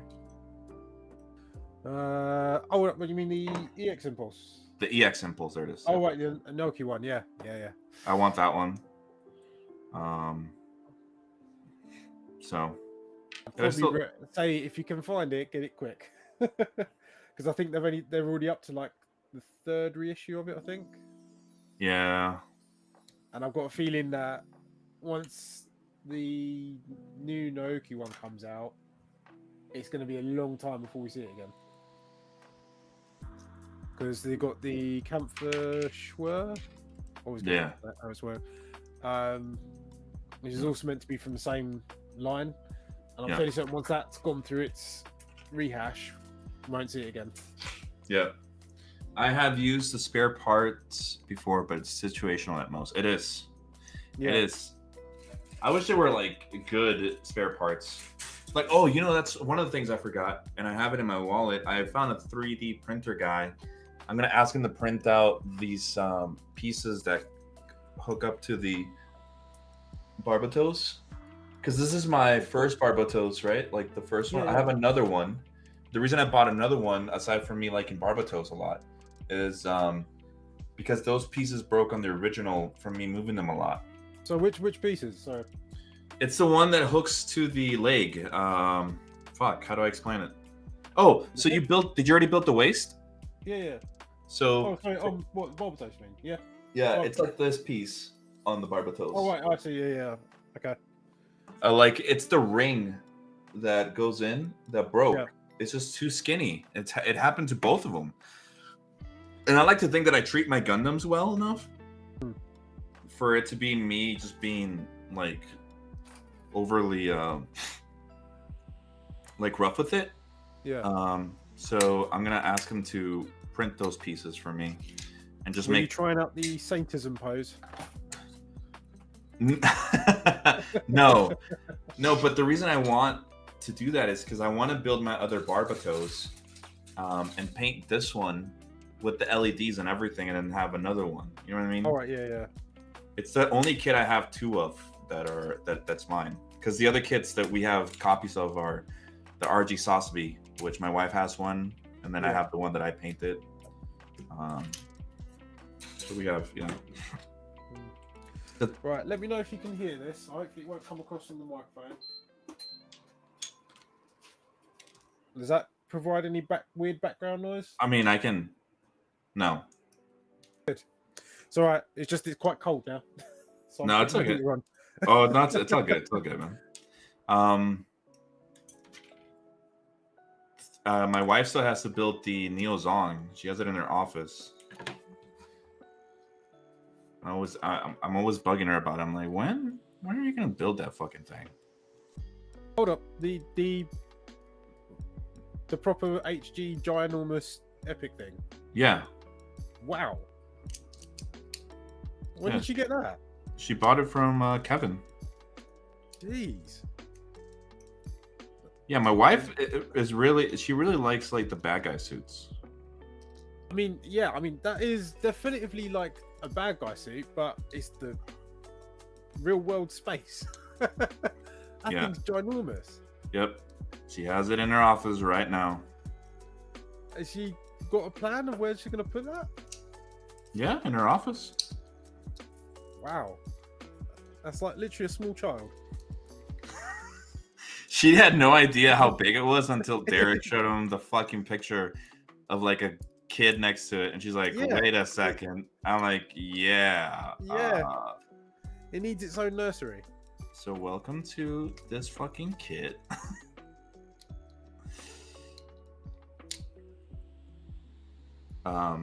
But that's the one she wanted, so now she has it. She got the like normal one, or has she got like? No, she has the red one. She has the red one, yeah. Red one, The okay. original. Yeah, because I know there's a white one, right? Yeah, there's the narrative version or whatever. Yeah. So, no, I was just Yeah. curious. That was, Yeah, that's the one she has, and yeah, did she ever get a perfect grade? Astro.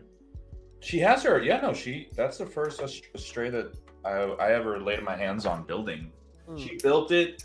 I helped her cut the pieces out and sand, but she built everything. So, and that's in her office as well. She has it behind her Oh, nice. computer. Yeah, like, well, not behind her computer, but like behind where she sits. So whenever she's like on a call with her mom or whatever, like you can see it. Hmm. The only one that she would like that I want, which I could find for her, is the Astray. What is it called? The Kai one with the two Oh, swords. what with the backpack? Yeah. Yeah, Good luck with that one. I know. That's ludicrously expensive. Yeah, so I mean, she's not super into Gundam in the sense of like buying kits all the time or whatever. So I'm not worried about her wanting it, but Yeah. she did want that Neo Zong for like the longest time. So now she has it, and now she's realizing how big it is. But we also have a space down here in our, because we're gonna be living here for another year, right? Hmm. So we want to buy like these shelves from IKEA that have like the little squares inside, and there's big ones, and we want to put it in this nuke, or the little nuke that we have down in our living room. Yeah. And because it's big enough to hold like a really big one, like a big shelf. Hmm. And we can put all our figures in there, and then we can put these Neo Zong in the middle on top. Wow. Yeah. That is going to be one hell of a display. Yep. I told her to just, I'm like, when are you going to build it?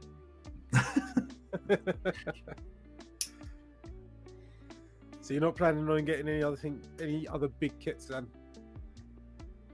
Are you maxed out with your perfect grade and your zongs? I still want to get a metal build one day, but I mean, when I say that one day, I'm talking about like maybe it'll happen, maybe it won't. Like it's one of those things. One you're after? I want the new or the Sausage, one of those two. Oh, right, yeah. Oh, fair Yeah, enough. I'm talking about, You're yeah. going for the 160 size, so you're not going for like standard metal build. Oh no. I either go big or go home. That's how I do it. So, but it's one of those go way too big, or car payment, this that. Yeah. I mean, out of curiosity, have you seen the Dayban version of the metal build? I have, but as much as I know that some are okay, you're talking about the new one, right? Yeah. Yeah. I call me a purist. I'm not against third-party things, but for kits like that I really want, I don't want the third party. You know, it's the same thing with the actually with the Astray Kai, like the version Kai or whatever. When I was looking for it, I was told that there's a third-party one, and I looked it up, and it's pretty cheap. But I don't want to get her just a third-party. I want to get her the original. So. Yeah, I would probably say once you kind of get into 1/60th scale, maybe third party isn't probably a good choice for a fun build. Yeah. Only just because of the amount of parts and the amount of extra work you've got to do To get it to fit. In some cases, yeah, and in just the problem is because there's so much to most like perfect grade joints. If you've got one part that isn't quite right, it's going to have a knock-on effect to everything else. Right. And then you're kind of in this daisy chain of trying to work your way backwards through multiple steps to go find a piece that isn't quite right. To then go back and then put it all together again. Yeah, so if you can deal with that, it's fine. But I just think if you go, no, it's annoying. Like the alternative of going like spending the extra money to get a Bandai version, which arguably should be better, and have a better experience. To me, that peace of mind is worth the extra money. Like, what's it called? When I built that Sasabi bust, I made a video about it. Yeah. And it looks great, but it's a pain to get to where it goes to the end. Like, as it doesn't have many pieces, right? Yeah. It's a fast build in the sense that if everything fit immediately, you could build it in like 2 hours. Yeah. But it's not a fast build because, just like you said, you have to go back and because you put everything together, it looks like it fits, and then you get into this other part, and then it's not fitting exactly, and then you realize it's because something hasn't been sanded down correctly. Yeah.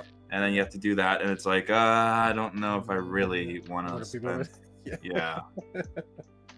Yeah. It's not the funnest experience. Like, I guess my way of saying that is, you must really want that kit if you're willing to go through the process of going back and, you know, doing all this shit. Hey, what does the circle, the black circle with the white circle mean? Like this one? Oh, do it last. Do it last? Okay. Cool. Yeah, so let me. I wonder if I can do this. Where's my phone gone? Ah, there you go.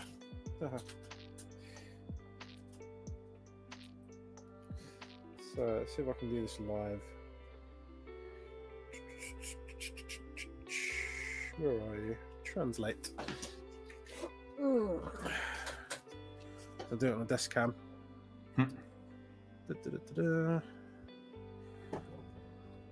So I'm not sure if that shows up or not, but eventually it will.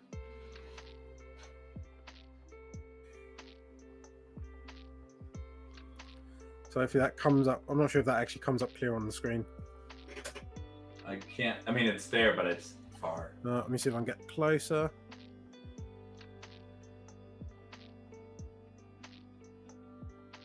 What does it say? So basically, black square with white circle is assemble later. White circle with black square, assemble first. Ah. Yeah. Nice. Now I understand. Okay, good, because I was about to put that first. I'm like, wait a second. Does this mean first? Or...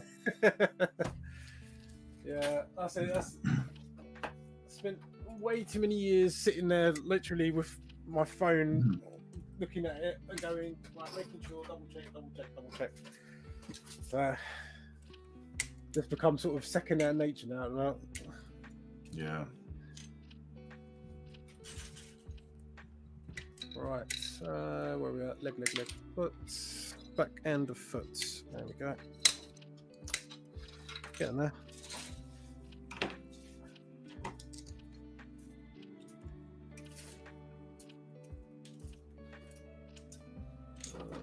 losing track of me runners.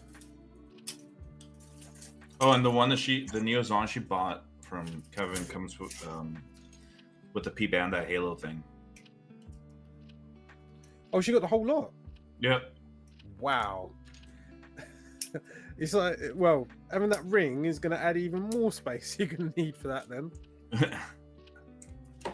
Oh, I got an extra set of wings. Mate. So is she not? Is she planning to build it at any point? Time soon? Oh no. Yeah, she is. Okay. She is. I just 'Cause I was don't going know. to say, you need to kind of make that into a bit of an event. Yeah, to her building that thing. Yeah. Well, just for how rare it is, I'm sure a lot of people would like to see that in a real world scenario.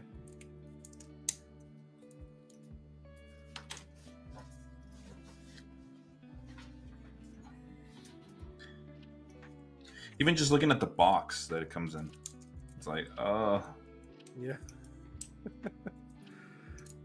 Fills me with anxiety, mate. if it was mine, I would have already built it, but it's not mine, so I haven't touched it. I'm just like, all right, well, because I couldn't contain myself from having something like that and not having it already on display. Yeah. See, that's the problem. You see, I've gone past the point of no return. So it's like, as soon as I've built 2, there's another one that's coming. Yeah. And I'm constantly chasing myself. So I've kind of reserved myself now to kind of go in. I'll get to it when I get to it.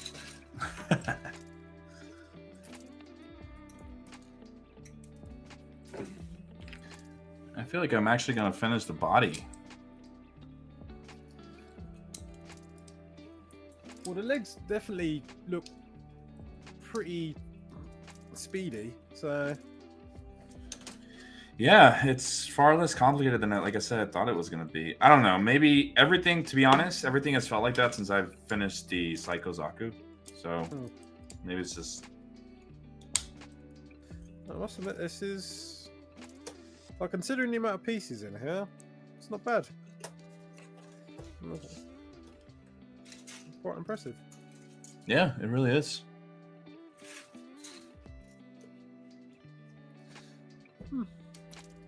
How it compares. Oh yeah, the other one, it's definitely got smaller feet. Yeah. Which one? Yeah. The Origin? Yeah. Oh.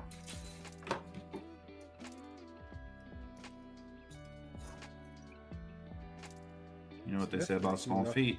Yeah. We'll see what it appears. Body wise, yeah, I suppose one of your version does still have that bulk to it. Alright, we'll see what happens when we get it standing. Right. Speed run some legs. Oh, did you just finish the feet right now? Yeah, so I was just having a look, just seeing how it compared. Just gonna try and do the other ones now. BBB. Another thing that I want is the metal build Barbatos Lupus Rex that came out like a couple years ago.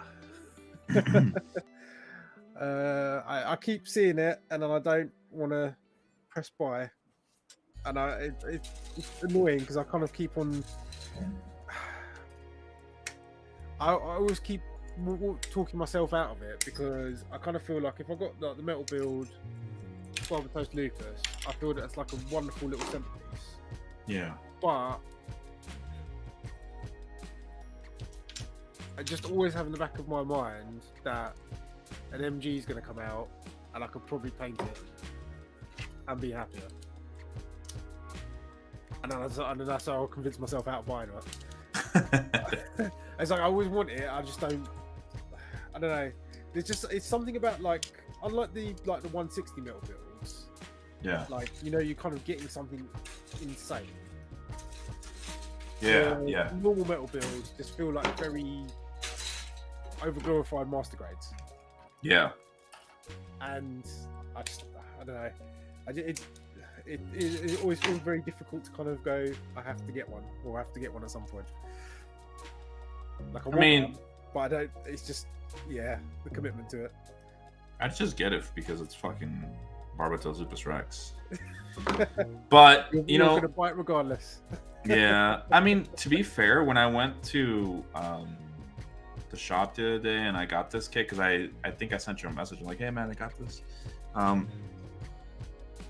I didn't really see anything that no, that's a lie. I did see a couple of kits that I wanted, but the Origin is one of those kits that I've been looking to get since the first year I began, like the first 3 months that I began. And there really is no reason for me never getting it. I could have, but I never did. And the way that I talk myself out of it is just the adult question of, do I need it? Yeah. And like that's it. Like that's the only way that I talk myself out. A lot of, Jess from 5 years ago, 7 years ago, didn't really ask. I didn't really ask myself those questions in the past. She's like, oh, I like it, I want it. Yep. And now that my wife's made me more financially savvy, I'm just like, do I need it? Nah. Yeah.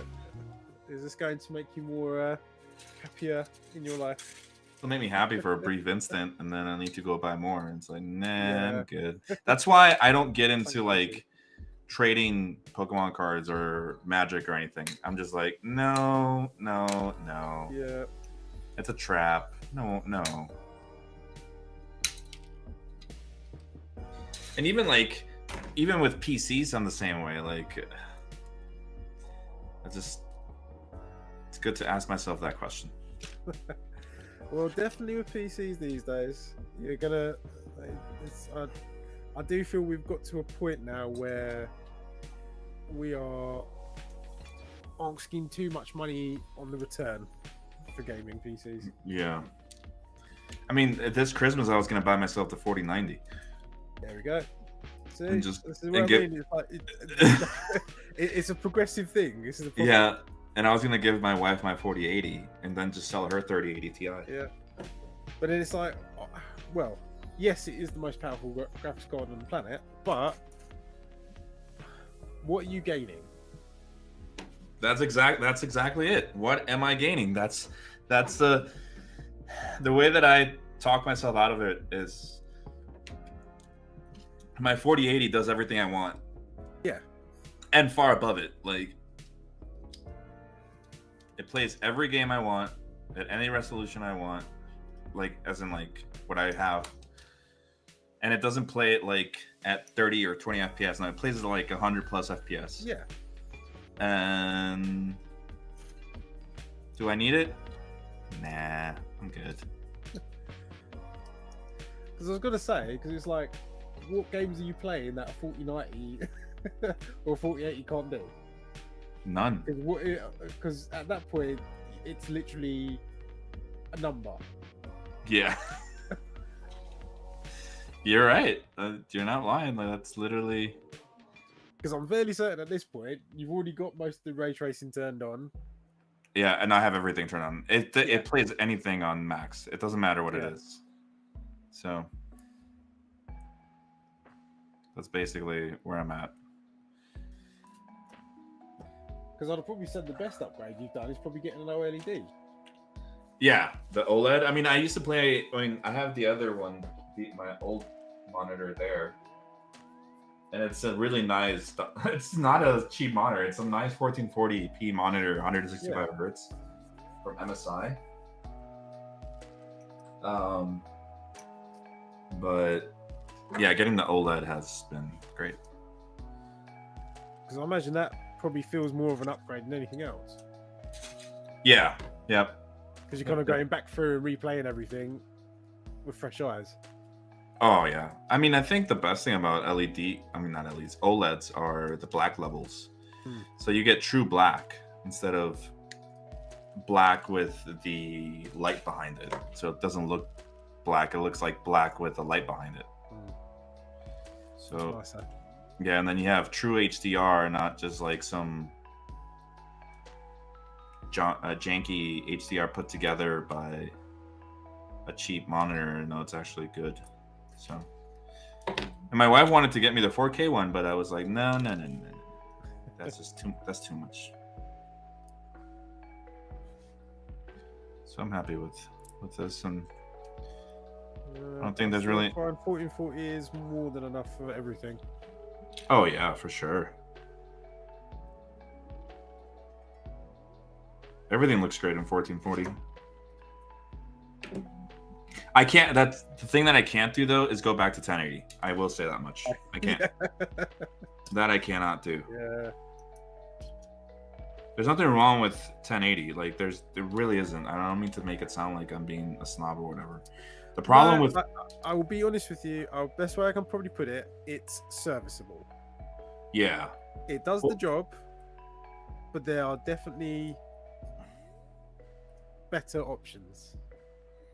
Well, the thing about 1080, the way that I tell friends about it is the thing about 1080 is that 1080 is great until you've played on something that's not 1080. Yep. Once you play on something that is even just playing at 1440, everything seems so much crisper, and then you go back to 1080 and things look smudgy. Yep. And you're like, wait a second. Yeah. What have I been playing? Wait, I want that. And so then, yeah, and then. Yeah, and then the resolution remorse kicks in. Yeah. Yeah, and then you're like, this is how I've upgraded every monitor over the years. That's how it is. Trust me, I get it, man. Only thing I can. That's the only thing I kind of wish will happen. I'm hoping it will happen next year. Is that we start seeing a bit more bang for your buck with your on the PC side, because I feel at the moment we've kind of got to a point where we're in that awful position of hammering our way through rubbish with hardware, of like bad releases, poor releases, and just hoping that everybody's got a ludicrously good, powerful graphics card to push past it. Yeah.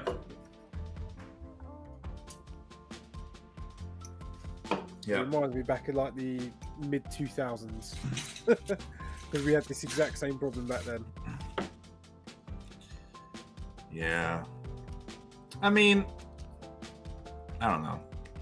I think I don't excuse Nvidia or AMD or anything like that. I do feel that as much as people want things to be affordable, it's just that's not something that's going to happen anymore unless something really drastic happens. Yeah. I'm talking about PC things in general. Yeah. I think it kind of boils down to, unfortunately, and I'm saying unfortunately because this is the reality of things. At least that's how I see it. Is how important is it to you? So if you're like, the way that I see it is, okay, when I bought my 4080, it was not a cheap card to buy, right? Yeah. And to me, the way that I justify that is a couple of ways. It's two of them. One, I can sell my old card and, recoup some of the money. And two, how much gaming do I do? If I do a lot of gaming, then it'll be worth it, right? Because that's where I spend most of my time. And in doing so, it's a good investment, right? Because that time that I spend sitting there playing is now elevated because I got this card. Does that make sense? Yeah.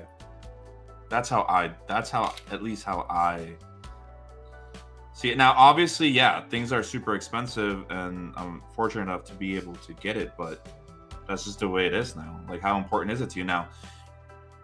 At this point, with like a 4080, it really kind of boils down to if you're an enthusiast, like how much of an enthusiast you are. Because anybody could get by with with a 3070 or a TI or something, right? Or a 2080 at this point, which are cheaper. You could get by with it. I mean, sure, there'll be some things that you'll have to kind of come to terms with. Like, okay, maybe you won't have everything ultra high, ray tracing, gimmicky, blah, blah, blah, this and that. But you can still game on it. Oh, yeah. No, I think, well, my major issue is, I think, not just the ray tracing, because I still feel at this point ray tracing is still more of an optional feature. Yep. Like, it's not a definitive, you can't play this game without it kind of thing at this point. Like, it's still very much like a visual gimmick. It's not a gameplay or game changing gimmick. Yeah. Like, until somebody comes out with like a game that maybe, I don't know, uses ray tracing in like a unique way. Yeah. And that the only way you could play this game is with ray tracing. Until that day happens, it's still optional. Yep. But the issue I have at the moment is the fact that I feel that without ray tracing, a lot of the hardware doesn't stand up to the cost it's costing.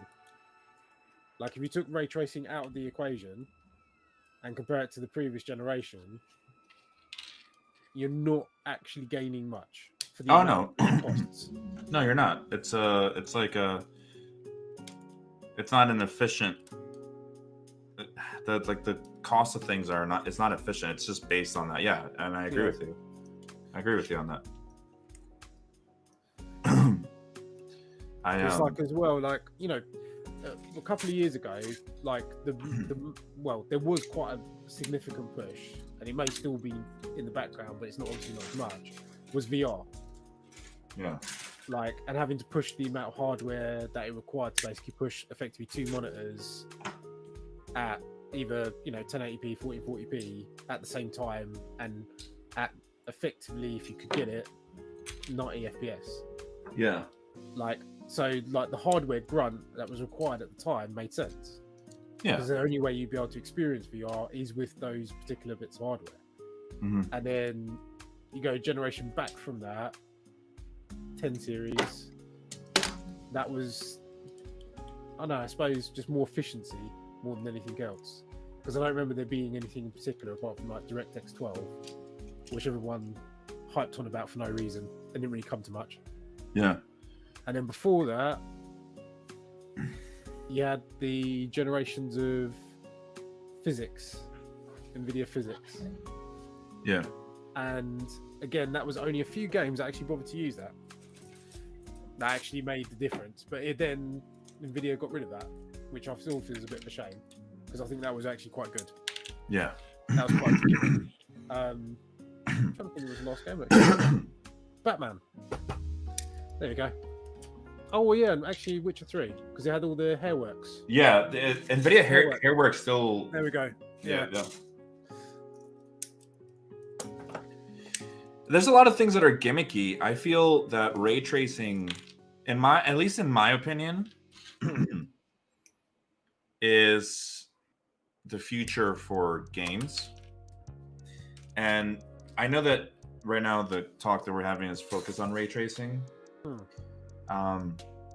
It's a double-edged sword when we're talking about the power, just the RTX cores. Let's just talk about the RTX cores in general. Yeah. The DLSS 3.5 or whatever it is. Oh yeah. Is amazing.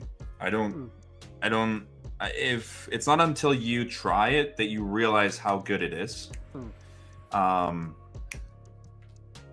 Ray reconstruction and frame generation or frame where it makes the fake frames and you know, whatever. Yeah, sure, whatever. Call it fake frames or whatever you want, but it helps a lot. And it's the whole AI movement that is really kind of pushing the boundaries of a lot of things. Like, you play I know that right now it's only Cyberpunk and Alan Wake 2 with photo tracing, which is the next step up. Yeah. But you play Cyberpunk without it, and if you have a keen eye, and again, this goes back to what I said, if you're an enthusiast, okay, if you're just a casual player who doesn't care about graphics, who doesn't, you know, not that you don't care, but it's not like your focus point, then you're fine. But in my end, I like to see pretty things. Yeah. I have to have the the best looking thing that I can have, and unfortunately, I just think that that's how things are moving. Whether people agree with it or not, it's just the way things are. Again, I'm always for forward, everything changing and going forward. It's just, I think there comes a point where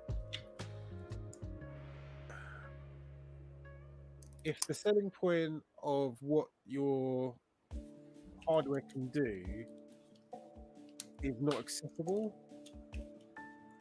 then it gets to a point of how successful will it be in a few years?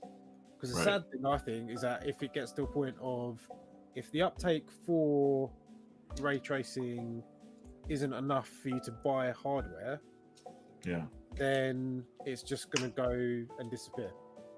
Yeah, and I agree. Yep. Which would be a shame, because I think it's got potential to be game changing. Yeah. But it's also the same time as well, if nobody can experience it, then you kind of using up a lot of R&D time and a lot of years worth of potential to do something else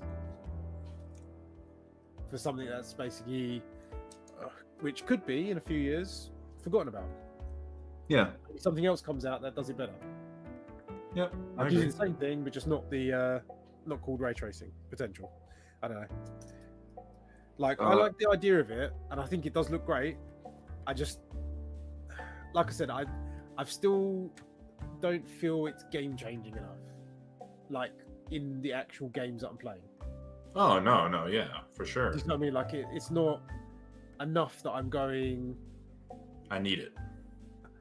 Yeah, like again, this problem. I'm probably too much of a classical, old school, retro gamer. That it doesn't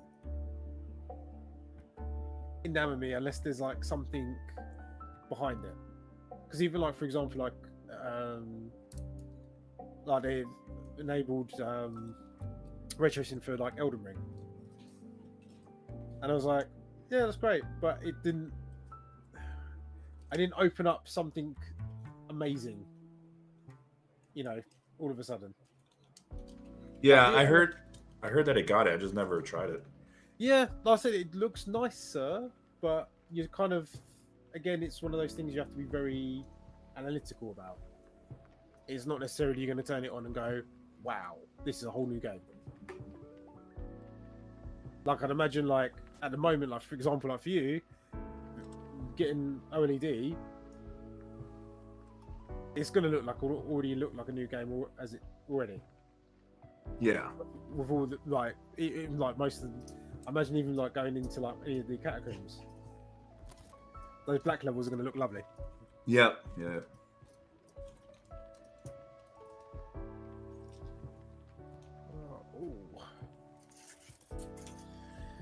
Yeah, we'll see where it goes. I mean, like I said, it sucks. I mean, unfortunately, even for everybody, just it doesn't seem like Nvidia is letting up, especially with the company gaining so much more out of AI and their technology. Yeah, I think the scary part, I think, with that is I don't know where Nvidia as a company is going to be in a few years if they are finding much more success elsewhere. Like whether or not they will continue to push anything affordable for anybody with their cards for many years to come. Yeah, I think that's going to be a market that they will quite happily give up, which I think is a bit scary. Mercenary says, I remember all of that just to get the most out of any of my latest PC game. What I hate the most is that DRM and all of that is going with it within the gaming space. It's all going to be a crisis situation at the end of it all. Like can your computer run Crisis kind of thing? Yeah, but again, this is the kind of always the nature of PC. It's always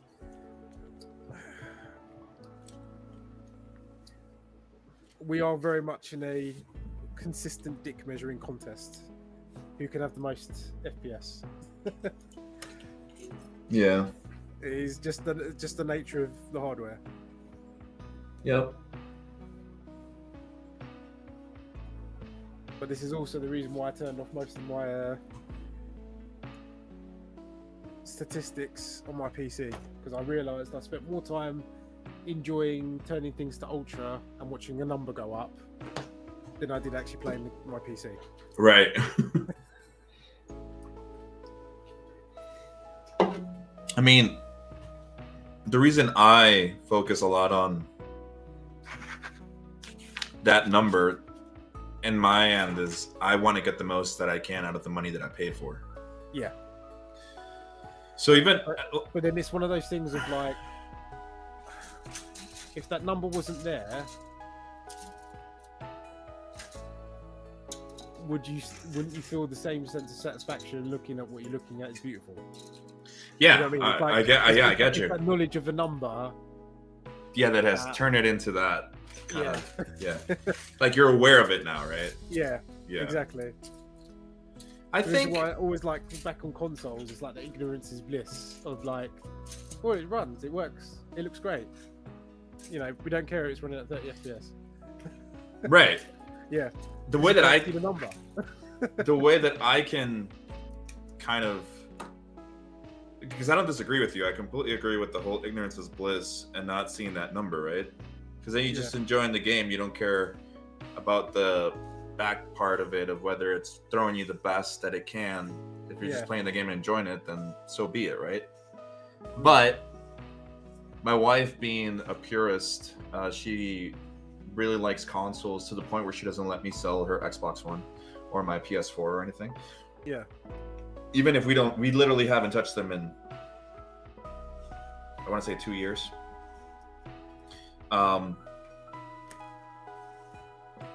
Like, I'll give you the example of RDR2, right? I didn't play Red Dead Redemption 2 on Xbox One when it came out. And I didn't play it on the PS4, and I didn't play it on anything. I played it on, for the first time, back when I got my first PC build from my wife here in Canada. Yeah. And I was playing on a 1660, right? Yeah. And just there and then, you can immediately, like my wife seeing that game, a game that she played on the Xbox One, and then seeing it on the other on a computer. Yeah. It's again, it goes back to the 1440p thing we were talking about. 1080 is okay and it's fine and it's serviceable, like you said, up until you play on a 1440p screen or a 4K screen. Yeah. It's the same thing. You know, you play this game on a PC and you see all the vibrant details that you didn't see before and blah blah blah. You're like, holy fuck, what have I been missing out on? Yeah. And then after that, it's over. Like, it's over. Yeah. That's it. I don't know. At least that's how I see it. And like I said, I'm a huge advocate for PC gaming, and I do understand that it's not affordable at all if you really want to get the top end stuff. Which sucks, dick. Like, I have a 4080, but I mean, shit, I would have liked if it didn't cost how much it cost, right? I would have thoroughly enjoyed it being less. Yeah. No, I just feel we've kind of hit a point, like I said, with like PC gaming, where I feel the expectation now is everyone should have a Ferrari. Yeah, see, I 100% agree with you on that. Yep. And that's the bit that bugs me more, because I feel that it's not something that's sustainable. Because what I don't want to see is basically what we have had, well, a few decades ago, where effectively PC gaming died. Yeah. You know, nothing comes out on PC because nobody's playing on PC because nobody can afford it. Right. Yeah. And everybody just goes back to consoles because that's where all the games are, and they work. Yep. Yeah, I agree. Yeah. Like, I'd like it to be a point of where, you know, because this is what I was kind of hoping would happen, that Nvidia would kind of go, right, here's the most ludicrously powerful card in the world, 4090, here we go, and progressively price things in a way that as you go down the list, it makes sense. But you kind of then go, most things until you get to like the 4050s or 4060s, and even then that's still ludicrous. You're still talking that, you know, I'm pretty sure that's still about $400 over your side. Yep. You know, and that's just the graphics card. And I don't know, trying to convince somebody that spend what would be, I'd argue, what, maybe $1,500 on a brand new PC. Yeah. And that's just the PC. That's still not your monitor or anything else. Yep. Overspending. What? How much are consoles these days? I mean, PS5 over here in Canada is $500, $600. Yeah, there you go.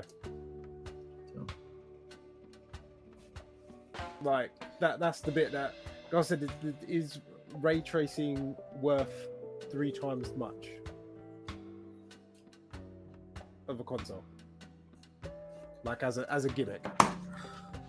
No, it's not. No. Yeah, and that's the bit that concerns me, because I'm like, it's not enough to kind of go, this is the best thing since sliced bread. Oh yeah, and I'm not, and I would never dispute the fact that if you want the best bang for your buck in the gaming space, you go console. You go console. I mean, and that's coming from me, and I will 100% prefer PC any day of the week. But if I only had that in my budget, then the best thing to do, like if you have $900 as your budget, don't even bother trying to match a PS5. Just go for a PS5.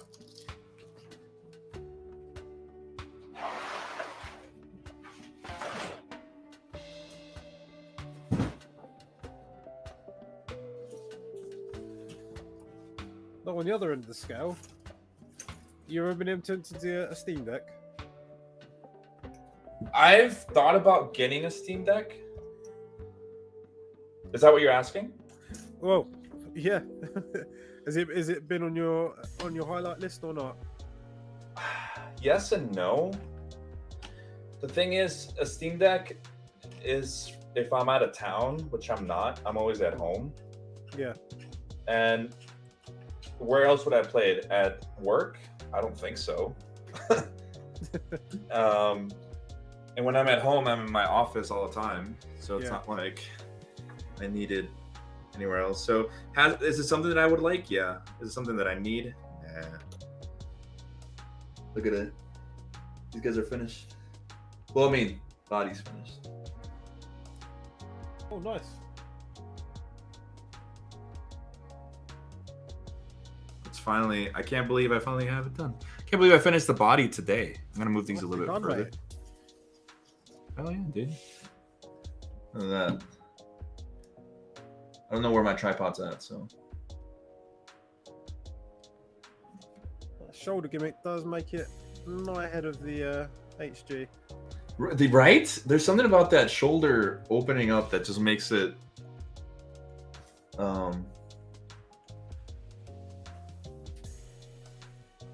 so much better. And the details. I mean, look at this fucking knee, dude. Yeah, so I've been playing with the knee joint. Right? I'm like, yeah, I like that. I can dig that. That knee thing is freaking awesome. Let's see here. Let's try to open this up.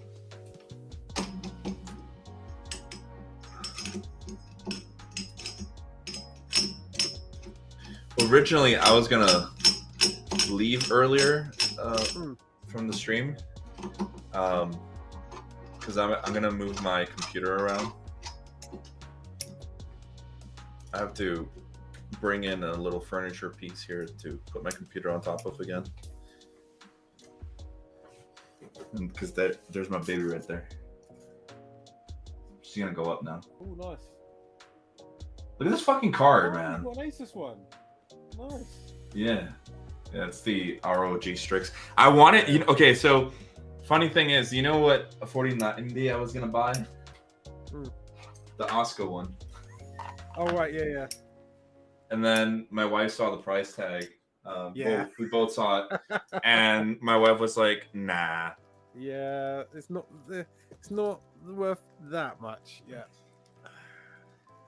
It's $3,100 over here. Jeez. 3,100. Jeez. That is. Man, and I mean, Yeah, yeah. You have to, yeah. Again, go back to the adult question of: do you really need it? that's literally what I said. That's literally what I said when we were talking about it. I'm like, do I need it? No. Yep. I'm just gonna leave it like that. That way, dude, this thing is so fucking cool. I didn't think I'd like it this much. Oh, you're getting all the. Oh no, sorry, I was looking over. I was thinking you'd managed the weapons done. No. XP. See you, Mercenary. Thanks for joining, man. Thanks for the conversation. You're always here. You're a real one. Have a great dinner. Dude. Take care, man. Bon appetit. No, I didn't do the weapons. I'll do those.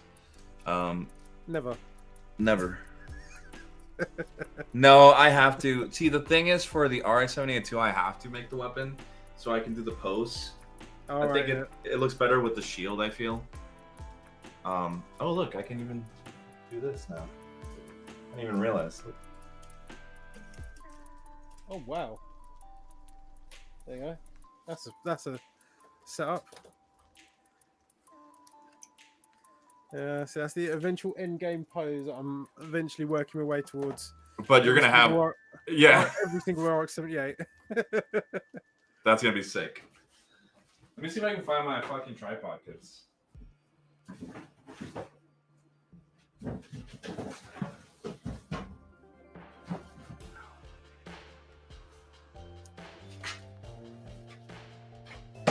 So, have you been playing any games lately? I tried to play Starfield. Wasn't that enamored with it. Yeah, I've heard that. Not only from you. Yeah. I got. Annoyingly, it's just like it's one of those things. I'm really looking forward to it being a much more different experience. Yeah. And I don't want to like completely Shit on it? Yeah. But it's just, it does feel very much like Skyrim in space. You know, I don't really feel like I'm making any significant, amazing. I don't know, like gameplay wise, I'm not in love with. Right.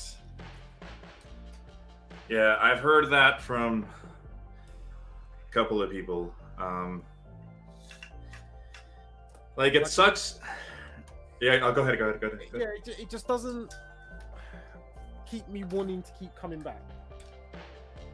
That's probably, I feel like there's a lot of stuff in it that feels more like a chore.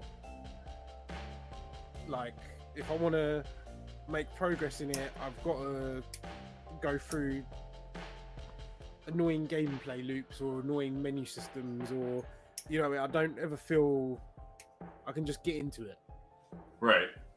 Yeah. And that's always my barrier of entry with most games. That it's kind of like, if it's not fun enough for me to kind of like love it, think about it, to go back to it and play it, then it just becomes more of an annoyance to me.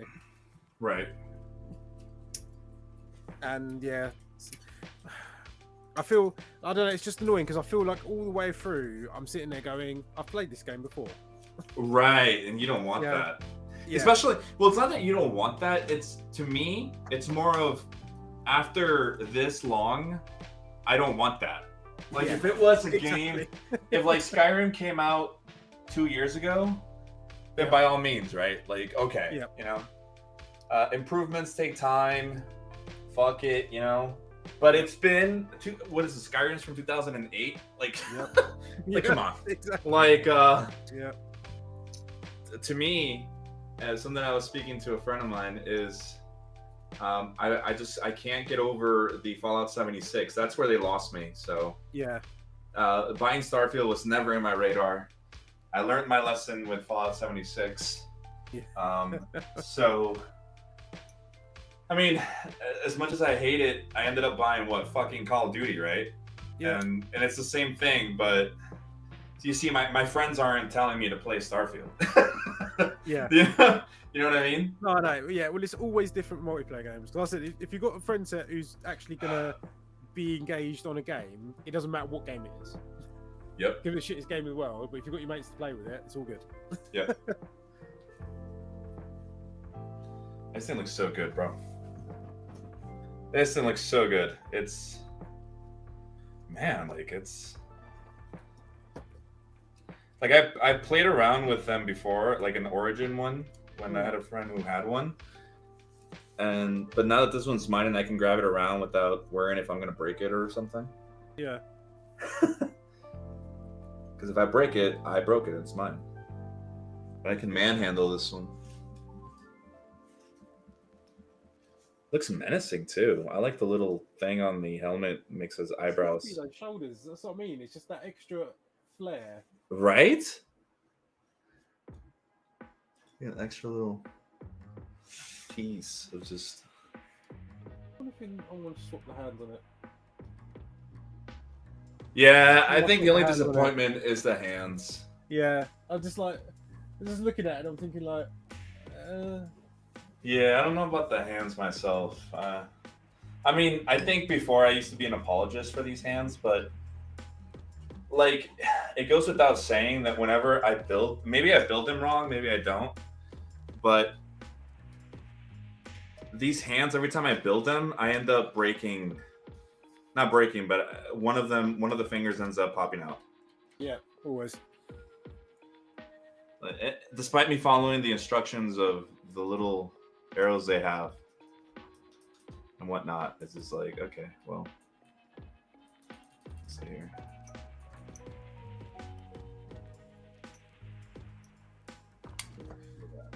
So where's that one going to get positioned on your shelf now? Have you seen my shelf up here? I think you have. Not recently. Do I have it right now? I gotta zoom out. Oh, nice. Jeez, that's looking full. Down there it is. Up there, I used to have other. I forgot what I had. Oh no, up there I had my Thunderbolt and stuff. But then I also made space over there for other kits. My quant. If you can see that. Nicely done.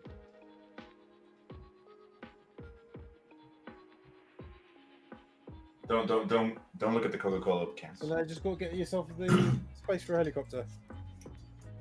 I gotta hang it from the ceiling with the little string. There you go. My dream. This is how's that. Wait, can I just do this? Give a nice lighting. I never tried that. Something new. I'm pretending like I'm taking pictures here, but I can't because the camera's being used for the stream. Oh, I like that. Oh. I might rob that idea. Look at that! It actually gives it more light like Yeah. that. That's a pretty cool idea. I like that. What the hell?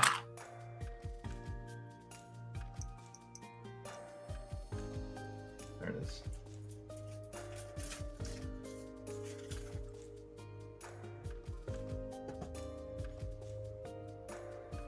It's actually pretty good. Let me just turn off this light. It's all nice and dramatic.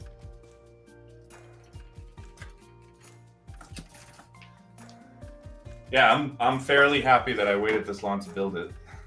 And honestly, for not sanding down every single piece, I think enough marks aren't that big of a deal. And it's not even undergated. No, this is a bit of a surprise me because I was like going through it and I was like, actually, you know, where the connecting nub marks are, they're all pretty well hidden. Yeah. Like I was worried because it's got some pretty bad nub marks right here, like on this side. I don't know if you can see it there. What the blue bits? Yeah, on the blue bits, but Yeah. the arms do a good job of kind of like keeping your eyes from them. The curse of the RX-78 blue plastic. Yeah.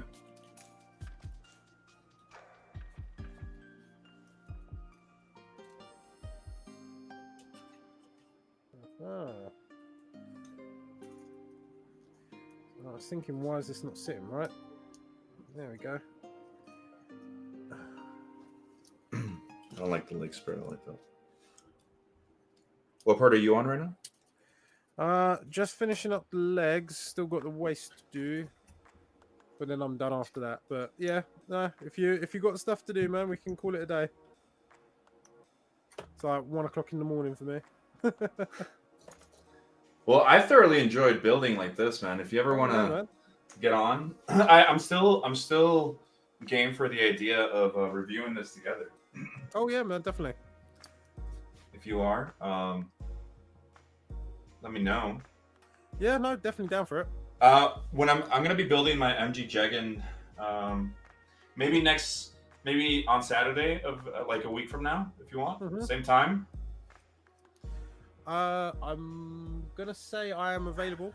You will let me know, and I'm down to stay. Like I remember, I told you, man, we'll stream for like an hour or two. Yeah, I know. It's been 5 hours now. I know. I'm not complaining. What I'm saying is that I'm down to stream for 6 hours. Maybe I'll get one of the other guys to get on here if they have nothing to do. Yeah, it's good by me, mate. Yeah, well, hopefully, now that I've done that one, it will be this one next week. Oh, hell yeah. The Gundam-based limited one. Yep. Sounds perfect. All right, well. We'll go for that one. Sounds perfect. Well, let me know. Seriously, like, I'll hit you up anyway on Discord and we'll... yeah, man. Anytime. We'll figure it out and see what we do. But thanks for joining in. Thanks, thank anybody who's in there. Invite. Thanks for the entertainment for the last few hours. Hey, it's been nice. Our conversations went everywhere, so. Yeah, it's always good, mate. Always good. It's always good. All right.